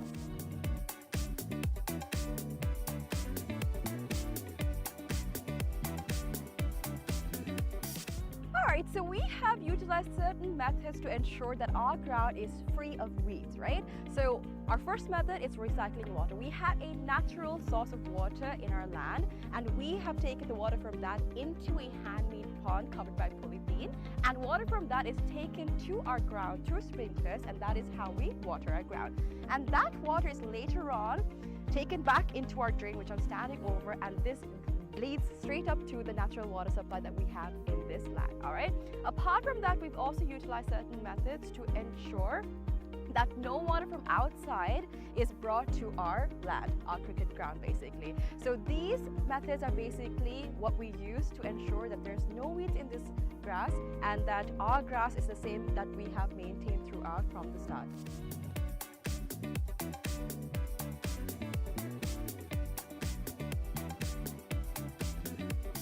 Alrighty, so another specialty about this ground and how we're connected with nature, right?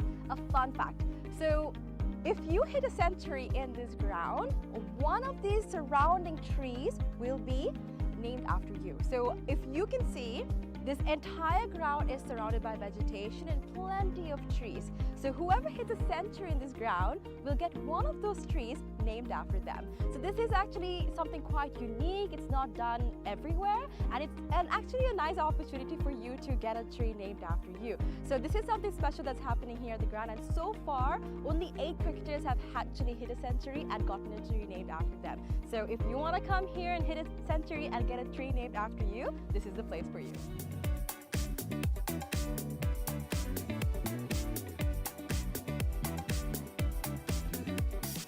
Alright, so you must be wondering what PUSA stands for. PUSA stands for Pujita Udavana Sports Academy. Pujita Udavana is actually the single owner of this cricket ground, and we actually have some exciting news. We will be providing this ground and facilities to the IMC Over-50 cricket tournament, right? So 9 of their matches will be taking place in this ground starting Feb 9th, and people from over 14 countries will be participating in this cricket tournament. So if you want to check out this ground and you would like to see a tournament, make sure you come and visit the PUSA cricket ground.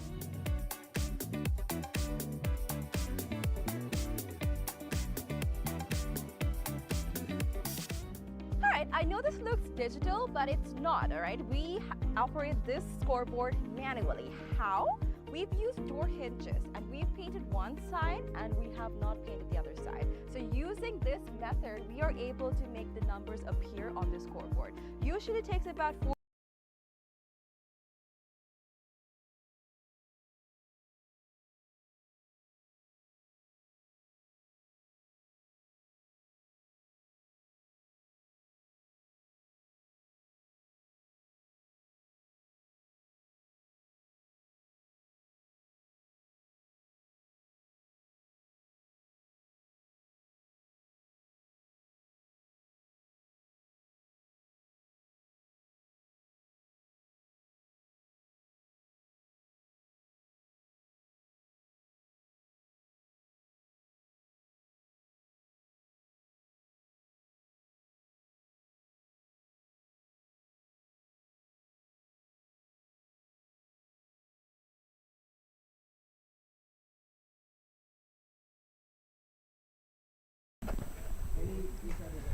Welcome back to the PUSA Stadium, as I've found out that's what we have to call it, the PUSA Stadium here at Bandaragama.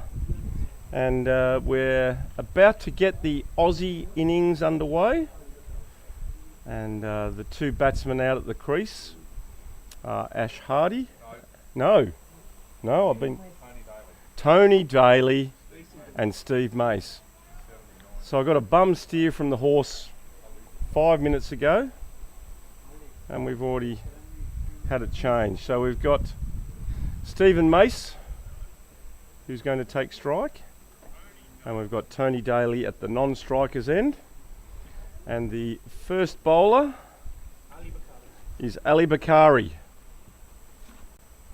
who batted exceptionally well in the Wales first innings, top scoring.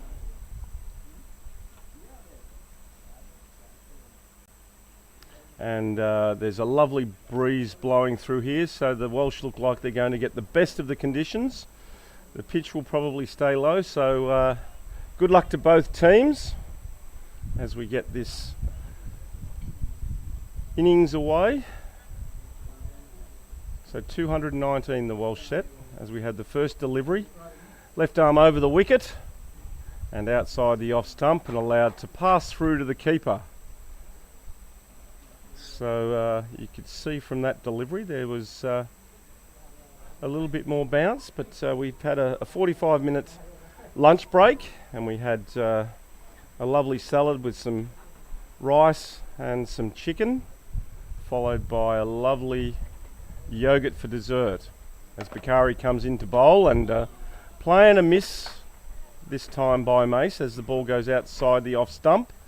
And that delivery, you could see the variation in bounce, just made it through to the keeper.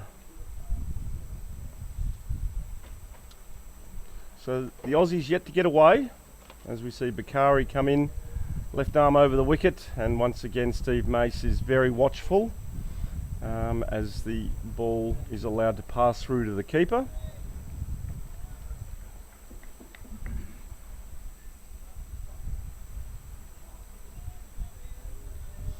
And I welcome back to the commentary box my very good friend. Thank you, I was enjoying the yogurt. What did you enjoy? The yogurt. The yogurt.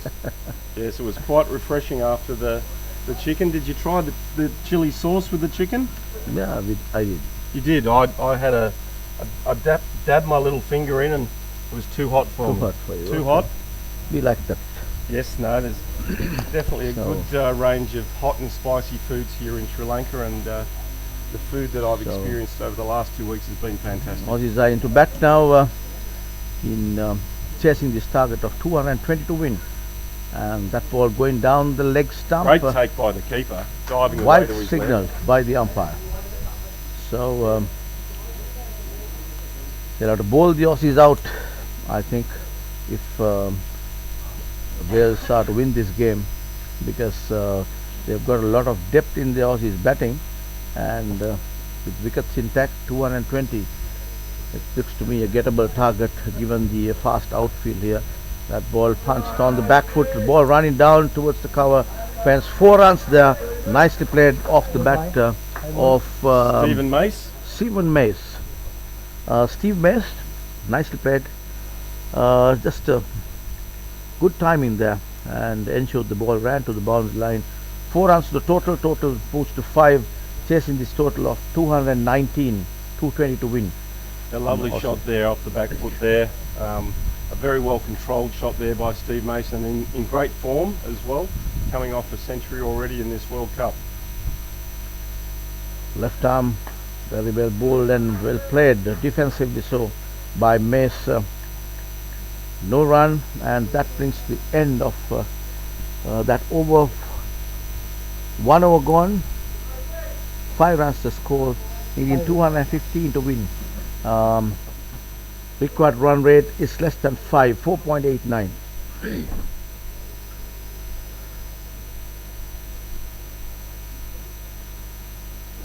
So the yogurt was the best part of lunch?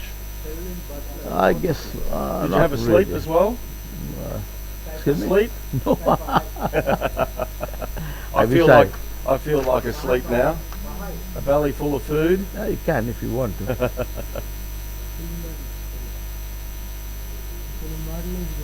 Yeah, being Saturday today, obviously had you been at home and maybe in Melbourne after a few In the afternoon. stubbies maybe. Maybe we'd have a quite what we call a nana nap in Australia. But not today. We've got an exciting game of cricket on. On the back foot, cuts it firmly towards the deep point there. Picks up as the throw comes in. Batters Costo for a single that came off the bat of Tony Daly. 1 run to hit. He gets off the mark and brings Mace on strike. 4 runs to his credit of 6 balls. And the bowler is Kelvin Bartle. Kelvin Bartle. Kelvin Bartle is the bowler. He's coming from the far end. Right arm over the wicket. He's going to a third man cover, deep extra cover, short extra mid off, and that ball on the back foot punches it towards the mid off, just runs in from And there's that mid on position. size 10 boot coming out again. Yes. Best boot part of coming out. veterans cricket's fielding attire. So you need to be sure that you have a good boot. You do. Nicely put away on the onside, but the non-striker says no. Rightfully so, his call. So the ball trickled down behind the batter. So the batter cannot see what's happening, and the call is the non-striker's call. Again, flicked off the front foot there, picked up on the half volley, but no run. Looks like he's bowling in swing, Yes, I think so. He's bowling in swing. which is going to be Yes, quite difficult with only 3 fielders on the onside. There you are. But bowling a pretty good line at the moment. He has Bartle. to pitch the ball just outside the off stump to get that ball to be played on the offside. And you pitch it on the leg stump or the middle stump, probability is it will go down the leg stump. Oh, great take by the keeper. That's signalled wide by the umpire. Didn't bounce again out wide and stayed extremely low, and well left there by Tony Daly.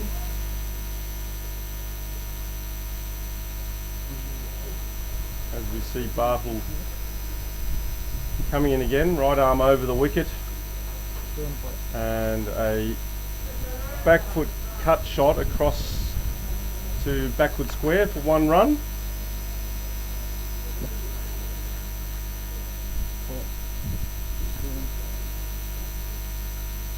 Stephen Powell is the wicket keeper. Stephen Powell is the keeper. I believe one of the players not playing today for the Welsh team are going to come up and join us and provide a bit of commentary. Excellent. And Fantastic. you can stay. Yep. And I'll Both of you I'll can, put my feet up and have a nana nap. I thought you were going to tell me when you said you can stay. No. You did not. I wanted to complete it by saying you can stay out. Oh no. You're the experienced commentator in this duo. Okay. So the two batters, Steve Mace and Tony Daly. Daly.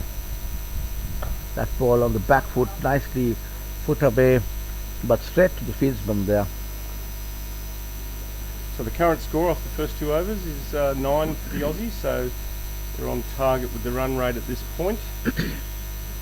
Tony is the man on strike now, Yes. and the bowler is Ali Ali Bakari. Ali Papare. Ali Bakari played well, Batted very well, didn't batted he? very well. Left armer comes in, and that ball moving outside the off stump, left alone to Powell is the wicket keeper who takes it. He's bowled into a 2 slips, squarish third man, or I would say point. extra cover mid-off on the offside, mid-on, short mid-wicket and a fine leg. And that's a plum LBW, no stroke offered, no sooner it hit the back foot of Tony, I got the feeling that he needs to be given out, because there was no stroke offered and the ball just came in to the right hand batter. He has to walk back to the pavilion. Plum LBW, back foot. Absolutely, and obviously he didn't pick the ball up to not play a shot when it must have angled back in. He looked to obviously Angled let back it in, go. yes. Yeah, Ball came into him from right outside the, just outside the off stump. quite interesting when you consider that the breeze is pushing from right to left, and left arm over the wicket bowler normally angles the ball back into the right hander, and so he's that going against the breeze as well. So a great delivery there by Ali Bakar. It's the first wicket in this run chase from Australia, with Tony Daly back to the pavilion. Hardy is the batter. Yes, Ash Hardy's coming out. Ash Hardy coming in place of Tony, who would walk back to the pavilion. LBW off the bowling of Ali Bakari. Fantastic delivery to get rid of the right-handed batter. First wicket down for Australia. 9 for 1 wicket. Not the start the Aussies were looking for, I would Definitely say. not.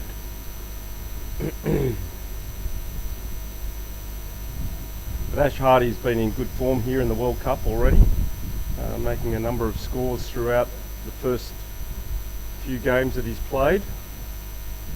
So we wish Ash all the best as he looks to take strike for the second last delivery of Ali Bakar's second over. When we look at the field, they have 2 slips, a point, short cover, mid-off, deep third man, mid-on with mid-wicket and a fine leg. As we see Ali Bakar left arm over the wicket to Ash Hardy, who squirts the ball out to point for no run. The fielder there, very well picked up the fielder at the point. That's number 1 is the fielder. I think that's the skipper. That is Ewan Rees. Ewan Rees, yes. Ewan Rees is the captain, feeding at point there. Very well fielded, setting an example to the others as Ali comes in. Left arm over the wicket to the right-handed batter. That ball kept a little low than expected, just ran to the wicket keeper. No run there.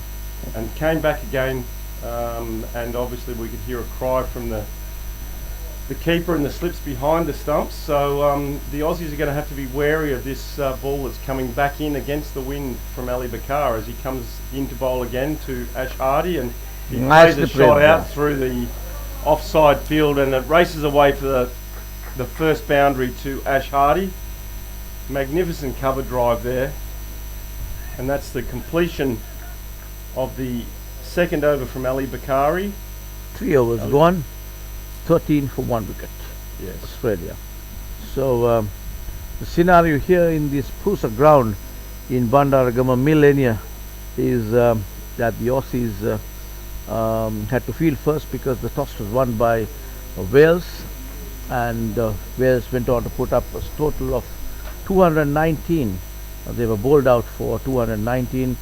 Some good bowling performances, especially the skipper of Australia, Tony Clark, who took 3 wickets, I believe. Yes, he did. And some good spells by the paceman. I think it was Morris, James Morris, and Craig Tingle, who also bowled very well, put the brakes on the Wales batters, and now Aussies are just 13 runs for 1 wicket here, chasing this target of 219, 222 win.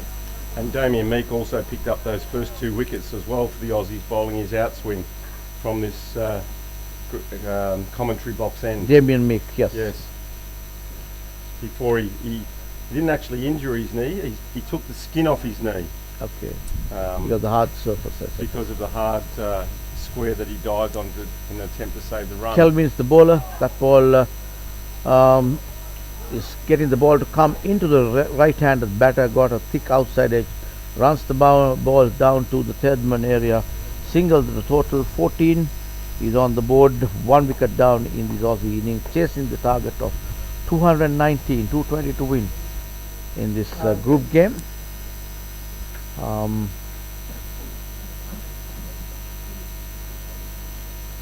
We see Bartel in again to Hardy down the leg side, and he's worked that in just backward a square, and he'll scamper back for a second run. Takes the score to 16. Thank you. 16, yeah. 16. The loss of 1 wicket with Ash Hardy on 6 from 4 deliveries, and Steve Mace, who will play that anchor role and look to bat through the innings, is 6 also from 9 runs. So the IMC World Cup Over-50 Masters played in 2 groups. Group 1 has England, New Zealand, USA, Zimbabwe, Sri Lanka, UAE and Namibia. And that's a great shot again by Hardy. Missed just wide of the fielder at backward point, and it's raced away to the boundary for 4 runs. And the Group B is South Africa, Pakistan, Australia, West Indies, India, Wales and Canada. So there's a Group B match that is being played here in this PUSA ground, Pujita Uduvana Sports Academy grounds here in Millennia, Bandaragama, just a few, about 42 kilometers away from the city of Colombo, where the main test and international venues are. Of course, we have the Gaul cricket grounds, which is also in the south.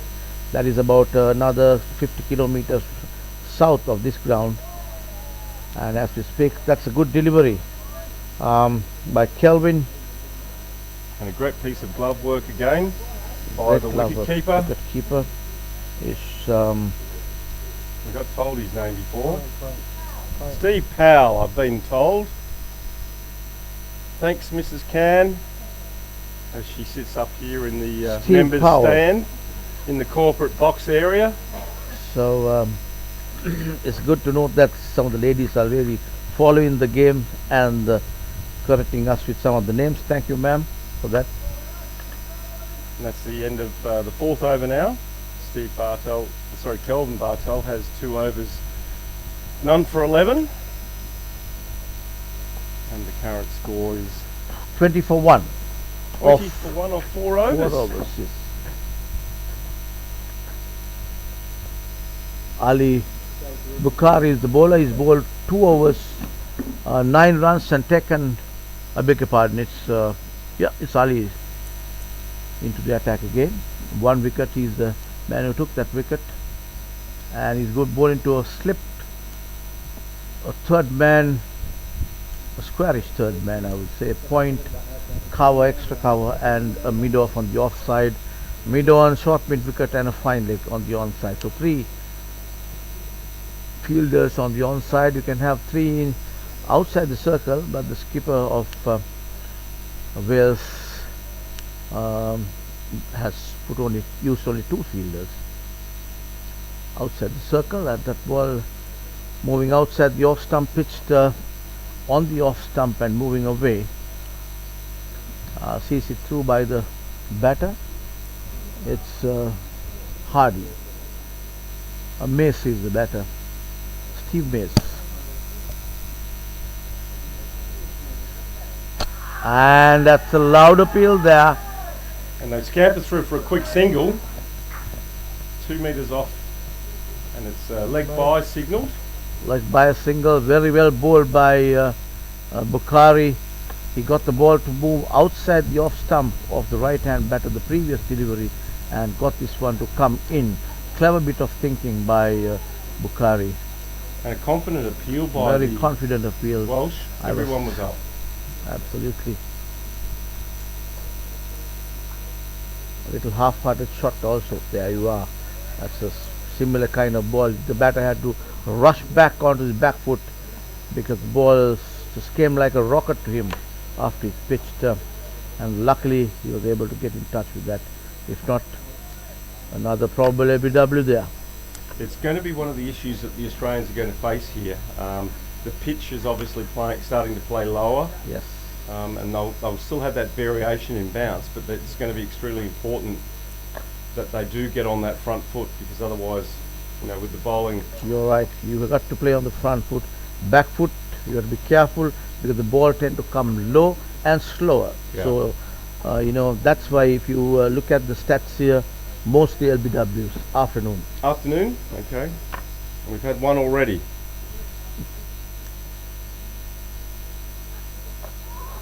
Oh, beautifully struck there. Just beats the fields from there. Ball running, racing down the boundary. There's a chase by a person. He won't get to it. Ball runs down to the boundary. Beautifully executed 4. Nice drive there. 4 runs to the total. Total moves to 25 for 1 wicket. Australia chasing this target of 219. 220 to win in this PUSA Oval in Millennia Bandaragama. It's a Group B game here, played between these two countries. Masters Over-50 IMC World Cup in Sri Lanka. A lot of history between these two teams, and I'm going to have a guess, and I'm going to say that I think the Welsh may have the wood on Australia at the moment, but it'll be very close for who's won the most games between the two countries, but all very competitive games when they're played, as we see Ash Hardy steer the ball down to third man for a single. 1 to the total. It's 26 for 1, and that is the over of Ali Bukhari. Total 26 for 1. 5 overs gone, needing 194 runs to win this game. Required run rate 4.85, and Kelvin Bartley is the bowler, who's coming from the far end there, and he'll be bowling to Ash Hardy, right-handed batter. Kelvin's bowled 2 overs at this point for 11 runs. And the field got a gully in place. Third man cover, deep extra cover, short extra, and a mid-off on the offside. The ball nicely along the ground, passing the bowler. For 4 runs. 4 runs. Beautifully played, timed it beautifully, and it beats the field.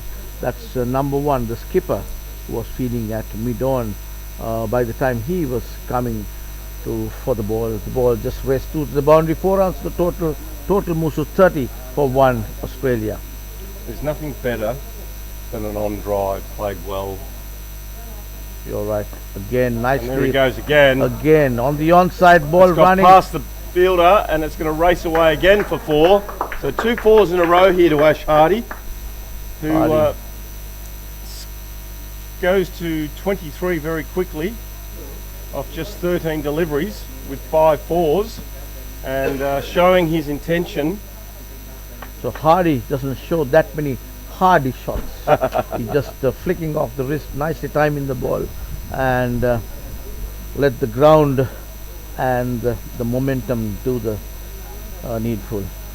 That again nicely struck there from the word go.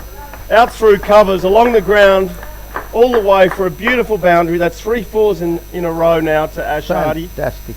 27 now, Ashley Hardy. From the very word go, no sooner it struck the bat, the cracking noise of that bat told me that it's going to race down to the boundary. And it's gone about 30 meters away from the fence itself. Fantastic executed shot by Hardy. Total moves to 38 for 1. Australia chasing 219. The total posted by Wells.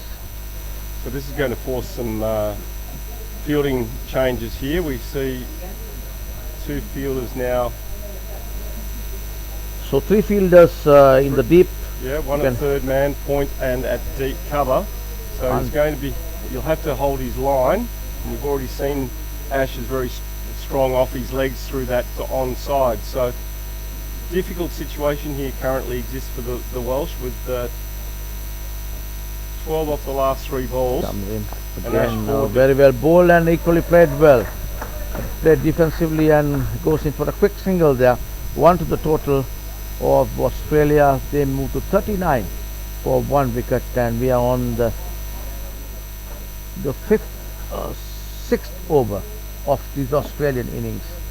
Great batting there by Ash Hardy. Obviously found a couple of balls in his wheelhouse and smashed them to boundaries, and then very quickly onto a quick single just to turn the strike over and get to the other end and obviously suck it in and recover and prepare for his next assault.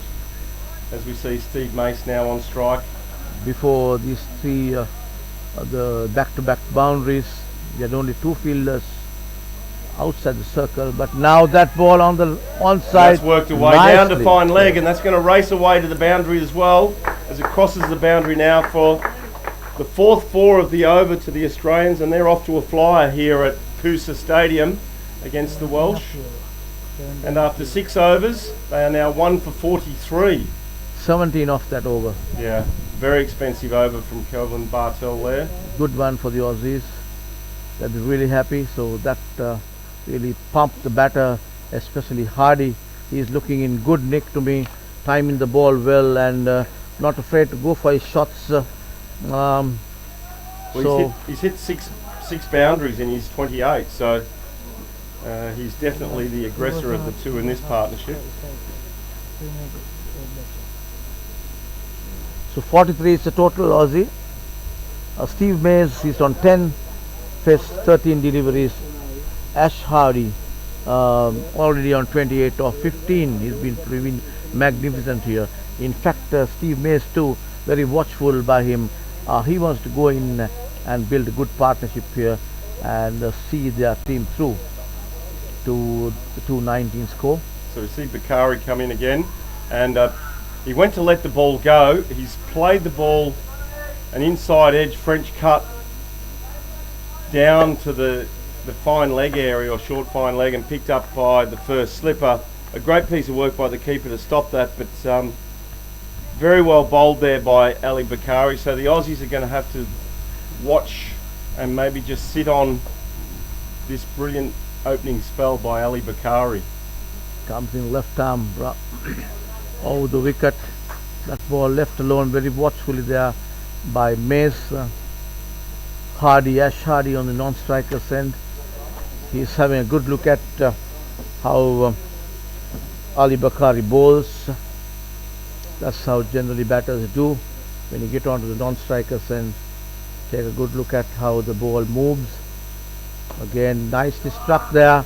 Ball runs down to the deep boundary. There is a man out there though, and just one run to the score and one more to Steve Mace, who goes to 11 now from 15, which brings Ash Hardy back on strike. 45 for 1. Australia chasing 219, 220 to win, and it's Ali Bakari left arm over the wicket to Ash Hardy, the right hand batter. He's worked that ball down to third man, opened the face of the bat and guided it down along the ground for another single. So Bakari is troubling the batters a little bit. They're not quite sure as to how his bowling and the balls behave. Not being able to pick the ball movement that much. Even that ball was not a full-bended shot, and as we speak, yes, that's been punched to the deep extra cover region for a single there. Brings Hardy on strike. 1 to the total, 47 for 1, Australia. So the Welsh obviously need to bowl Australia out here. I think that's going to be critical for them. They need to potentially look to try and put an extra fielder in on the offside in the catching position maybe. And that didn't miss the leg stump by much, but it's been called wide. White ball, yes. Ali Bakari's not happy. It nearly hit his leg stump, and that's unfortunately the rule. If it's down that leg side, it's called a wide. But the Welsh have got a deep cover on the boundary line, and there's a big gap there, and they've only got one slip. They need to potentially put in a short cover there to see if they can pick up a wicket with a catch close Be a in. little more attacking. Yeah. There you and are. there's another single, and that's all the Aussies are going to look to do now is against Ali, that they'll just push that ball into that cover region and pick up the easy singles and keep that strike turning over. So that sees the completion of Ali's fourth over, and he has 1 for 20. Steve Mace is 12, and Ashley Hardy is 31. Yes, Hardy is 31 of 18 deliveries.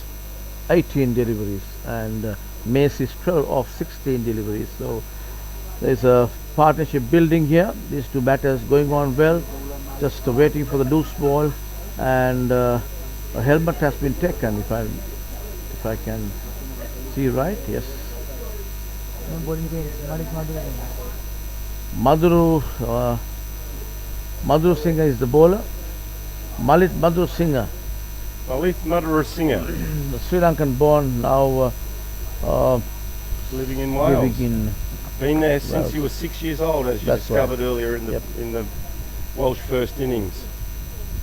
And obviously I know a few of his relations who carry the same name.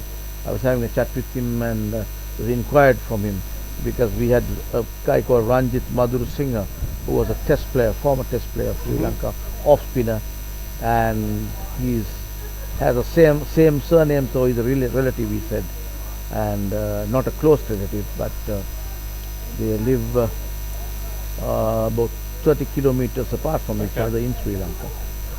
Their parents actually. So there is that connection to a former Sri Yes. Lankan Test cricketer.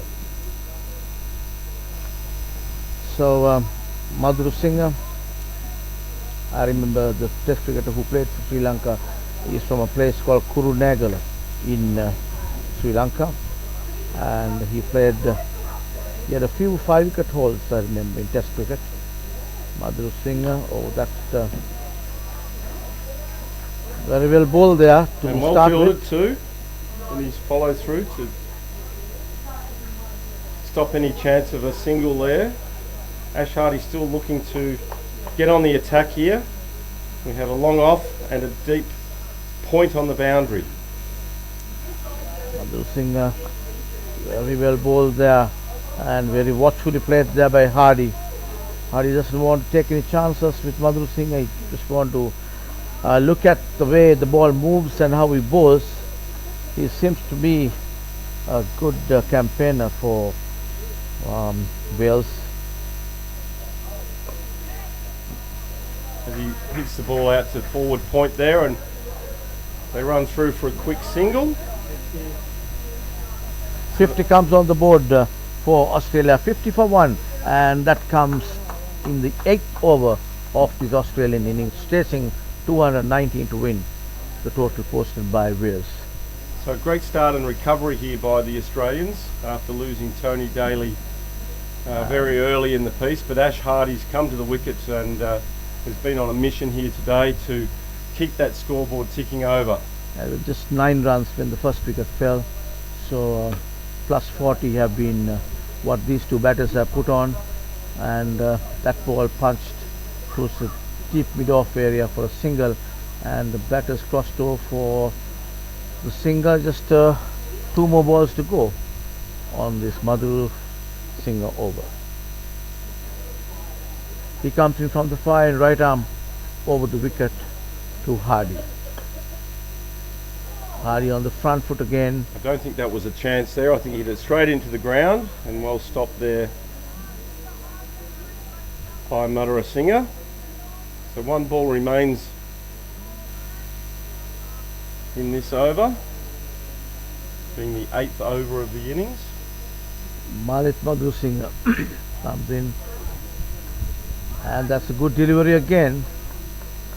Just good line and length there, and no run, just a single coming off that, is it?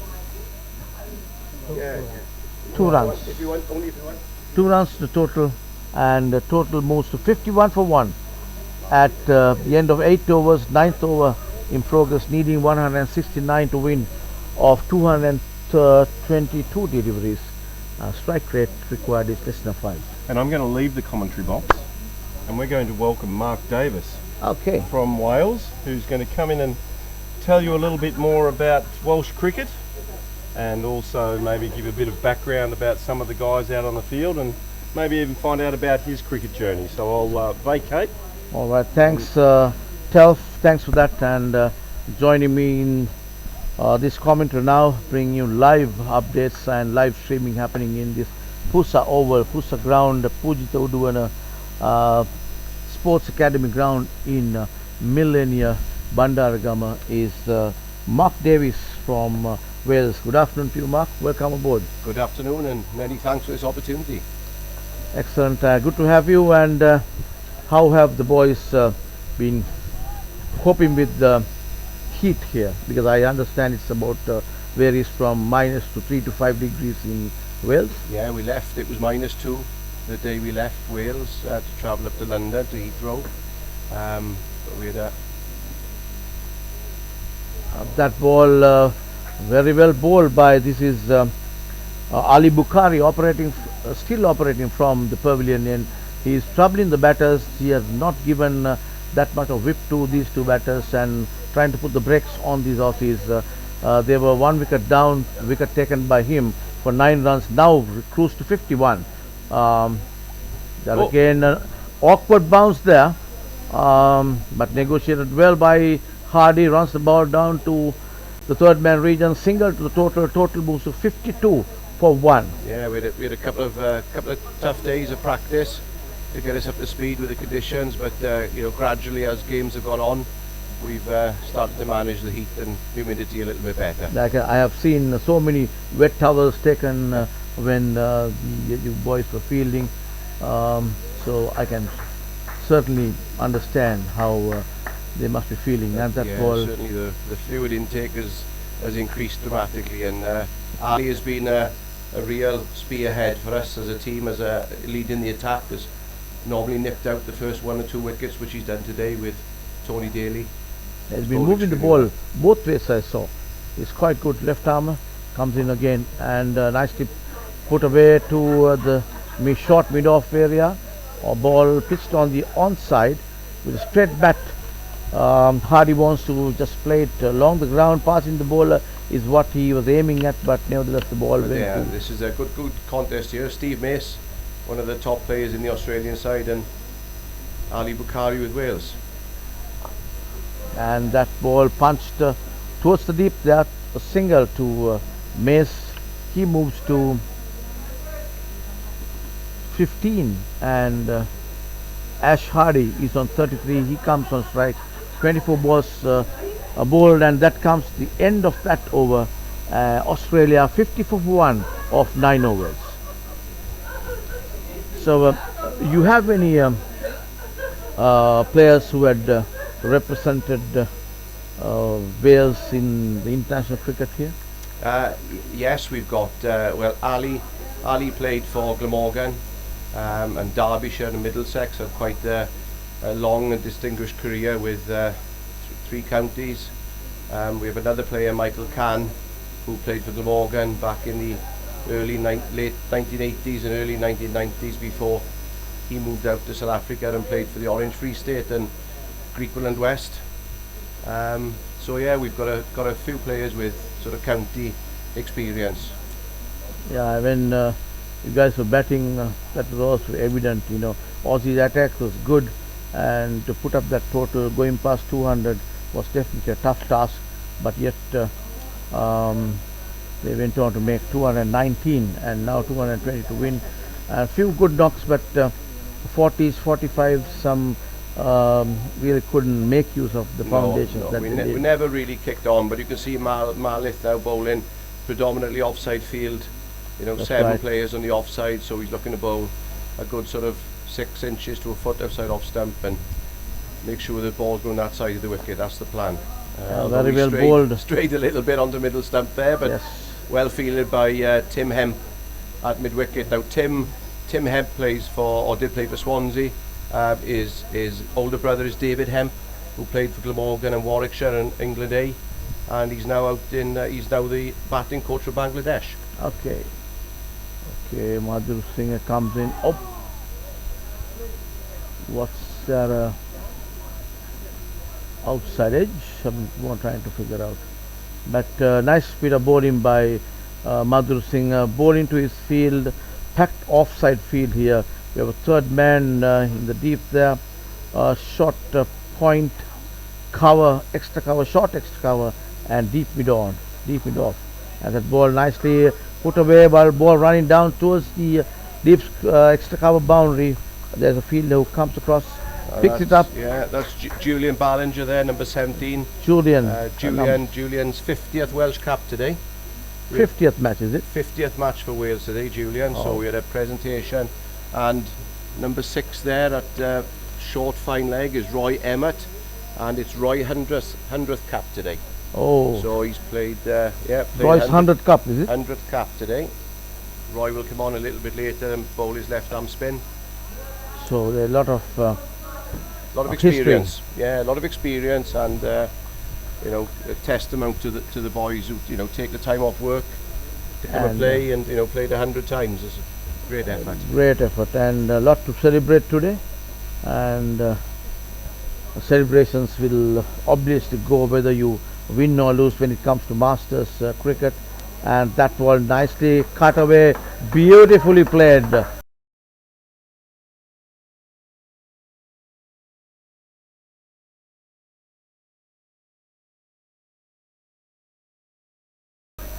Fantastically executed shot, cuts it firmly. No chance for the sixth market of 159 to win of 210 balls. I think we're probably going to turn to our sort of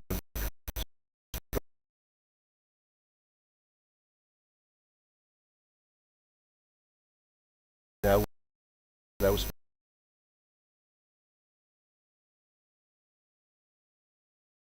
I think Roy Emmett looks as if he's coming on to bowl here now from the pavilion end.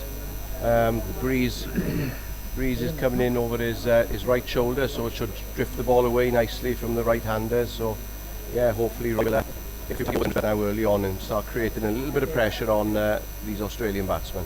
Because this tend to be to get a little slow and low bounce where the spinners are concerned. When the spinners starts to operate, generally that's because that happening bounce and get a low than expected. So that is what can be seen. That is going.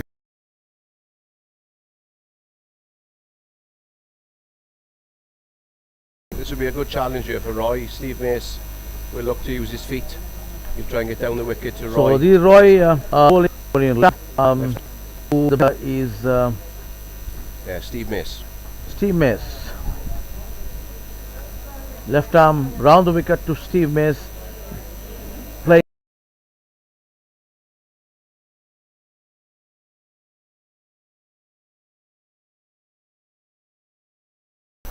Wales here in this PUSA ground, comes in round wicket to and there like this to his rhythm and good length.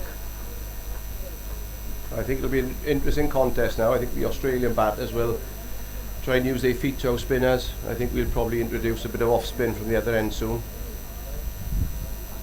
Next ball too short there, but Mace rocks back on his back foot, punches it towards the deep extra cover for easy single, takes the total to 62 for 1 wicket. Australia 62 for 1. We are on the 11th over of this Australian innings.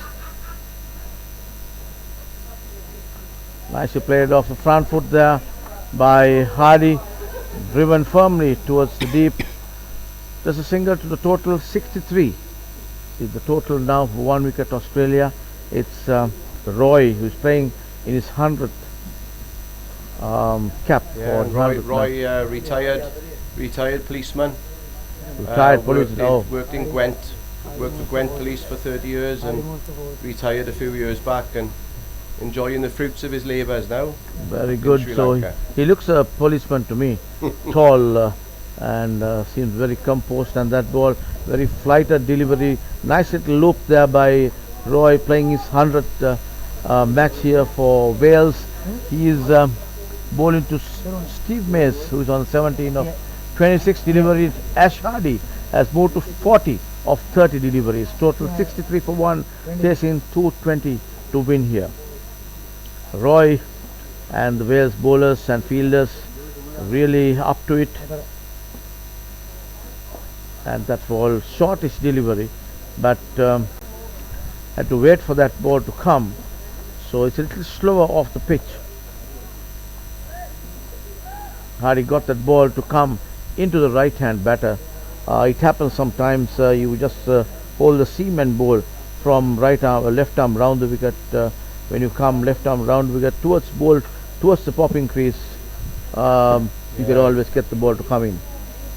I think we've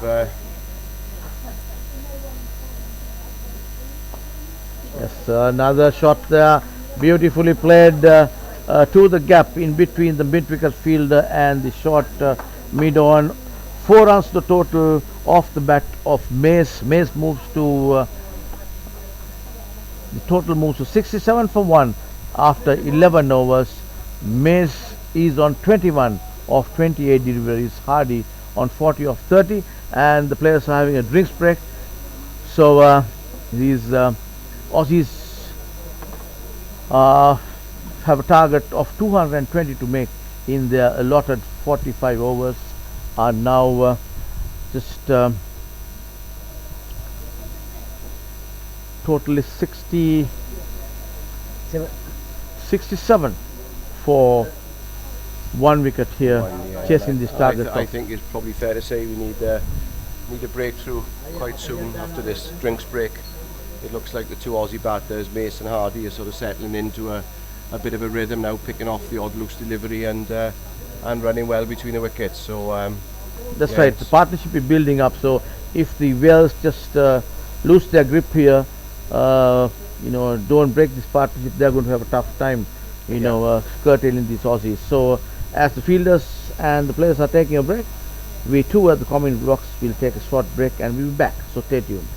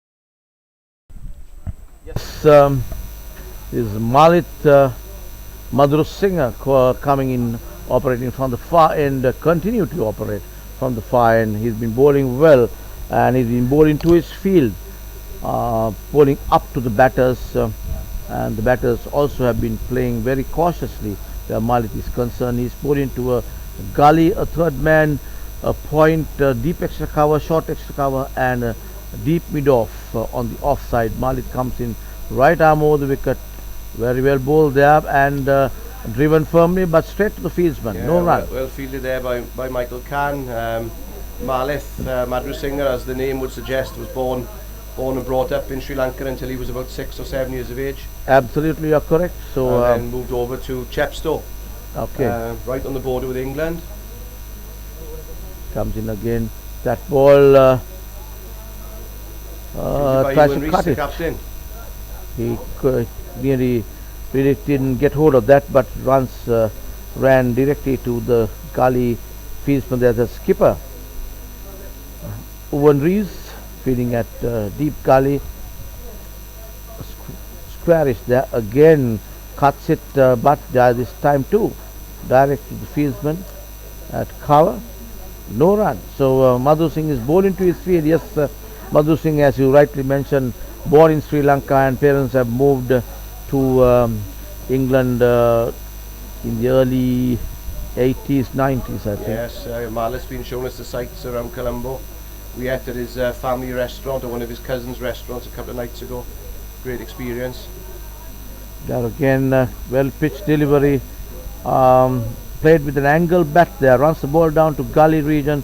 No run, so Malith has been bowling very, very impressive. He's very already accustomed to the conditions here. But I don't think he has played that many cricket in Sri Lanka though, because he has moved. No, he certainly comes in again from the far end.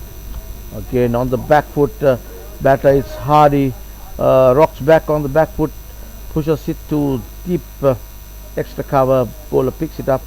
The fieldsman picks it up and sends it back to the bowler. Yeah. Just a single. Malith plays for the MCC back in the UK as well.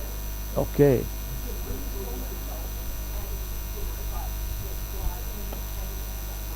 Very well. Oh, I thought he fielded that, but Kelvin Bartlett there at long off. It runs around, yeah, picks it up. I think that's 50. Is it? no. He moves to 41 of 35 deliveries. 70 runs on the board. That comes the end of Malith over. 12 overs gone, 70 runs for 1 wicket, chasing this target of 219, 220 to win, posted by Wales, 70 for 1 Australia. And it will be Roy who is coming into the attack. He is playing incidentally his 100th Masters game today. Yeah, Roy's been one of our premier bowlers over the last 4 or 5 years. I think this is his 4th World Cup. Okay. Going to the initial 2020 World Cup in. So it's quite a lot of experience in this side, and a lot of seniors playing, and a lot of celebrations today as well, because he's the 100th one where he's concerned, and there is also a person who is playing, I think Julian Ballinger, yeah, Julian's 50th cap. 50th cap. Yeah, we've got we can have a couple of celebratory drinks for them tonight after the game. Yeah. But yeah, certainly 2 excellent servants for Wales Over-50s cricket. You have a game tomorrow? No game tomorrow, a well-earned day off.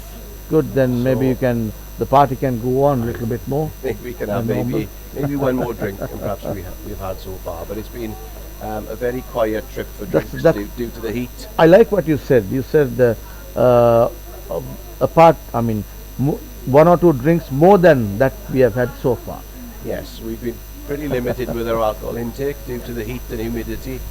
So yeah, most of us have been having a beer or 2 after the game, and we've all been in bed by about 9:30 at night. So absolutely shattered. Very good. That's discipline side. Yes, that's good to note. As much as the Welsh like a beer, I think there's a time and a place for it.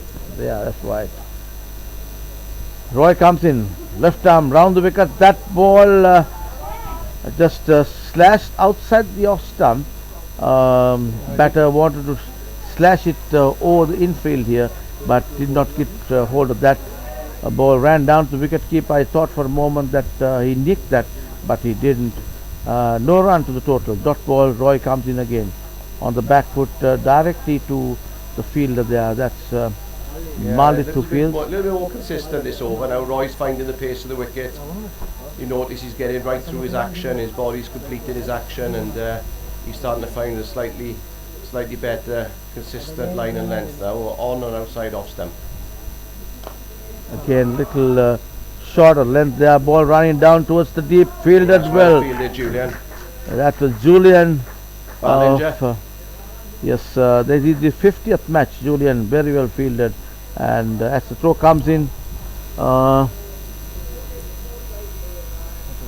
runs to the total, 72 for 1 of 13 overs, needing 148 in 192 balls.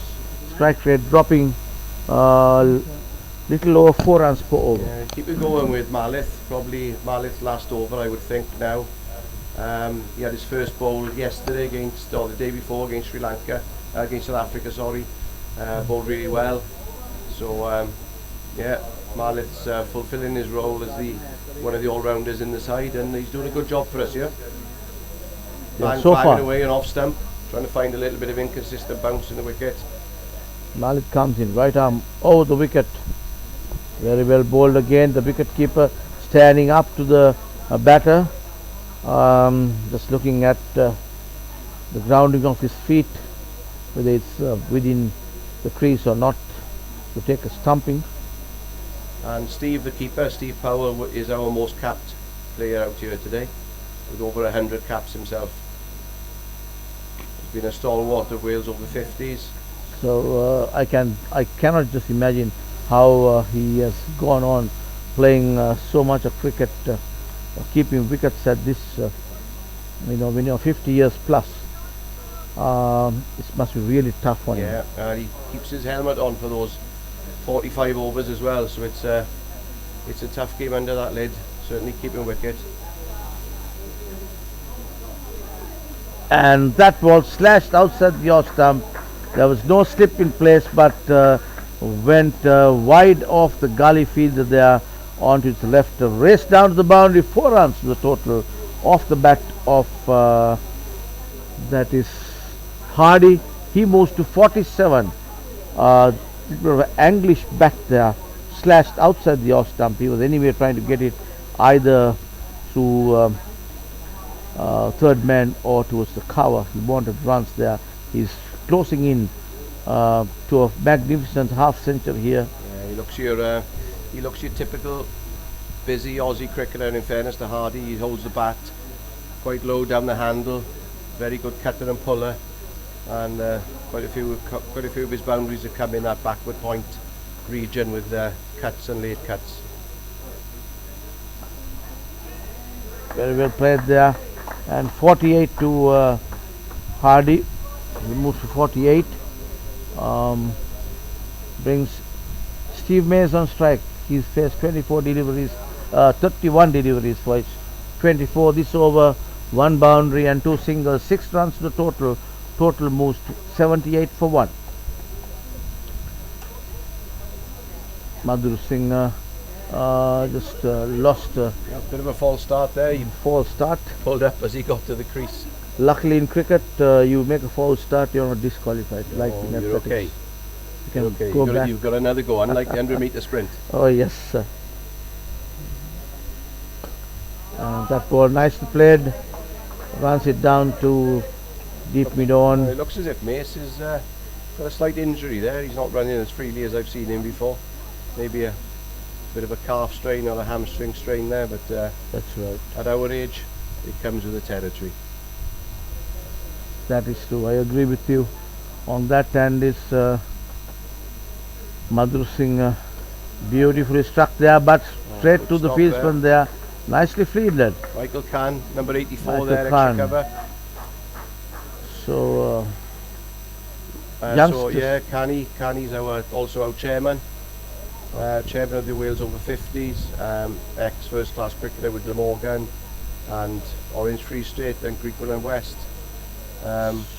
Left-handed batter, batted at the top of the order for Glamorgan, and bowls his off spin as well to a good standard, in fairness. And yeah, good contributor to Wales.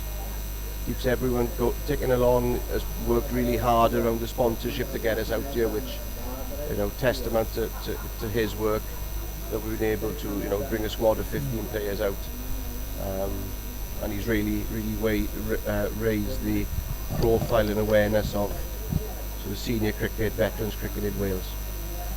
That's some good news for Wales cricketers.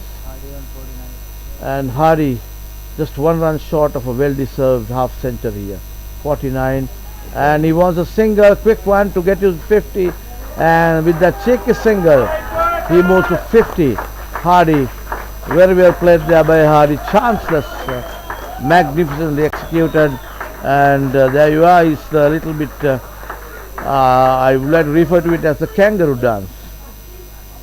And nicely played there, 50 up for Hardy. Here, partnership building here between these two batters, Hardy and Mace. Total 81 for 1 wicket, chasing 219, 220 to win. Roy. Again, nicely put away. Ball running towards the boundary, fielded beautifully by the fieldsman there.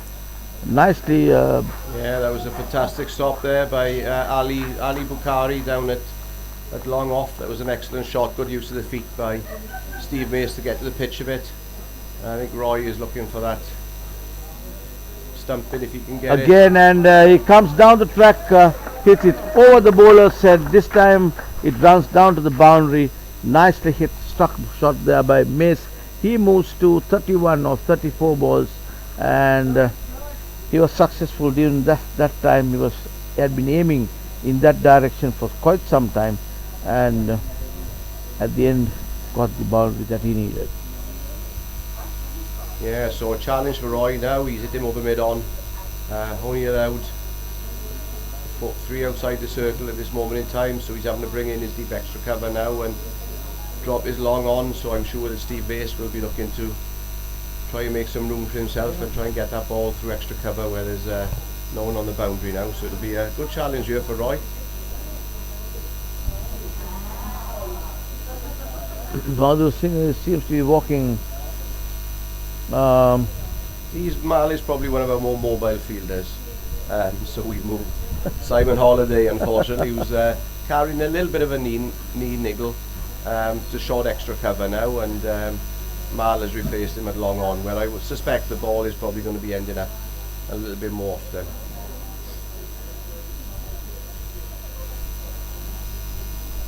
And comes in by Roy, the bowler. And there is and the ball rolled down to the wicket. Stumped, I think that was given out. The square leg umpire is giving him out stumped. It looks like Steve Mace tried to run it down to third man and overbalanced, fell out of his crease, and sharp as ever, Steve Powell has whipped those bails off in a split second. Excellent bit of wicket keeping by Steve there. Just whipped the bails off in a flash. And the second wicket of the Aussies innings fall Australia or Masters over-50, 87 for 1 wicket, and we lose the wicket of Steve Mace. Is the guy who is walking back to the pavilion for 31 runs. He batted well, and we have number 71 going into bat, and 71 is Andrew Kratzman. Andrew Kratzman. Yeah, good clean strike with the ball. Uses his long levers, gets his leg down the wicket, and gets those long arms going. Good strike with the ball, Andrew.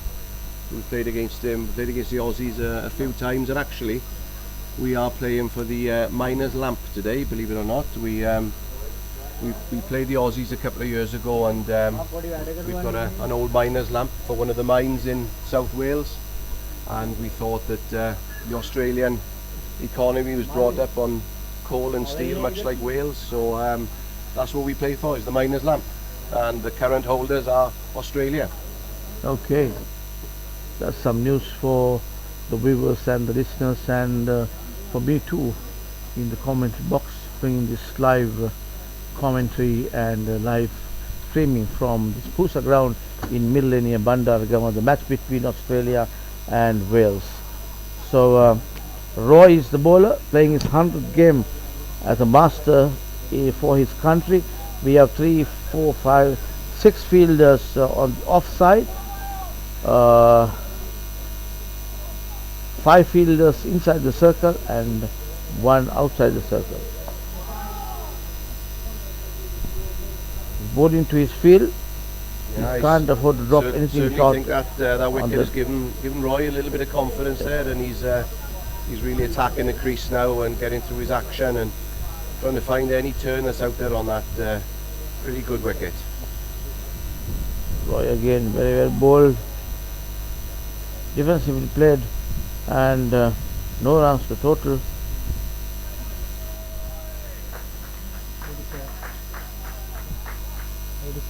87 is the total.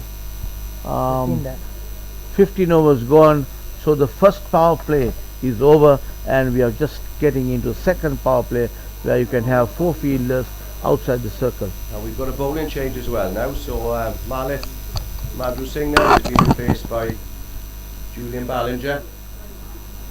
Julian from the bottom end. Julian playing in his 50th international match today, has been one of our top wicket takers on the tour so far. Julian played a number of years down in Southampton in England, very successful club career in the Hampshire Leagues. Recently moved back to South Wales, living now in Pontypridd.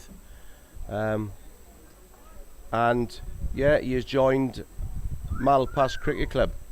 Anybody listening from Malpas Cricket Club, Julian's joining this season with his son, who opens the bowling as well, so he's looking forward to that challenge.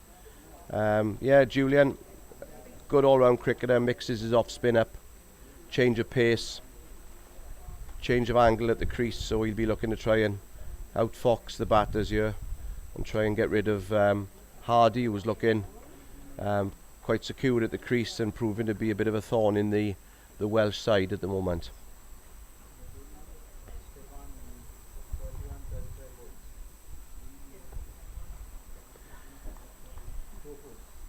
So Bully starting with a 5-4 leg side field. He's got a short fine leg, deep backward square, want someone in front of square, short mid wicket and a long on. Long off, extra cover, backward point, and someone square on the offside, patrolling the offside boundary.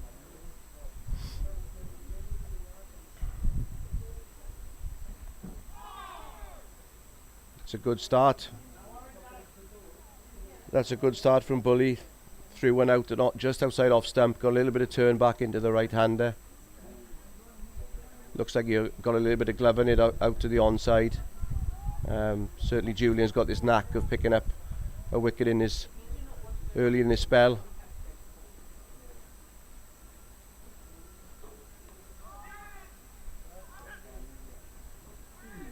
Oh, and I think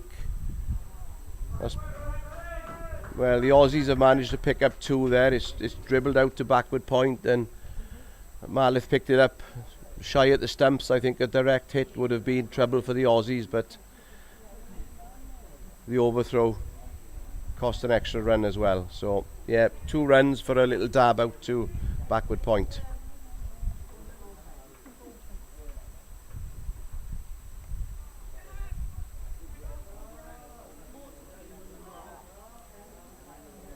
Yeah, I think the Welsh boys need to switch on here. I think the Aussies have clearly got a bit of a game plan of pushing the ball into the gaps and at the fielders and running for a single. So those in the circle need to get in nice and tight to stop those easy singles, just releasing the pressure on the batters, not leaving the bowler settle. So yeah, good plan from the Australians, and Wales now need to react to that. Get in nice and tight, mid wicket, extra cover, backward point, saving those singles.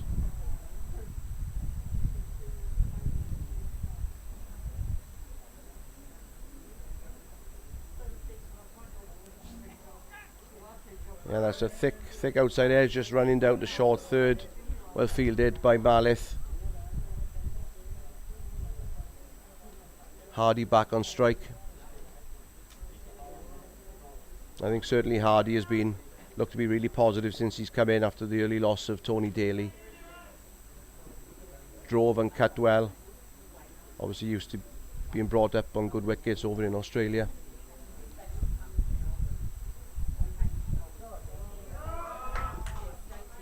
And that's a good shot by Hardy. It looked as if it just started to drift down the leg side, and he's played him with an orthodox sweep and has gone down to the deep backward square for 4.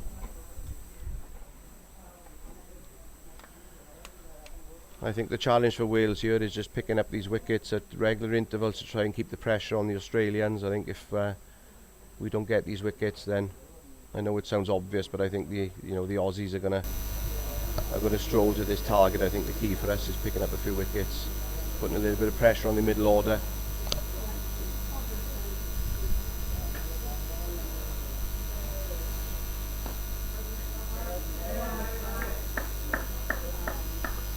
and staying in the game for the last, trying to get it into the last sort of 10 overs, because we've certainly found since playing out here, the last 10 overs of the innings, the wickets tend to go quite slow and low. Then the pace goes out to them, the balls get quite soft, so it is quite difficult to chase later on. That's right. And at the end of 16 overs, 96 for 2, chasing this total of 220, 219 to 20 to win. Aussies, Australia Masters are now needing 124 to win of 174 runs. So as you were saying, Mark, if Wales are to do something here, they'll bowl the Aussies out. If not, it's going to be a tough thing for, you know, so many balls, so many overs remaining, just 2 wickets down, and it's not going to be easy for the Wales. No, they're all, and you know, having played, we played the Aussies 2 or 3 times in the last couple of seasons now. They certainly all play really positively all the way down the order. So the critical thing for us is picking up regular wickets and trying to create that sort of scoreboard pressure then through. Keep the pressure on, and Roy, that ball, flighter delivery just pushes it to the mid-on region where Madhur Singh comes and picks up. So in comes the throw, just a single to the total. Ash Hardy is the man who took that run and brings in Andrew Kurtzman. And that ball nicely played away again on the onside. Andrew played a good innings when the match they played the match against New Zealand in the practice game. I watched that game, I was there, and where the Aussies went to lose that game, but nevertheless played some good innings for practice. So, and yeah, looks like he's got a little inside edge on that and played on. So that's exactly what I was speaking about. Trying to get another wicket now. And got good, number 5 in. Hardy was going well, and good wicket for Wales here. So another wicket goes. 98 for 3 Wales. We are on the 17th over of the Aussie innings. So run rate dropping. Not really dropping, it's almost the same, 4.28, but only 7 wickets in hand now. So it's very clear that the Wales fielders and the bowlers will have to get the Aussies out, bowl them out if they are to. I think we can see the frustration there with Hardy. He's holding the bat above his head. He's clearly disappointed there. He's probably looking to see the way very through disappointed, the innings, and he knows for a fact he would have gone for a good a century there, because he was a well set batter, striking the ball well. One mistake and here he goes. And I was talking to you about the lower bounce off the wicket, and that's something that happened, I guess. So your ball does not come to the batter as well as one would like it to come. No, we find using the pink balls out here, they're covered in like a hard lacquer. And once that lacquer goes off after about 14-15 overs, then the game tends to take a little bit of a change. Once the hardness and shine goes off that ball, it becomes quite difficult to chase. And certainly the hardness and a little bit of green that you had in the morning is no longer there. So, but having said that, even after about 25 overs, when the Aussies were bowling, especially James Morris and Craig Tringle, they've moved the ball bowling from the pavilion end, and both of them, the spells that they bowled from the pavilion end, they were able to move the ball, and I saw Craig Tringle moving the ball both ways at one certainly stage. Two big tall seamers who hit the pitch hard and found any sort of inconsistent bounce. We're slightly shorter as a team, so we're looking to bowl a little bit fuller and try and get the ball to swing and seam it a touch. So yep, now 3 wickets down of the Aussies. Australia 3 wickets down for 98. We are on the 17th over, and Royce, the bowler, comes in from the pavilion and bowls a pitched up delivery. Now the skipper has got another man in catching position there, a little not a silly mid-off as such, but catching position. Like a short extra cover. I think Roy's found his line and length out consistently, Yes. and Left arm round the wicket, and that ball almost went to the hands of the bowler himself. Just take it one bounce. So I think he's trying to play on Tony Clark. I think this is who's coming to bat, the Australian captain. Play on his Tony nerves. Clark, yes. Play on his nerves a little bit. You know, still a naught after 4 balls. Tony Clark on the front foot, just pushes it to the deep mid off there for a single. It's a good over that from Roy. So Tony is off the mark of 3 deliveries. Tony also has been a experienced campaigner for his side. I think he's played for 3 World Cups before. Yeah, I think you may well be right. Yeah. Certainly he's captain them in the last couple that I've been fortunate enough to play in. Good player, quick feet, looks to get down the wicket to the spinners, sweeps well. So yeah, he's a good player, Tony. I think he picked a couple of wickets up as well. So He picked up 3 wickets. good all-round contribution. Very good all-round contribution, and on top of that, his field placements also I thought was quite good, and he read the batters well. Signs of a very experienced player and a captain. And there comes the ball, right arm over the wicket, orthodox off spinner there. That is number 17, Julian Ballinger. Ballinger.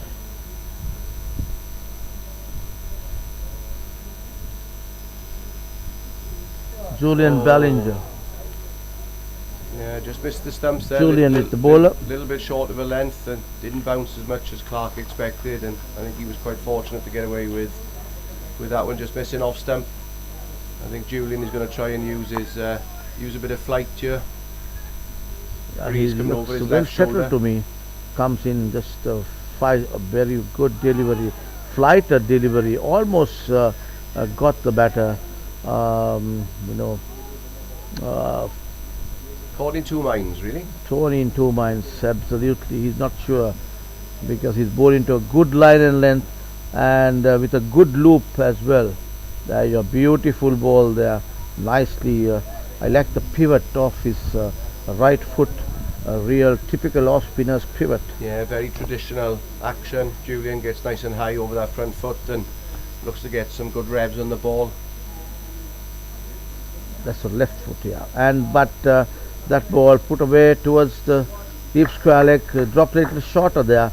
So he's bowled into right hander and ball moving out of the leg side of a player, and 100 runs on the board where Aussies are concerned. 100 coming up in the 18th over of this Aussies innings. 100 for 3. That ball nicely swept away and no fielder there. 4 runs the total, beautifully struck. Yeah, probably just a bit too straight there to Kratzmann. He just needs to get that line, probably another 6 to 12 inches across to the offside, and trying to get him bowled through the gate. Andrew is the player. Yeah, Andrew Kratzmann, good sweep shot. Waited for it and just placed it nicely towards the in between square leg and fine leg. 4 runs to total moves to 104 for 3 wickets. 18 overs gone. We are on the 19th over of this Aussie innings, chasing this total of 220 to win of the allotted 45 overs, and we are on the 19th over of this Aussies innings. Roy playing his 100th match for Wales. Bowled a good spell here, isn't he? He's picked up a couple of. So far he's done well. Couple of He's early bowled order 5 batters. overs, given away 18 runs and taken 2 wickets. Fantastic performance by him. Roy comes in, and another good delivery by him along the ground. Place it straight to Roy himself. No run. He's getting the batter to come outside the crease, flighting a little bit. There you are, very well bowled. He's just very misplaced nicely here. Roy is pushing the odd ball through a little bit quicker, flighting the odd delivery, so he's keeping the batsman on his toes. Always good bat bowling batters here. guessing not knowing what the next delivery would be.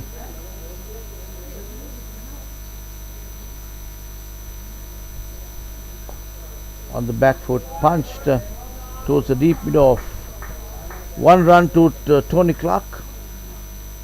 Tony Clark moves to 6 runs of 5 deliveries and brings, I beg your pardon, 3 runs of 11 deliveries. Andrew is 6 of 5 deliveries. Andrew on strike now. And that ball put away towards the deep there. Ball running down to the deep extra cover area. Batters crossed over for single. Total 106 for 3. And yeah, good throw there. Alan Webster, Neyland down in Pembrokeshire, one of our 3 Pembrokeshire cricketers from right to the western part of Wales. It's a good contest here by these two teams. Roy trying to put the brakes on the Aussies. Skipper, and that ball flighted delivery played defensively back to the bowler himself. No run. He's bowled into a short third man. Point, deep extra cover, short extra cover, man in between mid off and short extra and deep mid off. Again, very well bowled there. Change of pace, a little bit slower than the last delivery, I think, and just got Tony Clark reaching forward for that one. He was not very sure how to play that, but eventually played defensively. No runs added. Total remains 106 for 3 wickets at 19 overs. So yeah, next season we're going to have 5 teams in Wales. We've got a team from North Wales entering the competition for the first time. So veterans cricket is certainly spreading throughout Wales now, and it'll be good to get our North Wales cousins playing with us as well, and increase the number of participating cricketers in the Welsh veteran setup, which is really good for us. Excellent. Yeah, that sounds good. And that ball down the leg stump, just missing the leg stump. The wicket keeper must have clipped the pad. Must have clipped the pad there, I think, because he hasn't given it as a wide. So he must have clipped the thigh pad or a bit of pad or something. And good bit of work by the wicket keeper there. Just very sharp and quick. Very well bowled there. And Julian is the bowler. Right arm orthodox off spin coming from the far end. Just 1, 2, 3, 4, 5, 6, 7. That ball runs it down to the third man, finish third man area for a single as Malit picks up, and the ball is... Yeah, Julian's 50th appearance today. He's been sort of ever present really since he made his debut a couple of seasons ago, and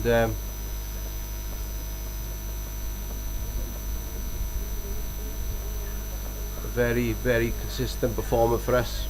Superb bit of bowling by Julian.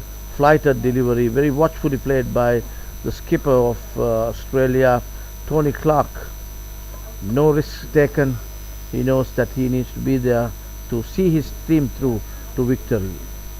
That ball again, a little bit of... a little bit flatter, a little bit shorter, spun a fraction there, just forcing Clark onto the back foot. I think Clark is looking for that back foot option down the ground past short mid wicket, and Julian as the bowler in his follow through, so we're trying to squeeze that angle there.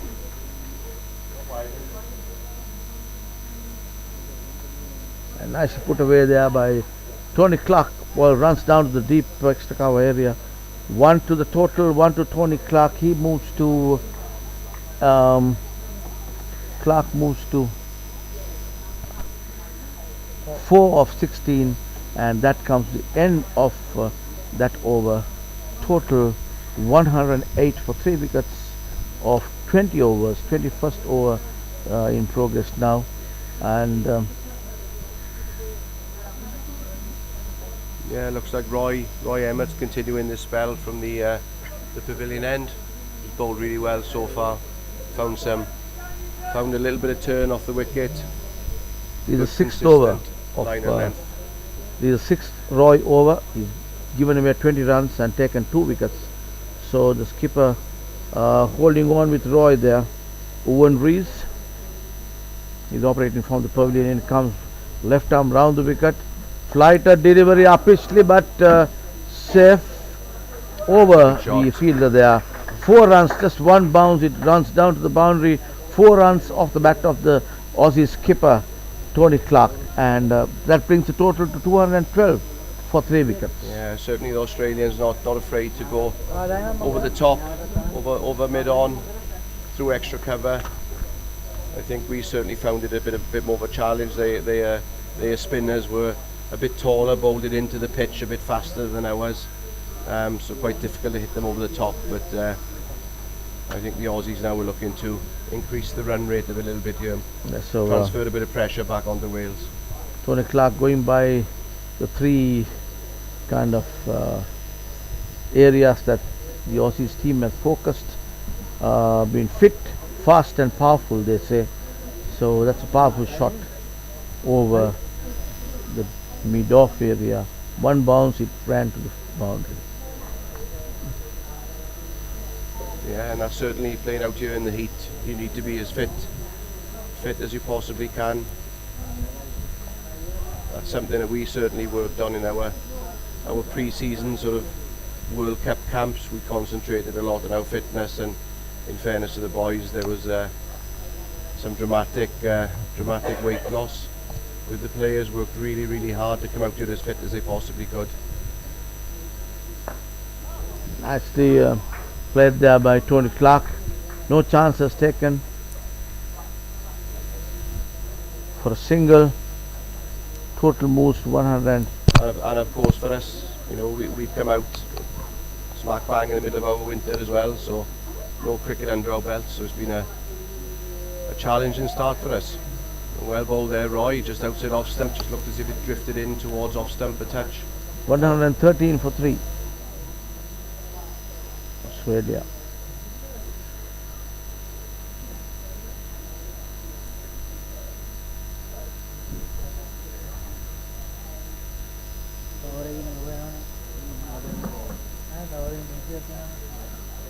Yeah, pushed through a bit that one, I think.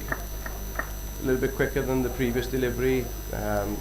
Kratzman got a little bit of an inside edge on it and just run off the short fine leg. But That a single, comes to the end of the over. yeah, I think we probably need a change here. We might need to change it up a bit, try and pick a wicket up somewhere. Because at the moment the sort of Australians are making it quite a sedate progress towards our target of just over 200, 220 I think it was. 220 to win, yes. So these 2 batters just consolidating the Aussie innings, building up a partnership here.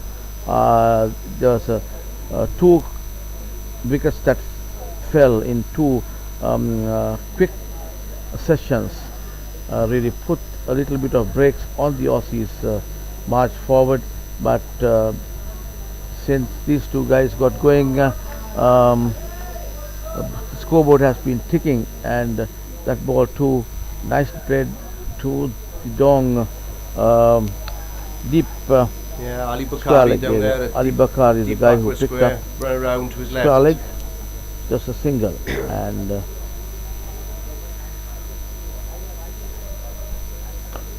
nicely put away to the deep mid wicket area. It's a vacant area, nobody field in there.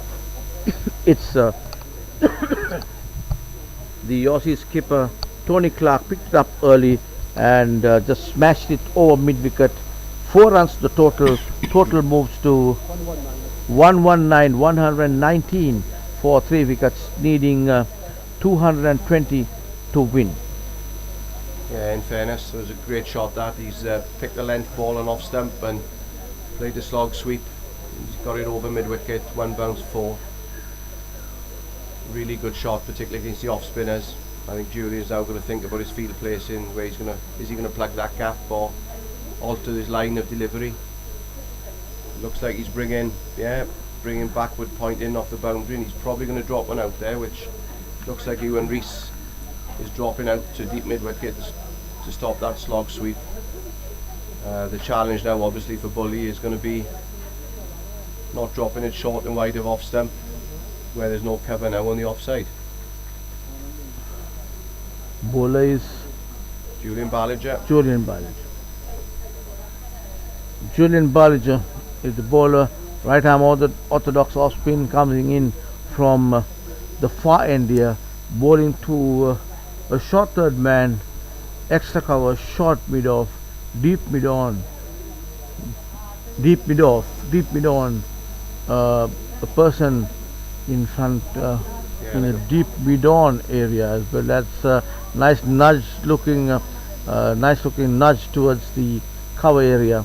Just a single by the skipper. He knows exactly where he should be playing, and he's an experienced campaigner. So just using the pace of the ball and running the ball down to fieldsman and just trying to get the scoreboard ticking all the time is what he must be thinking. And that again, And it's a challenge in this sort of middle power play, you know, only 4 outside the circle. And we've gone long off, long on, deep mid wicket and deep backward square. So there's that gap on the offside for the boundary.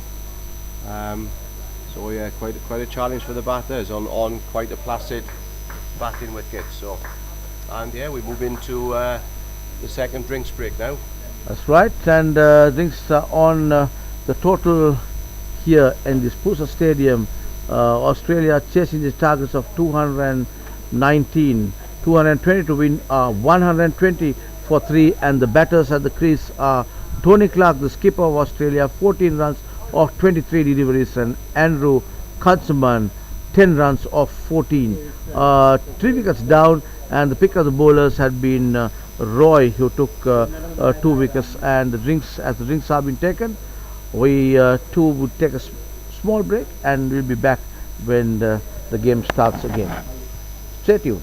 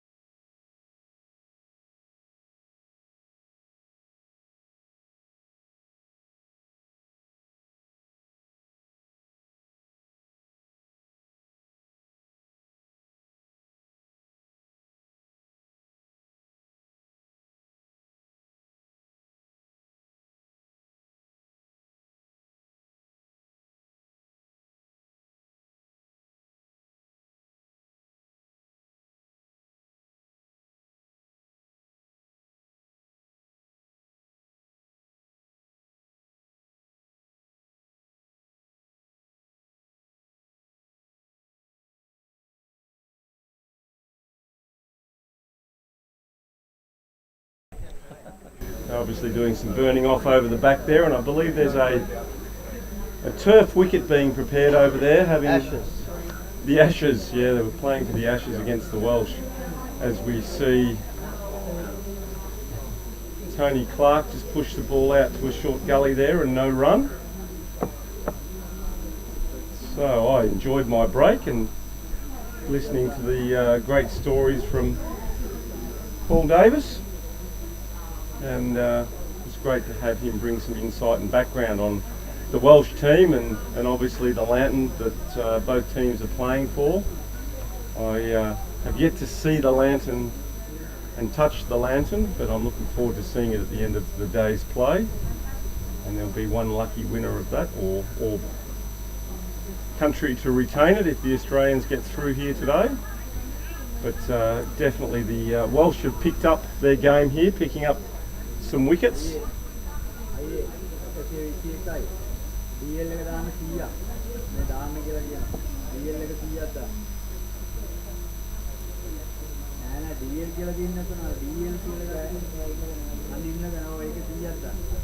So I'm just waiting for the update on my phone so that I can bring you the current score.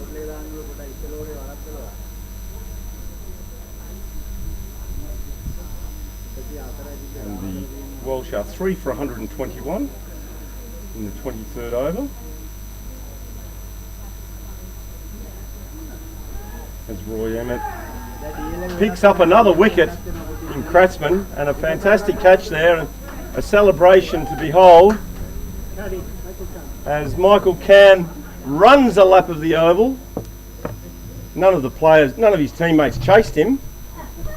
They're all probably too exhausted, but there's the skipper. Oh, no, not the skipper, Michael Cann, obviously taking a great catch to dismiss Andrew Kratzmann. Yes, it's Andrew Kratzmann. He's a dangerous player. I saw him playing against New Zealand that way. So it's a good wicket for Wales here. And the fielders, the skipper, all are pumped up. They have taken 4 big wickets off this mighty Australian side. 120 on the board. Just needing exactly 100 runs to win this game where Aussies are concerned. 6 wickets to be taken by the Wales bowlers. That was very well bowled and fantastic catch. And after the catch was taken, he did not know where to run. And as you rightly mentioned, nobody was chasing him. No. They were running all over, and he was so happy with that catch, rightfully so, because just a magnificent catch there at cover. And we now see Anthony Barranca, the wicketkeeper and vice-captain of the Australian cricket team, of the Australian Over-50s cricket team. There's a Freudian slip there, Fuzz, just for you when you're playing this back. Joining the captain. Joining the captain. So the 2 leaders of the team are at the crease now. They got something on their shoulders, responsibility to see their team through. Yeah. They need a partnership here. They do indeed. They need 100 runs now. So there's no scoreboard pressure.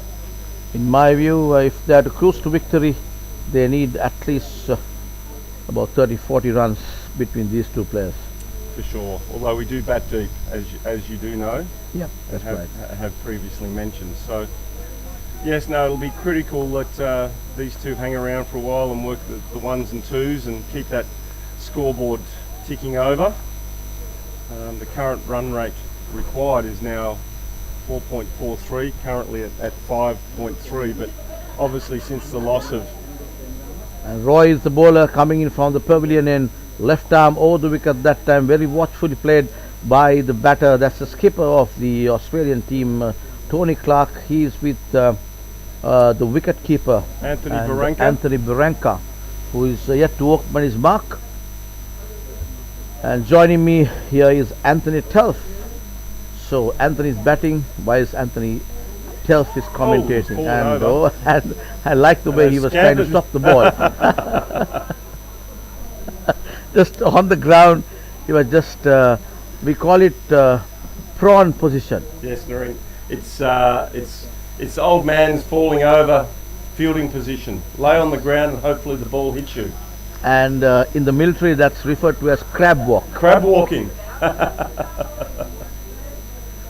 Roy, bowling well here at the moment, has three wickets for 28 runs from 7 overs. So he only has 2 more overs, but he took an unfortunate tumble there. Hopefully he's okay and can continue next over. But he's bowling in tandem at the moment with Julian Ballinger, and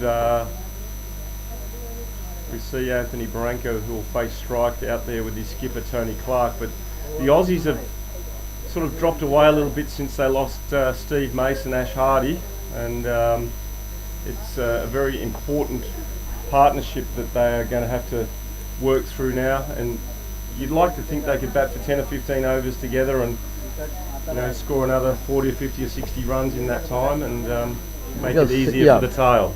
Any chances say it might be a tough thing, because you're talking of a Over-50s World Cup turf, so everybody wants to give their best out there. So you might be the best batter, but equally the bowlers and the fieldsmen, they're all equally good.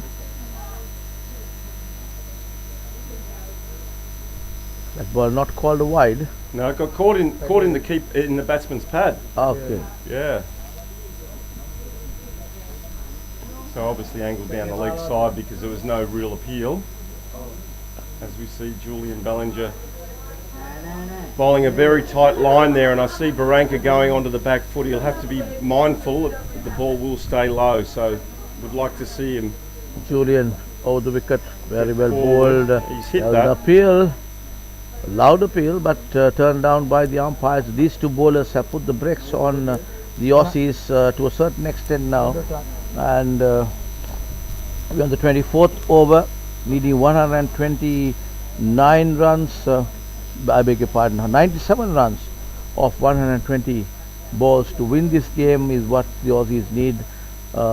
Required run rate is less than 5 runs per over. Yeah, it's 4.5 and over. So you can see what the Welsh are doing here. They've taken the pace right off, and it's proving extremely difficult at the moment. As we will expect that the pitch will start to stay a lot lower and slower. As Julian Ballinger comes in the bowl.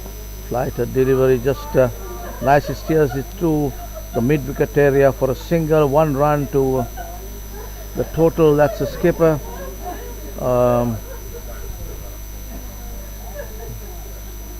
Now we've got Anthony on strike. It was faster ball there, but the batter saw it early, down the offside, left it alone. No runs to the total. Added 124 for 4 wickets at 25 overs, needing 96 to win the Aussies. And we have is that Roy? Yes, Roy. Emmett Roy to go again. Incidentally, this is Roy's 100th match. I heard that. Yeah, what an achievement that is. 100 Masters matches after you reach the age of 50. It's not easy at all. No, not at all. So the Welsh have obviously played a lot of over-50s cricket, and they can do that, obviously being in the Northern Hemisphere with more options, but he's obviously been part of their World Cup campaigns over the years as well. Probably went to Sydney for the first Over-50s World Cup, and then to South Africa twice, and then obviously now here in Sri Lanka. Very well bowled, but the ball drifting down the leg stump, and the batter launches forward and plays defensively. No run. Ball runs down to that was number 2 is Kelvin Birtle. Again, another quick single. Another quick one. By the way, batters for the non-striker was very quick off his feet. Gets on the other side. No drama here. 125 runs for 4 wickets, Australia. Noreen, I've been really happy and really impressed with the umpires here in the World Cup. They all seem to be doing an exceptional job. Absolutely, yes. And the two today, John Holland and Shanti Shanti Kumar. Yeah, have done a great job today under very extreme conditions too. Oh, yes, and I was talking to Shanti Kumar. I was telling you that Shanti Kumar has played a lot of first-class cricket whilst in Sri Lanka before he migrated to Canada. Yeah. And he was saying that he's coming from minus X amount there, minus 30 plus. And in fact, I saw in the news the ice snow level was some 120 centimeters or something. Quite deep then. Oh yeah. Yeah. So my daughter's actually living in Canada at the moment, and so a big shout out to her if she's listening. Sophie, my number 3 daughter. okay. She lived in the USA for a short period and now has found herself in Canada. So I've seen photos and it is cold, and that's a drive down the ground and no run, well fielded there.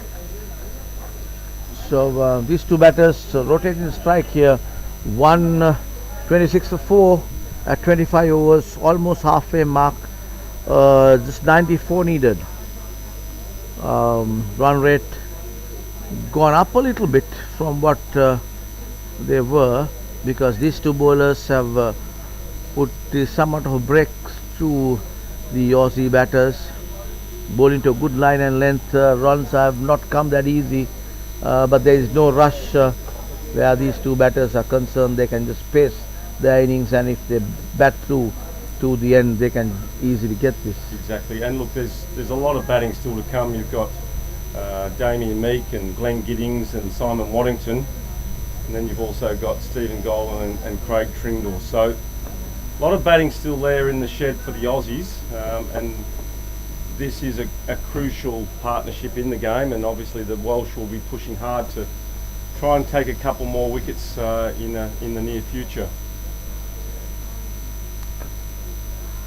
Nicely put away to the gap. There was enough time for this is Anthony Barranca. He had enough time on his side to put it away right onto the gap. And 4 runs to the total. Very strong field on that offside too, with a long off and a orthodox mid off and a cover and a point. So he had all the time in the world to make sure that he pierced that gap, and a magnificent shot there by That Fuzz. was too short by the bowler. That's a good one to follow. That's the line and length he should be attacking now, because they need to take these wickets if at all.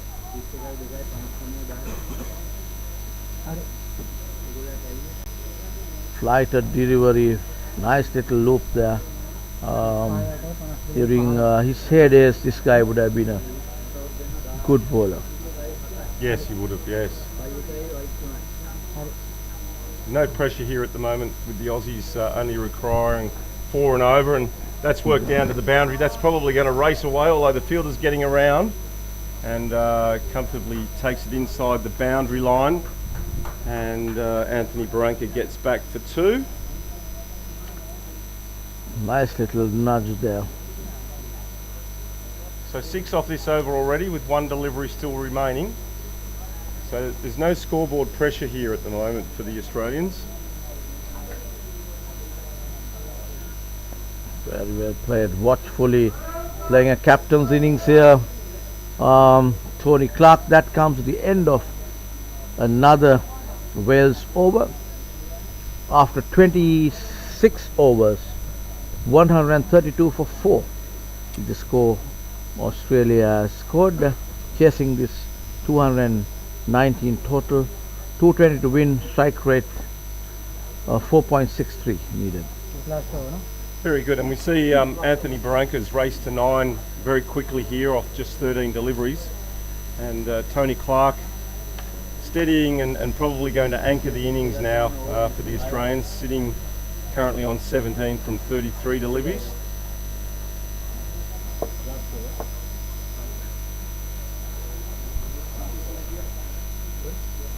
And we see Roy Emmett coming in for his last over now, commencing his 9th over. Left arm around the wicket for Tony Clark, and he gets on the front foot and hits it out to mid-off for no run there.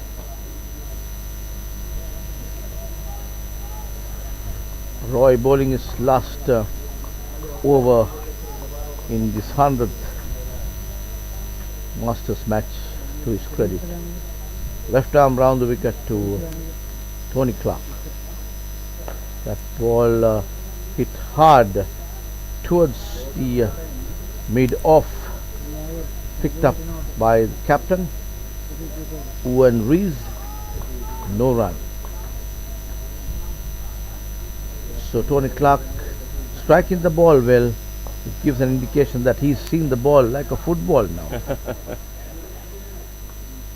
As he works the ball down to long on for a single. So the good thing that we're seeing now with the Australians is we have right and left-handed batters at the crease, which obviously adds extra pressure for the Welsh team with field changes and bowlers getting their line and length right. So this is going to put more pressure on the Welsh as they search for that next wicket. And especially you would always want to have one of your best fieldsmen at cover position, so when the batters changes, it's a problem. So unless you got a similar kind of person. I'm not sure if that was a warning for Tony Clark backing up, or whether Roy Emmett tripped at the bowler's foot mark, but maybe a little bit of byplay there from Roy. As we see Anthony Baraka. They need to do something here. Yes.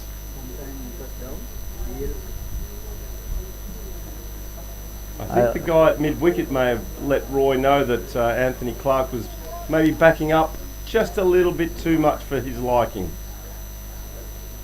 That shot on the back foot, nicely put away towards the deep. A single. During my days, I used to love to do that. Oh, did you? You know, just cheat. Coming to bowl and just saying the non-striker, look here mate, don't cheat. You're just, you know, he may not be doing it. No. You know what I mean? Just to psychologically. Leaving his crease early. Oh yes. Yeah. So it's part of our game now, the man cat, isn't it? With the T20 and the one-day format, looking to the batsmen looking to try and get that added advantage with their running. Well, nice little and a great shot there by Tony Clark, piercing the gap between point and gully, and it races away for 4 runs. And Telf, when it comes to late cuts, as I see it, I've seen a lot of late cuts being played in this Masters series. So it could be for 2 reasons. Number one, these are senior players. During the time they have mastered the late cut. That's one way of looking at it. Other way is they're late on the back foot, and therefore it's much easier to play the They're actually playing a cut shot, and then because they're so late, it's a late cut. It eventually turns out to be a late cut. I think with the wickets, the way they play here in Sri Lanka, it's beneficial if you can play that late cut or the sweep shot. Because otherwise... And as you rightly mentioned, even the Aussies, when they played the test match at Galle, we saw a lot of sweeps, reverse sweeps, you know, cuts, late cuts. Steve Smith plays that brilliantly, and he got a century in the first one, if I remember right. 147. And then we also saw Alex Carey score a century on the second day of the second test at Galle, which we were there to witness, and that's going to be a lifetime memory, having witnessed both Steve and Alex get their centuries at Galle, and to help steer the Aussies to a 2-0 victory over Sri Lanka. But the Sri Lankans came back hard, didn't they, in the ODIs, basically wiping us off the map as they head towards the Champions Trophy in Pakistan and Dubai. That one nicely put away towards the mid-wicket. Looking for 2 here. Looking for 2 here. They'll get it as the throw comes, and they want another one there. Very well run by 2 senior statesmen in the team, the experienced Anthony, guys. He played it, and when he completed the second one, he was calling the captain to come for a third. That one nicely swept away towards the short fine leg, directed to the fieldsman. No run. Scoreboard taking 140 for 4. Left hand, right hand combination, rattling the fielders here. and ticking the scoreboard just nicely, little leg glance towards the short square leg area for a single. 1 to the total, 141 for 4, and we are on the 28th over of these Aussies innings, and the batters are Tony Clark on 22, Anthony Burns at 13 of 18 deliveries, and nicely played away again by Tony. Probably could have been a single there, but they chose not to. But just having a look at it now, the Aussies require just 79 runs now from 104 deliveries. Anthony is eager to run, but Tony isn't. Might say something about the fitness of the two, maybe. I never said anything. I did. Look, they're both batting extremely responsibly at the moment. Yeah. Just working the ones, hitting the gaps, waiting for that bad ball, hitting it to the boundary. 4.5 runs and over is the required asking rate here You for only the have Aussies. to stay at the wicket. Little push towards the cover area. Single to the total, 41-4-2 for 4 wickets, chasing 220 to win. Yep. So the last 5 overs, the Aussies have scored 21 for the loss of no wickets. So a real rebuilding partnership by the captain and the vice captain. As we see Barranca hit the ball down to long off for a single, and that completes the over for Julian. He now has 7 overs, none for 35, with an economy rate of 5. But another 5 runs off that over for the Aussies, so they're ticking along nicely now. Both batsmen appear set, with Barranca on 14 and Tony Clark on 23. 143 to the total, 4 wickets down beyond the 29th over, 77 to get of 102 balls, required run rate less than 5 runs, just over 4.5 there. And if the sunbathing here on the slide. Here's a question for you without notice. What's the weather forecast for the next week? Do we know is it more of the same? Same weather. Yeah. Is nothing extraordinary happening. No rain forecast? Not to my knowledge. No. But you're talking of the weather. No, it's been obviously some harsh conditions here for the players that aren't used to high humidity and high temperatures, but it's great that we can play cricket with no rain. That one wide outside the off stump. As we see, Anthony gets right behind that and just a little punch. Ewan Rees is into the attack now. The 1 run to the total. Total moves to 144 for 4 wickets here. The skipper's taken the ball and he's decided he's going to lead from the front and look to try and grab a couple of Australian wickets here. Owen Rees, number 1 in the jersey, coming right arm over the wicket to the skipper. Skipper to skipper comes in and nicely put away towards the deep extra cover for a single. A little bit of a misfield down there on the boundary, but they keep the scoring to 1.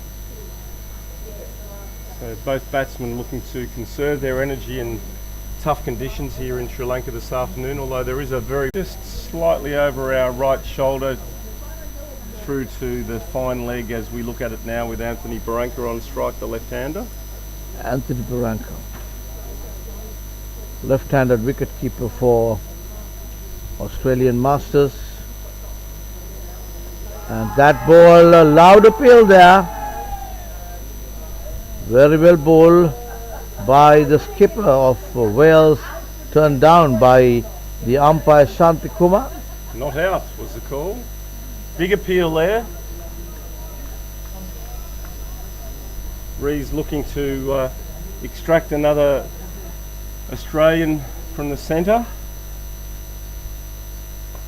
Again, beautiful bit of bowling, fantastic line and length there, good loop off the ball. He's trying to put the brakes on this batter, Anthony, left-handed, and again that ball, that is exactly what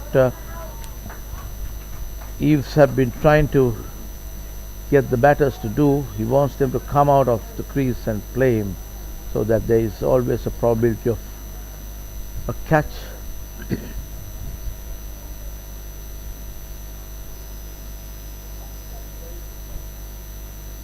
So a good over so far by Rees. Lectures for a few organizations in Sri Lanka. Wonderful. On my main topic is cricket commentating. No. Ethical leadership to mitigate corruption. Oh, wonderful. Cultivating. And that's a leadership. fantastic shot as it goes down the down the third man there, and he pulls it up just inside the boundary line, and they get 2 runs. So that would be quite a challenge with that topic that you mentioned. Yeah, I mean that's kind of a topic that I have chosen, done a few sessions, just to give some insights to some of the people. Puck goes down the ground and goes bang for 4, pierces the field at short cover, and it beats the man down at long off. Fantastic shot there from Tony Clark, who's now looking to up the ante here and obviously try and finish this game as quick as he can. With a magnificent shot there, Nareel, from Tony Clark. Superb. And he moves to 31. Yeah. And so 67 required now from just 94 balls by the Aussies to clinch their 4th victory of the World Cup. And also, Telf, I don't want to mention the brand, but I have my own brand of tea sold in Melbourne, Australia. Your own brand of tea? Black tea, white tea? Black tea. Black tea. So why can't you mention the brand of tea? I don't want to. And a sweep shot there by Tony Clark out to the boundary line, and brilliantly fielded down on the boundary line by, I think that was Ali Bakar. Fantastic fielding and backed up there at point, but brilliant piece of fielding. 2 more runs to the score. Sees Tony Clark to 33 from just 45 deliveries, and the Aussies are now 4 for 155, requiring another 65 for victory. Nice little loop ball. Another quick single. The size 10 boot didn't work that time. Yep. And they walk through for a single, conserving their energy as they continue their It happens in soccer as well. So cricket is a smaller ball, so and harder. So the tendency of missing that is much greater than the soccer ball. That comes to the end of that over. 8 overs completed by Julian Bellinger now. Has 8 overs, none for 44 with an economy rate of 5. So he has 1 more over to bowl. 156 for 4 wickets. 30 overs gone. Another 15 overs to go. We are the last power play is will start from here, and that's a signal by the umpire. So the fielding side can have 5 fielders outside the circle from this point onwards. We've got a helicopter flying over the top here on the screen. I can hear the helicopter in the background. You know what that helicopter is? It's probably an Air Force, is it? That's a Mi-17 Russian-built helicopter. A Russian helicopter? Russian-built helicopter. Oh, Russian-built helicopter. Flown by the Sri Lankan Air Force. I thought we were being invaded. So the Sri Lankan helicopter is flying over the ground. Mi-17 is the type of aircraft. Mi-17, is it? You see you and Rees bowling again, and the ball gets pushed out to mid-wicket and no run.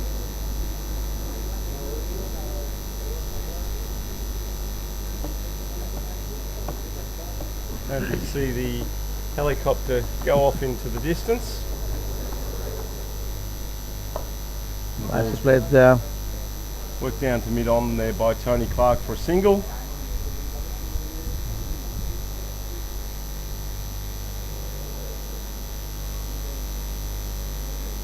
There's an Air Force base close to this place, in a place called Katukurund. Okay. So I'm sure they must be doing some flying training or something there. And he's the skipper, Owen Rees, Outside attacking. leg stump and a leg by down there. It's a short, fine leg. This leg by signalled, moves the total to 158 for 4. Just 62 runs to get.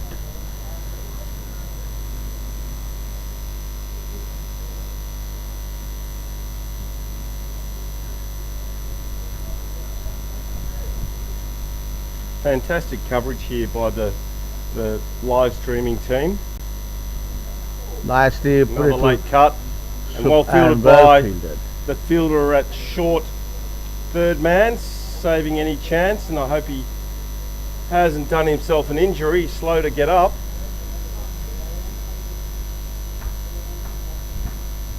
Take your time to get up, mate.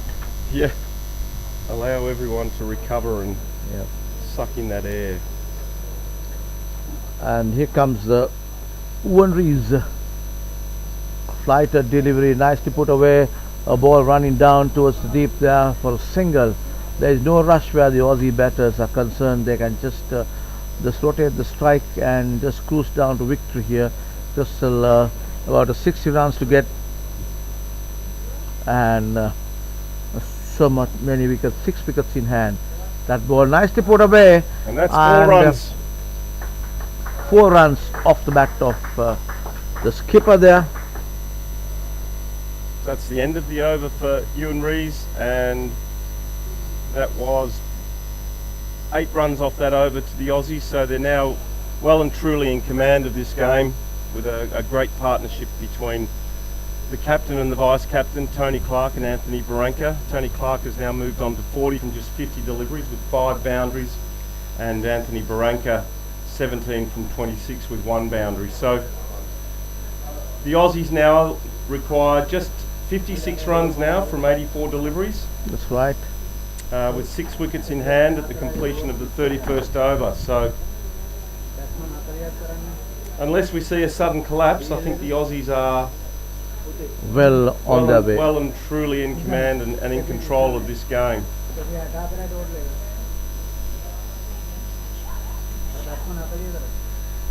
And I believe Michelle is watching.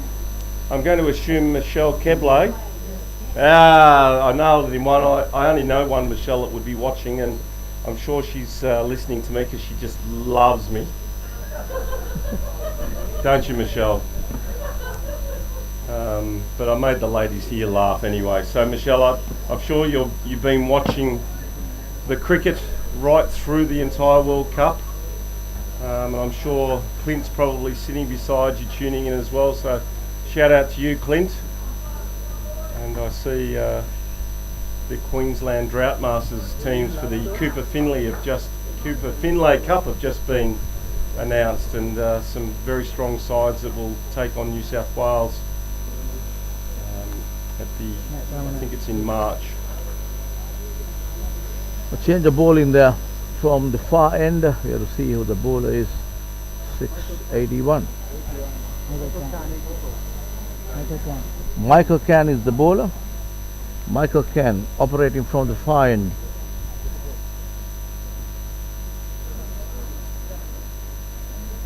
And that ball flicked off the toes there. Directly Ball to the- running down towards the square leg by Anthony. Is the batter, and as the batters cross over for a single, throw comes in, 1 to the total, takes the total to 165 for 4 wickets, chasing this target of 220 to win. I'm sure there's a huge contingent of Aussies and Welsh back in their homelands watching this coverage that we're bringing from the PUSA Stadium between Australia and Wales. Short pitch, too short that time, but the batter gets only a single there. He could not get the right placement. That was Tony Clark, who they have no hurry, just getting some batting practice here, just cruising towards the victory. Just 4 wickets down, 6 wickets in hand, and only 54 runs needed to win. That ball spinning going down the leg side there. Down the leg side. Pitched outside the line. But a big shout out to all of those people watching, and we hope that you're enjoying this fantastic footage which is coming out of Sri Lanka.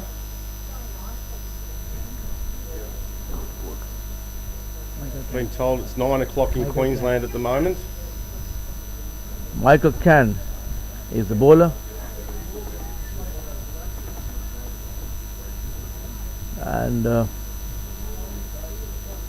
he's bowling to Anthony, right, a left-handed batter, the wicket keeper, and that ball very well bowled, and the bowler is eager to get that run out, racing in towards the infield there to stop the single being taken. So the Wales team still not given up. Why not? Cricket is an uncertain, lot of uncertainty in this game. So, and that's beautifully fielded. You can see the intentions are very clear. They don't want to give any runs just away, and want to put the brakes on these two batters, but scoreboard has been ticking nevertheless. Yeah, I wouldn't expect anything less from Michael Cann, a competitor through and through, and as we all know, the game's not over until that last delivery, and I know that Michael Cann will be still giving 110%. Absolutely, and he's really pumped up when he's bowling. 166 for 4. This is the 33rd over in progress of is about to start of this Australian innings here. So change of bowling here. I beg your pardon, is it? No, it's the same bowler. Same bowler. That's yep. Owen Rees. Ewan Rees bowling. Owen Rees bowling to a point, deep extra cover, short extra cover, deep mid off, short mid off, and on the onside deep one just at the cow corner there, long on, short mid wicket, and he wants the another square leg also in the deep, I think. Yes, he's running towards the deep square leg. So 1, 2, 3, 4, 5 fieldsmen outside the circle, just trying to stop the boundaries and give this Aussies a fight is what Eves must be wanting to do. They really need to take a couple of wickets in the next couple of overs to give themselves any chance of winning this game. Very well bowled there, flighted delivery, leg spinner, orthodox, typical leg spin here. General leg spinners when they get into Masters cricket, you don't see that much of a pivot happening when they bowl, but these bowlers, just pivot in their body, so it seems extremely on it when it comes to leg spin bowling. We've seen 3 leg spinners. Yes, and in veterans cricket, most of the veterans bats love pace on, and you see a lot of the older guys obviously bowling their spin. One, because they're getting older, and they are probably all former fast bowlers, so they're all broken now, and they start taking up off spin and leg spin. So, and lately they find that their spinners have been better than what they have been bowling. Then it's a little too late. Yeah, a lot easier on their bodies, that's for sure.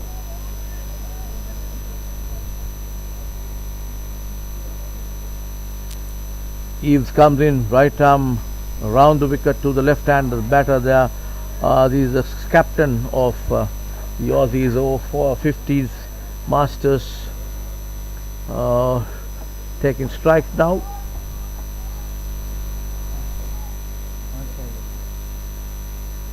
I beg your pardon, it's Anthony who is on strike, Yes, left-handed. Anthony Brank is on strike. And this has been an exceptional over here from the captain of Wales. Just one more ball to go and just a single off that over. So captain is not giving up at all. He's fighting. That ball hit firmly towards the deep mid wicket for a single. Takes one to the total, and total 168 for for 4 wickets at the end of that over.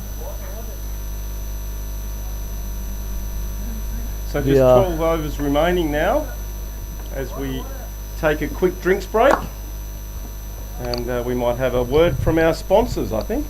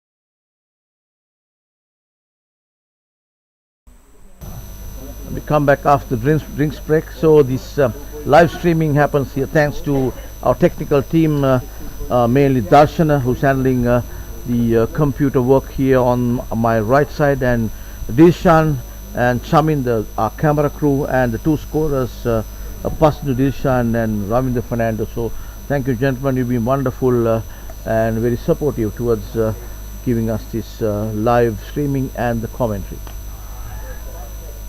That's all. And a bit of a miscommunication there from the Aussies. Yes, no, yes, no, yes, no. And in the end, no run there. So a lot happening there. I think everyone needs just to switch back on after drinks. I ducked out for a quick drink as well, and I've noticed the water we're drinking is from PUSA with the World Cup logo on it, so it's their own water brand as well. They're kind of organized in depth. That's a good one, but on the I'm wondering whether that was a wide or a leg by. leg by. Leg by, so it's come off the pad of Anthony Barranca there, and they've pushed through for a single. So I believe Glenn Giddings is the next batsman padded up, but I'm sure that the two out in the middle will be determined to see the Aussies home in this run chase of 220 for victory. Tony Clark is the batter. He's on a 42 now, just 8 behind of a well-deserved half century. Telf, I think he deserves it. I think so. Skipper. And he would be the only batsman today to score a 50, probably. Every other batter. Oh, sorry, Ash Hardy got one. Forgot about that. Hardy Yes, got that's one. Right, Yes. yes. That's when I wasn't in commentary. That's why I missed it. Okay.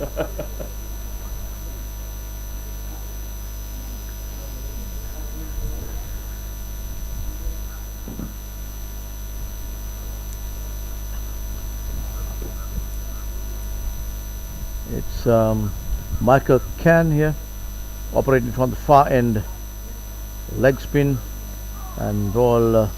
He's really pumped up, as you saw when he's bowling the previous over as well. He's a real great fighter here, not giving up at all.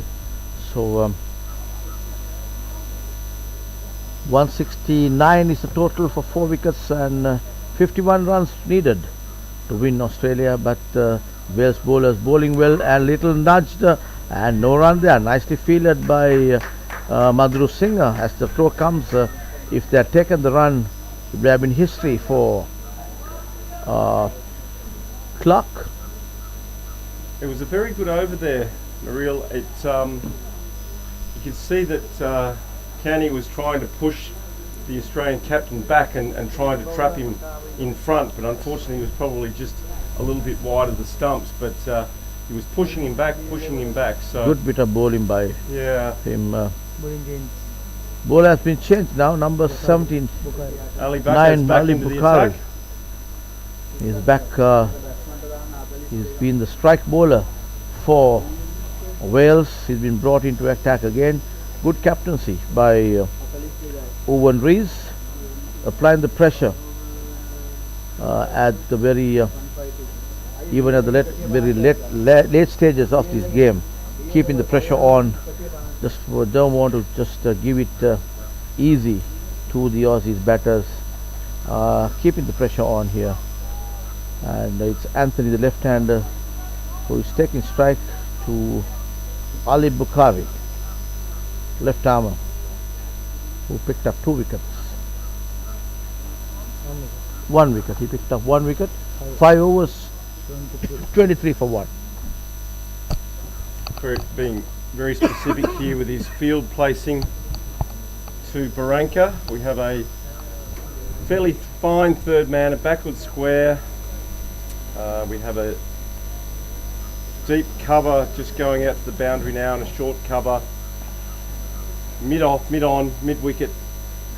No one straight on the boundary, but we have a deep backward square and a fine leg. So looking obviously to bowl short of a length here, I would say. And a cut shot there outside off stump, down to third man, and brilliantly fielded down there, saving the boundary, and just 1 run to the score. The brown boundaries have dried up here. They have, but they're not necessary when they're only needing 4 and over. They can just milk the 1s and the 2s. That's true, and the big outfield enough gaps in the field.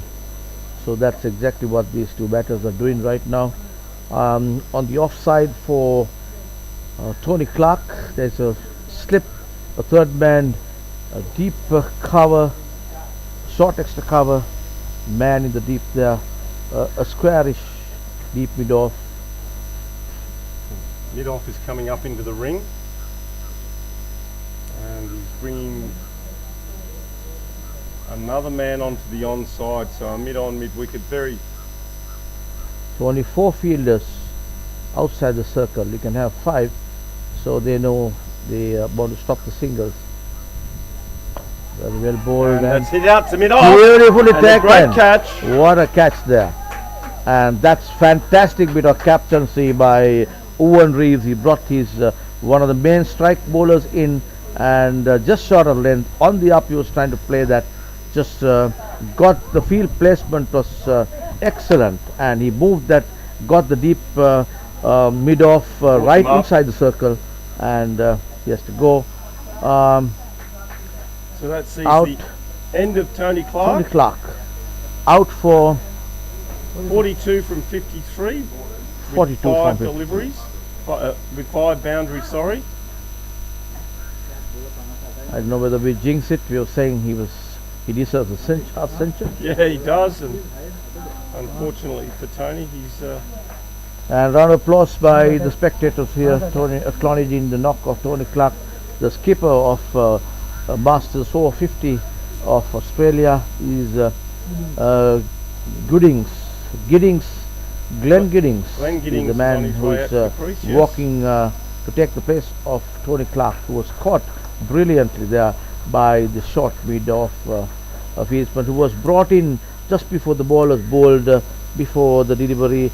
He was at the deep there, brought him up into the circle, and he took a brilliant catch. That was, I think, Madhur Singha. It was Madhur Singha who took a great diving catch, diving forward and then rolling to absorb the shock of the ball, and it was a fantastic catch there at mid-off. We see Glenn Giddings now coming to the crease, and just a quick update that it's getting a little bit tighter now. It's 50 from 64 balls. 5 wickets down. 5 wickets down, so another critical part of this game, and the Welsh are continuing to fight. Another 2 more wickets if they can get Wales, they would be in the box seat here. Very well bowled by Bukhari on the block hole. Very good ball. Attempted Yorker there for the first ball, faced by Giddings. Nice play there, no run. So Wales trying to put the brakes on the Aussies here. Bukhari comes in, left arm, and beautifully bowled there. Really foxed the batter there. He was clueless of that delivery, misses the bat and goes to the wicket keeper.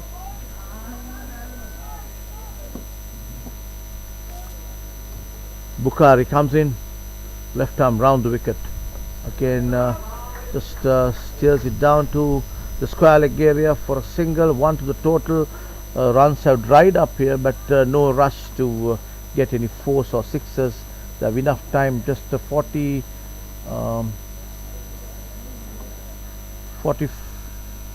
runs to get. They've got 61 deliveries. So the run rate's edging up to nearly 5 and over. It's 4.76. So, but Glenn Giddings has been in great form throughout the World Cup and has steered us home on a couple of occasions. So the man for the job is out there again, and let's hope that he can do the job with his captain, his vice captain Anthony Baranka, who is on strike at the moment, and he's 20 from 38 deliveries. But the Welsh have definitely tightened things up a bit here at PUSA Stadium in Bandaragama, and left outside the off stump and through to the keeper. Last ball of the over, left watchfully, left alone, no run. The total remains at 171 for 5, and the batters at the crease is Glenn Giddings and Anthony Barranca. Barranca. And we have Ali Bakari, who's now bowled 6 overs and taken 2 for 25. That means he has 3 more overs remaining.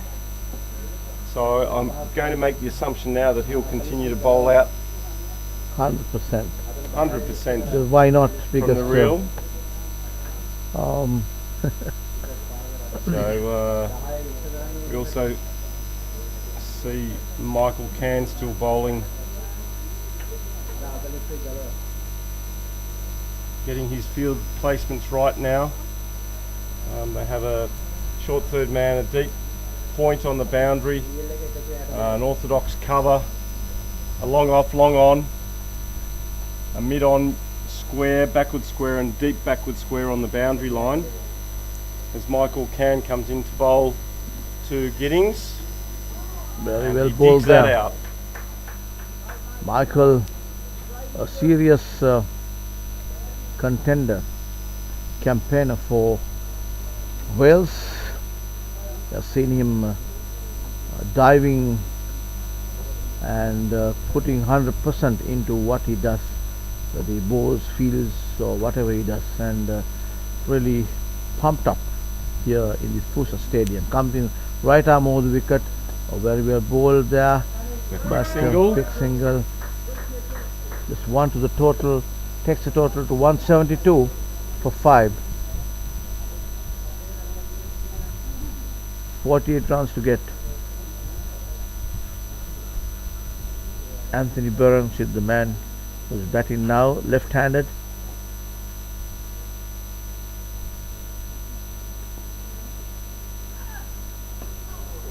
Again, good delivery. Oh, 2 size 10s, and the Anthony second wants a one run. got the size 10, and that's thrown back to the keeper and obviously deflected off down to third man, and I think it came off Anthony Barranca, so they've decided not to run. So great sportsmanship shown there by the Australian vice captain, and no run to the score after all of that.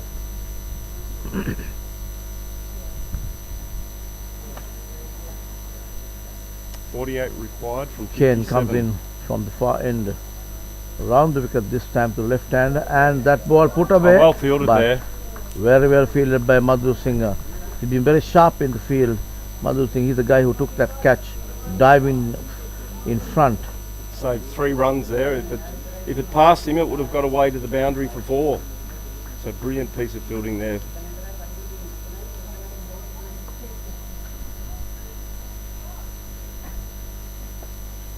So it's getting late in the day here in Sri Lanka. It's coming up to 5 p.m. Sri Lankan time. It's 10 o'clock in Australia, right? Yes. And a fantastic shot there by Glenn Giddings. Goes to the boundary for 4 at deep cover, along the ground all the way, and exceptionally fast ground here as we know at the PUSA Stadium. But that's relieved a little bit of pressure there to the Australians with a fantastic shot by Giddo. And he goes to 6 from just 6 deliveries. So striking at 100 at the moment, and that's the style of play that you'll see from Glenn Giddings now. Glenn Giddings, right-handed batter, waiting for Kane, and that ball nicely put away, but there is a hard, the fielder there. This is Madhu Singh picks up, and as the ball comes in, no run, 1 run to the total. Total moves to 178 for 5. So 36 overs gone. the real 7 runs off that over. So that's a great over there from the Aussies, and some really smart, intelligent batting by both Glenn Giddings and Anthony Barranca as they now surge. It's 42 to win. Towards victory here with 42 runs required from just 54 deliveries. So I would say that Damien Meek will be padded up as we speak, or maybe even Craig Trindle maybe. Bukhari comes in from the Around the wicket pavilion, now. around the wicket to Giddings. Oh, very well bowled, but gets a thick outside edge. A ball running down to the third man area, single to the total off the bat of Giddings, and brings the vice captain of the Aussie side in. Left-hander Anthony facing Ali Bukhari, coming from the pavilion in. Left arm over the wicket to the left-hander. That ball nicely put away. Races to the boundary. It nearly got through. I think that's Bartle down there at third man, and a fabulous piece of fielding down there. It raced to him very quickly. It's like a wall there. He's like a wall, and it was another single to the Australian score, and Anthony Barranca now moves to. Every time the ball goes to him, kind of sleeps across so that the ball cannot penetrate him. That ball on the onside. Giddings wanted a single, but turned away by sent back by the non-striker Anthony. Bukhari, left arm round the wicket this time to Glenn Giddings. Oh, very well bowled. It would have awkward bounce there. Bukhari has been threatening from the time that he got the ball moving in the second spell. Actually, even the first spell he took one wicket, and the first ball of his second spell he got rid of Tony Clark. He had Giddings jumping previous ball. Another good one. Pitched up and a slower delivery. So very crafty, intelligent bowling there from Bukhari. I noticed that Glenn Giddings was looking out to the mid-wicket boundary after that short delivery. So I think if he gets anything short, he'll be looking to go after it out there to that mid-wicket boundary. But obviously, he'll need to be mindful of the bounce here as the PUSA wicket starts to play a bit low. And that's full toss there. Oh. But no run. That comes to the end of Bukhari. Over 37 overs gone, 180 for 3 wickets. Needed 40 runs to win. Australia chasing this target of 220 to win. A great over there by Papare with just 2 runs off the over. Tightening up again. Balls available and runs required. It's 40 from just 48 deliveries now.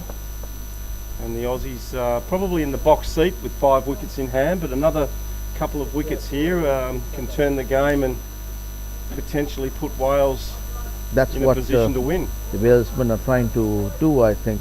The 2 bowlers attacking from either end have been very consistent in terms of where they pitch their ball, and bowling to the field becomes very important. They have only 40 runs to play around, and Kane comes in. Right arm round the wicket to Anthony, and that ball he rocks back on the back foot and tries to pull it. Miss-hit it though. Miss-hit, yeah. Mistimed. Just squirted out there the mid-wicket, didn't it, Nareel? He's trying to put it over the infield here, but you got to be careful. You miss time, you'll be back in the pavilion. And Kane comes in round the wicket. Oh. And there's an appeal there for a stumping, and it's been given a wide. So the stumping is not out, so it adds 1 run to the score, but a big appeal from both the keeper and the guy, the gentleman at point.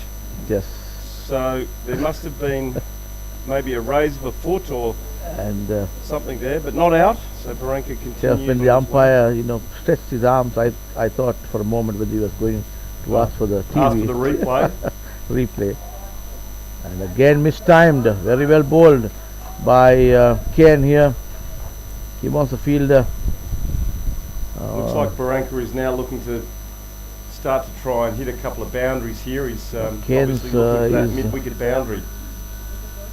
Kane's tight operator for the moment. Round the wicket. Right arm round to Anthony.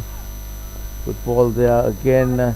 Little punch towards deep mid on there, and that's a little bit of a fumble there. And great running by Glenn Giddings to get back for 2. Giddings kept the pressure on, wanted the second, called for the second, and the fieldsman just a fumble with the ball. The batters made it 2 runs at the end. So a critical part of the game here, if one of these two were to lose their wicket now, Wales would be right on top, but if they were to get away, then obviously Australia... Okay, another wide down the leg stump. So bonus runs here for the Australians. Asking 36 runs to get. Just 36 runs to get. Keynes is the bowler. And that's wide outside the off stump. If you had to let that go, it might have been another wide. But that's the intent of Barranca. He's obviously looking to punish the Welsh bowler here and trying to score a much needed boundary to relieve the pressure. So wherever the ball goes, he chases behind and he wants to, hit that ball and try and finish this game. I don't know if anyone out there that's listening and watching can hear the Mr. Whippy van in the background, but I'd love a soft serve with chocolate and nuts right now. That's unfortunately not the That's not the what ice it cream is. van. It's the bread. It's sweets and bread here. Sweets and bread. Bread. Oh, bread. So it's the bread van. It's the bread van. That's a shame because a soft serve would be perfect right about now. As we see Michael Cann come into Anthony Barranca. Oh, that's very thing close. is given out. Yes, And off goes Michael Cann again. He's looking for And celebration Cann. number 2. Fantastically executed. Kane was looking for that and he kept the pressure on all the time. And Telf, I was saying that he was so focused on his game and wanted to keep the pressure and kept on bowling well up to the batters. And this time, no mistake, thumb ABW. Looked out from here, Naril. Played back, hit him in front. So on the face of it, I think it's a plumber. But yeah, obviously, well, a good little knock there from Anthony Barranca. Unfortunately, couldn't get the Aussies across the line, but we now see the wild thing, Damien Meek, heading out to the crease. Damien Meek, who bowled pretty well. The boy from Townsville. Okay. Townsville, Queensland, remember? Yep. You've been there. So a very popular player amongst the Australian group and a well-liked person right round Australia and right round the world for that matter. He's been part of a couple of World Cup campaigns. Going all the way in Australia, it's almost like going covering half of the world because it's 25 times bigger than Sri Lanka. 25 times bigger. Yes. And from I think in the airplane flying into Melbourne, when you get into Australian airspace, you need to fly about 5.5 hours in the Australian airspace to get to Melbourne. Yeah. So that's a long way. I mean, from Sri Lanka to Singapore, it takes only about 4 hours. Correct. Yes. Now Australia is a big country. The majority of the population in Australia is around the eastern seaboard. So That's right. From Townsville all the way right down through Brisbane, Coffs Harbour, Newcastle, Sydney, Wollongong. An unbelievable country because I know for a fact there are about 1,800 golf courses there, and out of which 375 is in Melbourne. And that's a lot of land, my goodness. In Sri Lanka, I think we have only about 6-7 competitive golf courses. Right. I mean, obviously 25 times smaller, so you guys can have we can have all the golf. There's even a golf course between Adelaide and I know Perth. that, yes. It's the longest golf course in the world.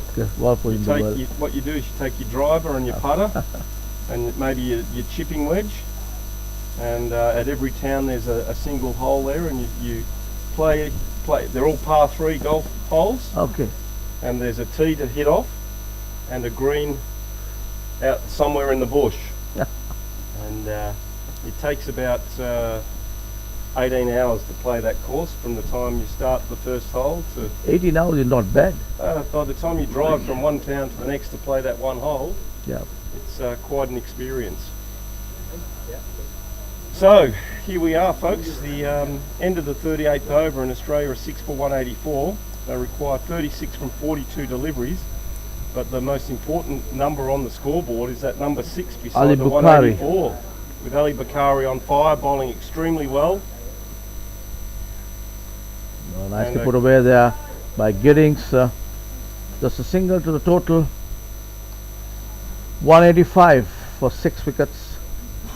And there is obviously a lot of history between these two countries, Sri There are Lanka indeed. and Australia. Did you know that the longest non-stop flight ever done in the world is a flight between a flight on a Catalina aircraft done during the World War II, 1943. I'll give you details of that after this. That's running down towards the mid-wicket fence. I'll get 2 runs there, well fielded on the boundary line, so that's Damien Meek off the mark. Sorry I interrupted you because Damien played a great shot there. During 1943, during the World War II, there is a airbase close to the Galle International Cricket Stadium that's called Koggala, where they had the Catalina aircraft position during the World War II. When the Kangaroo route was had issues, we call it Singapore, Australia, England was the Kangaroo route, and when that Singapore was captured, and that ball on the back foot again, nicely played towards the boundary, but the ball doesn't have that amount of steam to get to the boundary. Then how many runs taken? Another 2 runs there. 2 runs to there. the score to Damien Meek. So some great shots out through mid-wicket there to keep the score. Bukhari is the bowler. I'll give you that detail after we finish. Yeah, let's talk about that because the Catalinas were also based in Australia. That's right. From Swan Hill at Lake Boga they landed. And Point Cook has. yes. That's a very close one. Oh. Bukhari is not happy. He wants it given out. I tell you what, I thought I saw the umpire's hand. His left hand went out sideways. I thought it was going up, but obviously some very disappointed Welsh cricketers out there on the field at the moment. But the umpire's made a decision and very well bowled. So tight bit of bowling by Bukhari. Ever since he started his second spell, he's been very accurate and bowled into a good line and length, comes in left arm, and that again a nice punch. No run there to the total. So these guys are putting the brakes on the Aussies. 6 wickets down for 180. 31 now from 37, so it's getting tight again in the kitchen. Or is that hot in the kitchen? Yep. It's getting hot in the Bukhari kitchen. comes in. Oh, and that's a good delivery again. Playing a miss outside off stump. Excellent bit of bowling by Bukhari to finish that over. Total 189 for 6. 39 overs gone, needing 31 to win off 36 deliveries. And that's So Ali Bukhari's 8 overs now, 2 for 32, and he's really bowled the Welsh back in. So you continue your story about the Catalinas. that flight is called the Double Sunrise. The Catalina took off from the Koggala Air Base, from the Koggala River, all the way down to the Perth River, Swan River in Perth, and that's 36 hours and 20 minutes of flying. The Swan River in Perth. Yes, Wow. and non-stop, Non-stop. 33 hours and 20. That's to date. That's the world's longest non-stop flight In a Catalina. in the Catalina. Wow.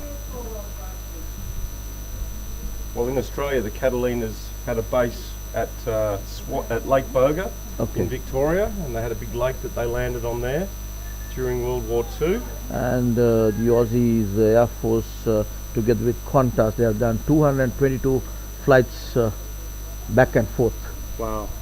during that period, and that's called the double sunrise. You know why it's called the double sunrise? No idea. Because when the Catalina takes off from Koggala, beautifully put away there. A race away to the boundary for a much needed boundary, and it just trickles over the boundary line now for 4 runs to Glenn Giddings. And a magical shot there. Giddings moved to 13 of 14 deliveries. 193 is a total of 6 wickets down beyond the 40th over of these Aussie innings. 27 more to get. And that boundary's eased the pressure. Yeah, eases the pressure. Ever so slightly. Still anyone's game here, so I'm sure there's a lot of people out there watching closely for another nail-biting finish between Australia. Nice play. They are taken on the full. They are driven firmly towards the deep there long on comes in, picks up, underarm throw comes into the bowler. Kane is the bowler. He's been wonderful when he came into bowl this time, and really focused on getting these Aussies sending his back into the pavilion, but they've been successful once so far. Comes in. And a little cut. It's racing away, but it'll be picked up. They'll probably only get one run here. And that's very well fielded. Very well fielded. A bit of slide there. Beautiful bit of work by Madhur Singh there. He's been very sharp on the field. The standard's been high today in the field from both teams. Absolutely. A couple of catches have gone down throughout the course of the day, but generally the fielding has been world class. Ken having a little chat with the wicket keeper. Some tactics here? Or do you think he was just saying, what are we doing tonight after the game? I don't know what the masters do. I'm sure there'll be a beverage shared, that's for sure. Oh, that's a good delivery there. Some BBs are chilling in the chiller, so. There's some BBs chilling in the chiller. Let's hope so, for everyone's sake. It's been an extremely warm day here as the sun starts to get closer to the horizon here. So he's trying to stay down to Very third well man bowled, area, but not successful that time. Ball runs to the wicket, the fieldsman there, Madhur Singh. He's been fantastic on the field today. Took that brilliant catch, diving to his front, taking a diving catch. The last ball of the over here, Nareel. Again, and another dot tried to delivery there. So well finished off there after being hit for fourth off the first ball of the over by Michael Can, with just 6 runs from that over. 195 for 6 at 40 overs. He did 25 runs. So tough. The flight takes off from Kogala when there's sunrise, and when it's landed, it's the sunrise. Sunrise. So it's called the double sunrise. Double sunrise. I like it. And how long was the flight again? 33 hours and 20 minutes. And 20 minutes. It's longest flight. And mind you, with no navigation equipment during the time. And one pilot or two? Pilot, co-pilot, and the flight engineer. Yeah, okay. So surely they would have to sleep through that time. They couldn't, no? No. They have to keep going. Yeah, right. Well, they couldn't stop. There was nowhere to stop out there.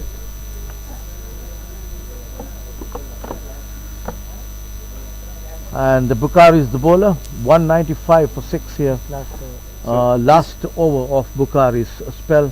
9th over. He's been fantastic. He bowled 8 overs, 1 maiden, 32 for 2 wickets here. And good time to play cricket. The sun is moved out of the grounds now. Probably cooling down out there for the guys. As we see a short cover come in now. Ooh. And dug out there by Damien Meek, and they get a quick single, which was... So the Wells team applying pressure here.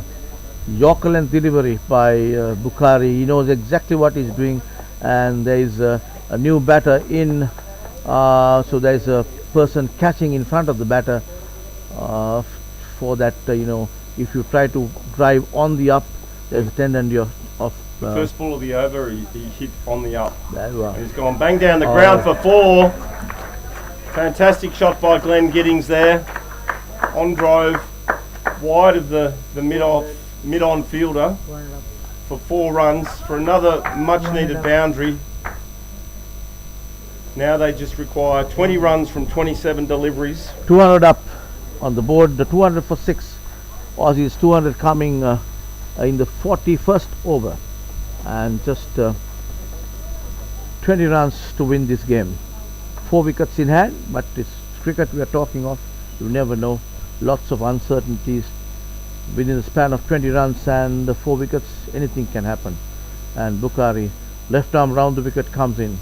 Giddings, and that ball one that got away there, I think, Nareel, on the pads. On the pad. With a fine leg and a deep backward square, and no one at mid-wicket. Maybe one that got away.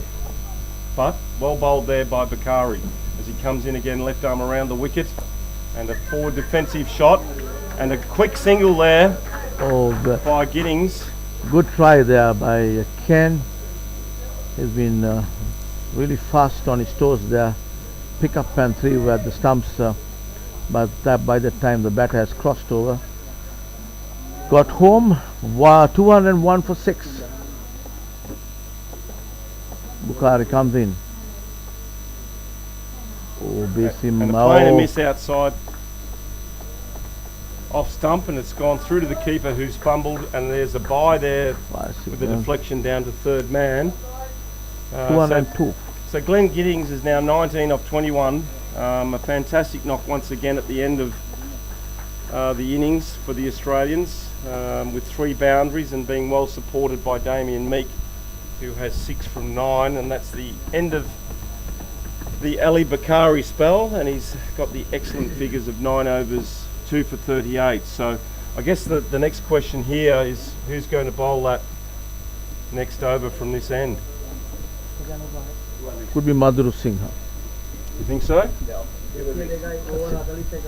Let's wait and see if you're right again. You've been pretty much on the money all day today, Nareel, so it's been a fabulous experience to sit here and commentate with you today, and me too. Watch you, the expert, at your job. 202 is a total for 6 wickets, chasing this target of 219 posted by the Wales cricketers here. Our over-50s World Masters World Cup happening in Sri Lanka. Won the toss. Wales won the toss this morning and elected to bat first. Put up a total of 219. A few 45 40s by their batters. Papare was 1, and but the Aussies were spot on with their bowling. Somehow they got saw the backs of all the Wales batters, and all off for 219, and now just a few runs behind. Another win, 18 runs. Again the quick single there, and well backed up by Glenn Giddings there as he calls Damien through for another very well run these single. 2 batters taking no chances. They want to finish this game with the odd boundary and just get the rotating the strike. Just take the singles, why not? The huge ground here, lots of gaps, and that's exactly what these 2 batters are trying to do to get to the 220. And that one, oh, beautifully fielded there, and they're going in for a run there. Oh, and almost if it had hit the wicket, I think he would have been out. I think he would have been out. So so the batters too are a little bit nervous. Nervous. You getting nervous, Nareel? Are you getting excited about this? I know I am here in the commentary box as the Aussies look to go for zip in the World Cup, but I'm sure the Welsh are also just as excited back in Wales watching their boys take on the Aussies. Wales have 2 wins under their belt, so a win here would be nice for them, but would probably nearly secure them a secure spot the position. That's right. Yes. In the semi-finals, I think. Flighter delivery put away to the deep cover there. 1 run. They settled just for 1 run, and 205 is the total for 6, needing 15 runs in 21 deliveries. So just nudges 1 or 2 here and there can get to that total. 21 deliveries, 15 runs. Michael Cann comes in to bowl, and Lighter delivery. Giddings goes down the ground. It's a long off. Fielded well. 1 just run. a single. Yeah. Sorry, I spoke over you there. Sorry about that. Confusing everyone here. That shows you the tension. Yes, I was about to tell you that. Yeah, so you can just imagine the tension of the 2 batters in there. That's shortish delivery. Again, runs it to the deep extra cover. Throw comes in, 1 to the total, single to Damien Meek. He moves to 9 of 12 deliveries, and Glenn Giddings 21 of 23, 207 for 6 here, 42nd over in progress, just 13 runs to get. Very well bowled there, just a single. Run a ball is all that they really need to do. They don't have to take any unnecessary risks here now. That comes to the end of that over. Cairns over. Total remains at 208 for 6 wickets, 42 overs gone. We have another 3 overs to go, needing 12 runs. I think here comes the moment of the match. Who's going to bowl this third last over? Obviously, Not Michael Cairns doing a great job at the other end, having now completed 6 overs and taken 1 for 25. And it looks like the captain, Ewan Rees, is going to Ewan Rees, yes. take Why up not? the challenge here. He's bowled Rees three- also bowled well he has bowled. He's only bowled 3 overs, so and went for 13 runs. Just 13 runs. yeah. So probably a little bit under bowled, but has done a great job marshalling his troops today Oh yes. as they've looked to try and defend the score of 219. So 3 overs remain, 12 runs required by the Australians, requiring just 4 runs and over. So a lot of field changes taking place here as we have a look around the field. We've got a short third man, a point, a short cover, a mid-off back on the boundary, a deep cover, a mid-on, mid-wicket, backward square, and 1 out at cow corner. No. As the ball is cut away out to the boundary and well fielded out there by Ali Papare. Brilliant piece of fielding, and they get back for 2 runs. And we've got another injury, have we, at point? The fielder is slow to get up there. They're looking at his finger, so he may have dislocated that in attempting to dive and stop that ball that raced out to the boundary that was hit by. That's Cairns, right? I think so. Is it? It could be. Is it? Webster. Webster, is it? Thank you for that. And So we have Giddings on Wondies strike. comes in, very well bowled there. They go for a quick one there, and ball runs down to the point area for a quick single. Total moves to 211 for 6. We're on the 43rd over. 9 runs to get off 16 deliveries. One Reeves. So with wickets in hand now, I think the Aussies are probably home with this one, Nareel, unless something miraculous comes out of the bowling from the Welsh captain, Yes, in he's Rees. pushing the mid off and mid on back into the line, which means he's going to flight this delivery, is what I feel. Yes, nice little loop there, but And cut that's- firmly, running down towards the boundary. Yes, it's picked up just inside the boundary, and well fielded again by Papare down there. Papare. He's been fantastic He's with had the a great, bat. had a great game with the bat. Just as good with the ball, but I tell you what, he's been the star in the field. Absolutely.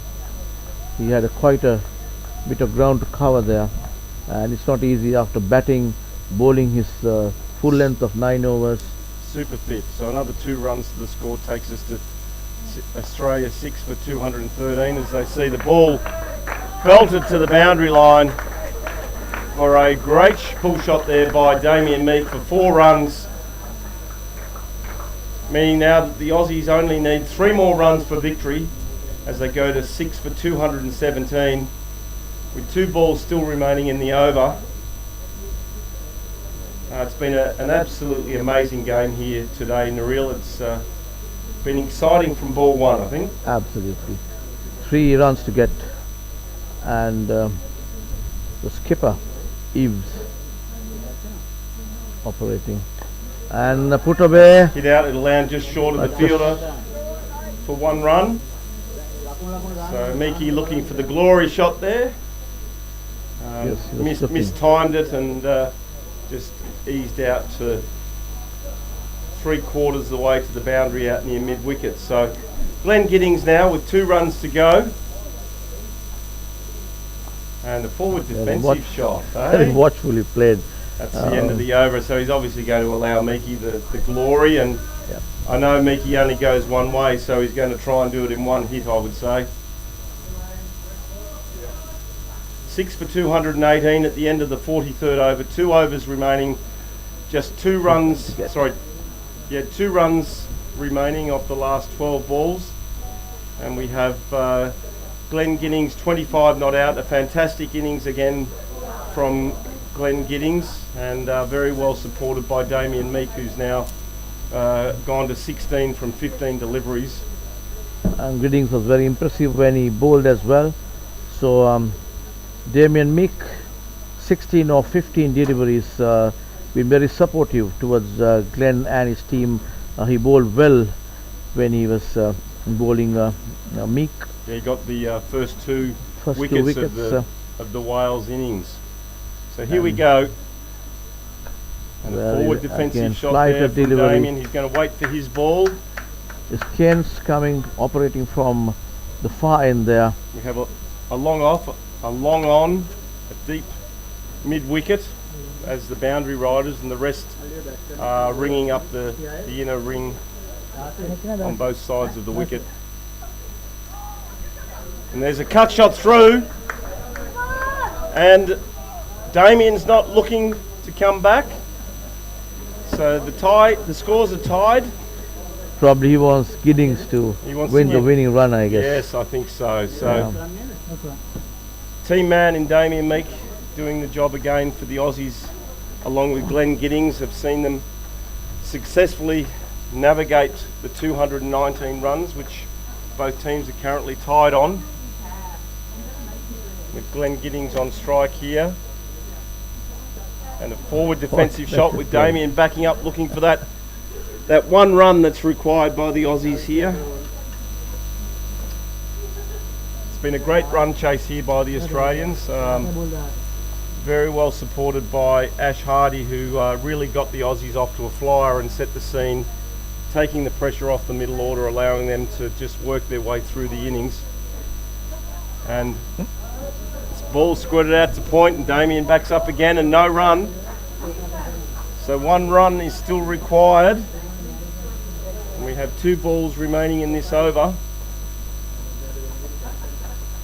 And obviously both batsmen don't want to throw away their innings and have someone else come out. So they're going to wait for that loose ball, I guess, to see if they can score from that. Comes in over the wicket, pitched up, delivered that, put away, and yes, He's taken. Out. What a brilliant catch there. Have we got another twist? Beautifully taken. My goodness. Fantastic catch. Just diving in front. How? I would say that was Ali Bakar, was it? Ali Bakar. Another great catch there. Diving forward. We were just talking about his fielding. Fantastic player for Wales to dismiss Glenn Giddings. He has to walk back to the pavilion. That's the seventh wicket down, and good bit of work by Giddings. Yes, Glenn Giddings 25 runs from 30 with 3 magnificent round of boundaries. There. And this how support there from his teammates underneath us, as we see Simon Waddington coming to the crease, and with 1 run just required. With 7 balls remaining, we've got 1 more ball. One run to get in 7. Yeah, from Michael Cairns' 7th over. Just 1 ball remaining in Cairns' over. Look at the field now. There's no boundary riders now. Everyone's up. Once they set the field, I'll tell you what sort of a field we've got. But it looks like we're going to have a slip. We've got a deep gully, a forward point, a short cover, a mid-off, mid-on, mid-wicket, a square leg probably on the 30-metre mark, and a short backward square as Michael Cann comes in to bowl his last delivery of his 7th over. Oh, And very well bowled there. What Simon a Waddington player. keeps And- it out, so we've got 1 over remaining with Damien Meek on strike. Scores are tied. And it's the skipper who's going to bowl that. So it's turned out to be a good one. Oh, it has, yes. And there was an opportunity there in the last over. They could have got 2 runs to win the game, Yeah, and they didn't. chose to take. I've been talking about Wales all day. I hope Mrs. Cann's giving the commentators a hard time. Absolutely. Yeah. He's They have bowling done exceptionally really well. well, exceptional bowling. You may have done the coaching, I suppose. You may have done the coaching, I suppose. And he is the skipper of the Wales team. He's marshalled his men well, and change of bowling and such fantastic. He comes in right arm over the wicket, and that ball on the back away. foot, cut away To the boundary to for the 4 runs, boundary and for that's the 4 runs. game. That's the game. A fantastic result there after such a hard-fought game here at PUSA Stadium in Bandaragama, where Australia have defeated Wales after Wales batted first and made 7 for 219. And in reply, Australia have got across the line with 5 balls to go, 7 down for 223. And a shout out to everyone that's listening to us here. We're on the camera, so big smile at the camera there, Nareel. It's been a fantastic day as we look to wrap up this innings here from Australia. And I'll quickly go through the scorecard here for the Australian batting. Steve Mace and Tony Daly opened the batting, with Tony Daly out early making 2, and Steve Mace was stumped brilliantly with a slight error for 31 from 35. But the pick of the batsman, Ash Hardy, really got us off to a flyer, making 59 from just 52 with 9 fours. Andrew Kratzman came and went 10 off 15, and Tony Clark steadied the innings as the skipper, making 42 from 58 with 5 fours, and they had a great partnership with Anthony Barranca. And I'm getting cheers from the live scorers, so I'll continue on here. Anthony Barranca made 24 from 48 deliveries before being out LBW to Michael Cann. Glenn Giddings, as we saw, just got out with 25 from 30 with 3 fours, and Damien Meek hit the winning runs there, making 18 not out from 18 deliveries as he hit the ball to the backward square boundary for 4, and Simon Waddington faced just the 1 delivery and was not out. So 9 extras, 7 wickets down the Australians, and they passed the Wales team of 219. But for the bowlers, the Welsh bowlers, Ali Bakari bowled exceptionally well. Nareel bowling 9 overs, taking 2 for 38.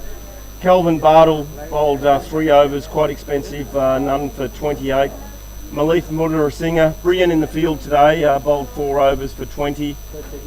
And Roy Emmett, probably the pick of the bowlers through that middle session, bowled 9 overs in his 100th international game, I believe, taking 3 for 36.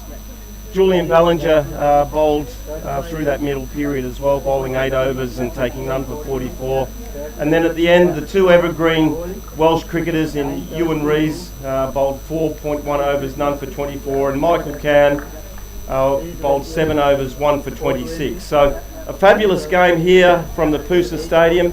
Australia, the victors here, and now have 4 wins from 4 games and sit atop of Group B, and probably secured a spot in the semi-finals now. And the Welsh team now have their work cut out, and obviously will need results to go their way to make the semis and finish second in their pool. But a fantastic day today, Nareel. Maybe one last word from you. It's been an absolute pleasure commentating Absolute with pleasure doing it with you as well, and congratulations you and the Aussies team for pulling this magnificent win against the tough contenders here, Wales. It was a fantastic match. It went down to the wire, and last over, 1 run to get, and before that, just 2 runs to get the brilliant catch taken. So everybody was on their toes, including the spectators of the families and such who was just seated behind us. And on top of everything, it was fantastic doing this live streaming and bring this comment with you, Telf. Anthony Telf, wonderful time with you, and till we meet again. For all the viewers, thank you, and stay tuned when we have the next game day after tomorrow, and we'll bring you live updates and live streaming from Colombo in this IMC World Cup which is happening in Sri Lanka. And thank you, Telf, once again. We'll catch up with you sometime. Good luck, and viewers, listeners, good night and good evening to everybody in Sri Lanka. Thanks very much, and good night to the Aussies and good night to the Welsh, and thank you for supporting and watching us throughout the course of the day. Have a great night, and we'll see you real soon at the next round of the IMC Over-50s World Cup live from Sri Lanka.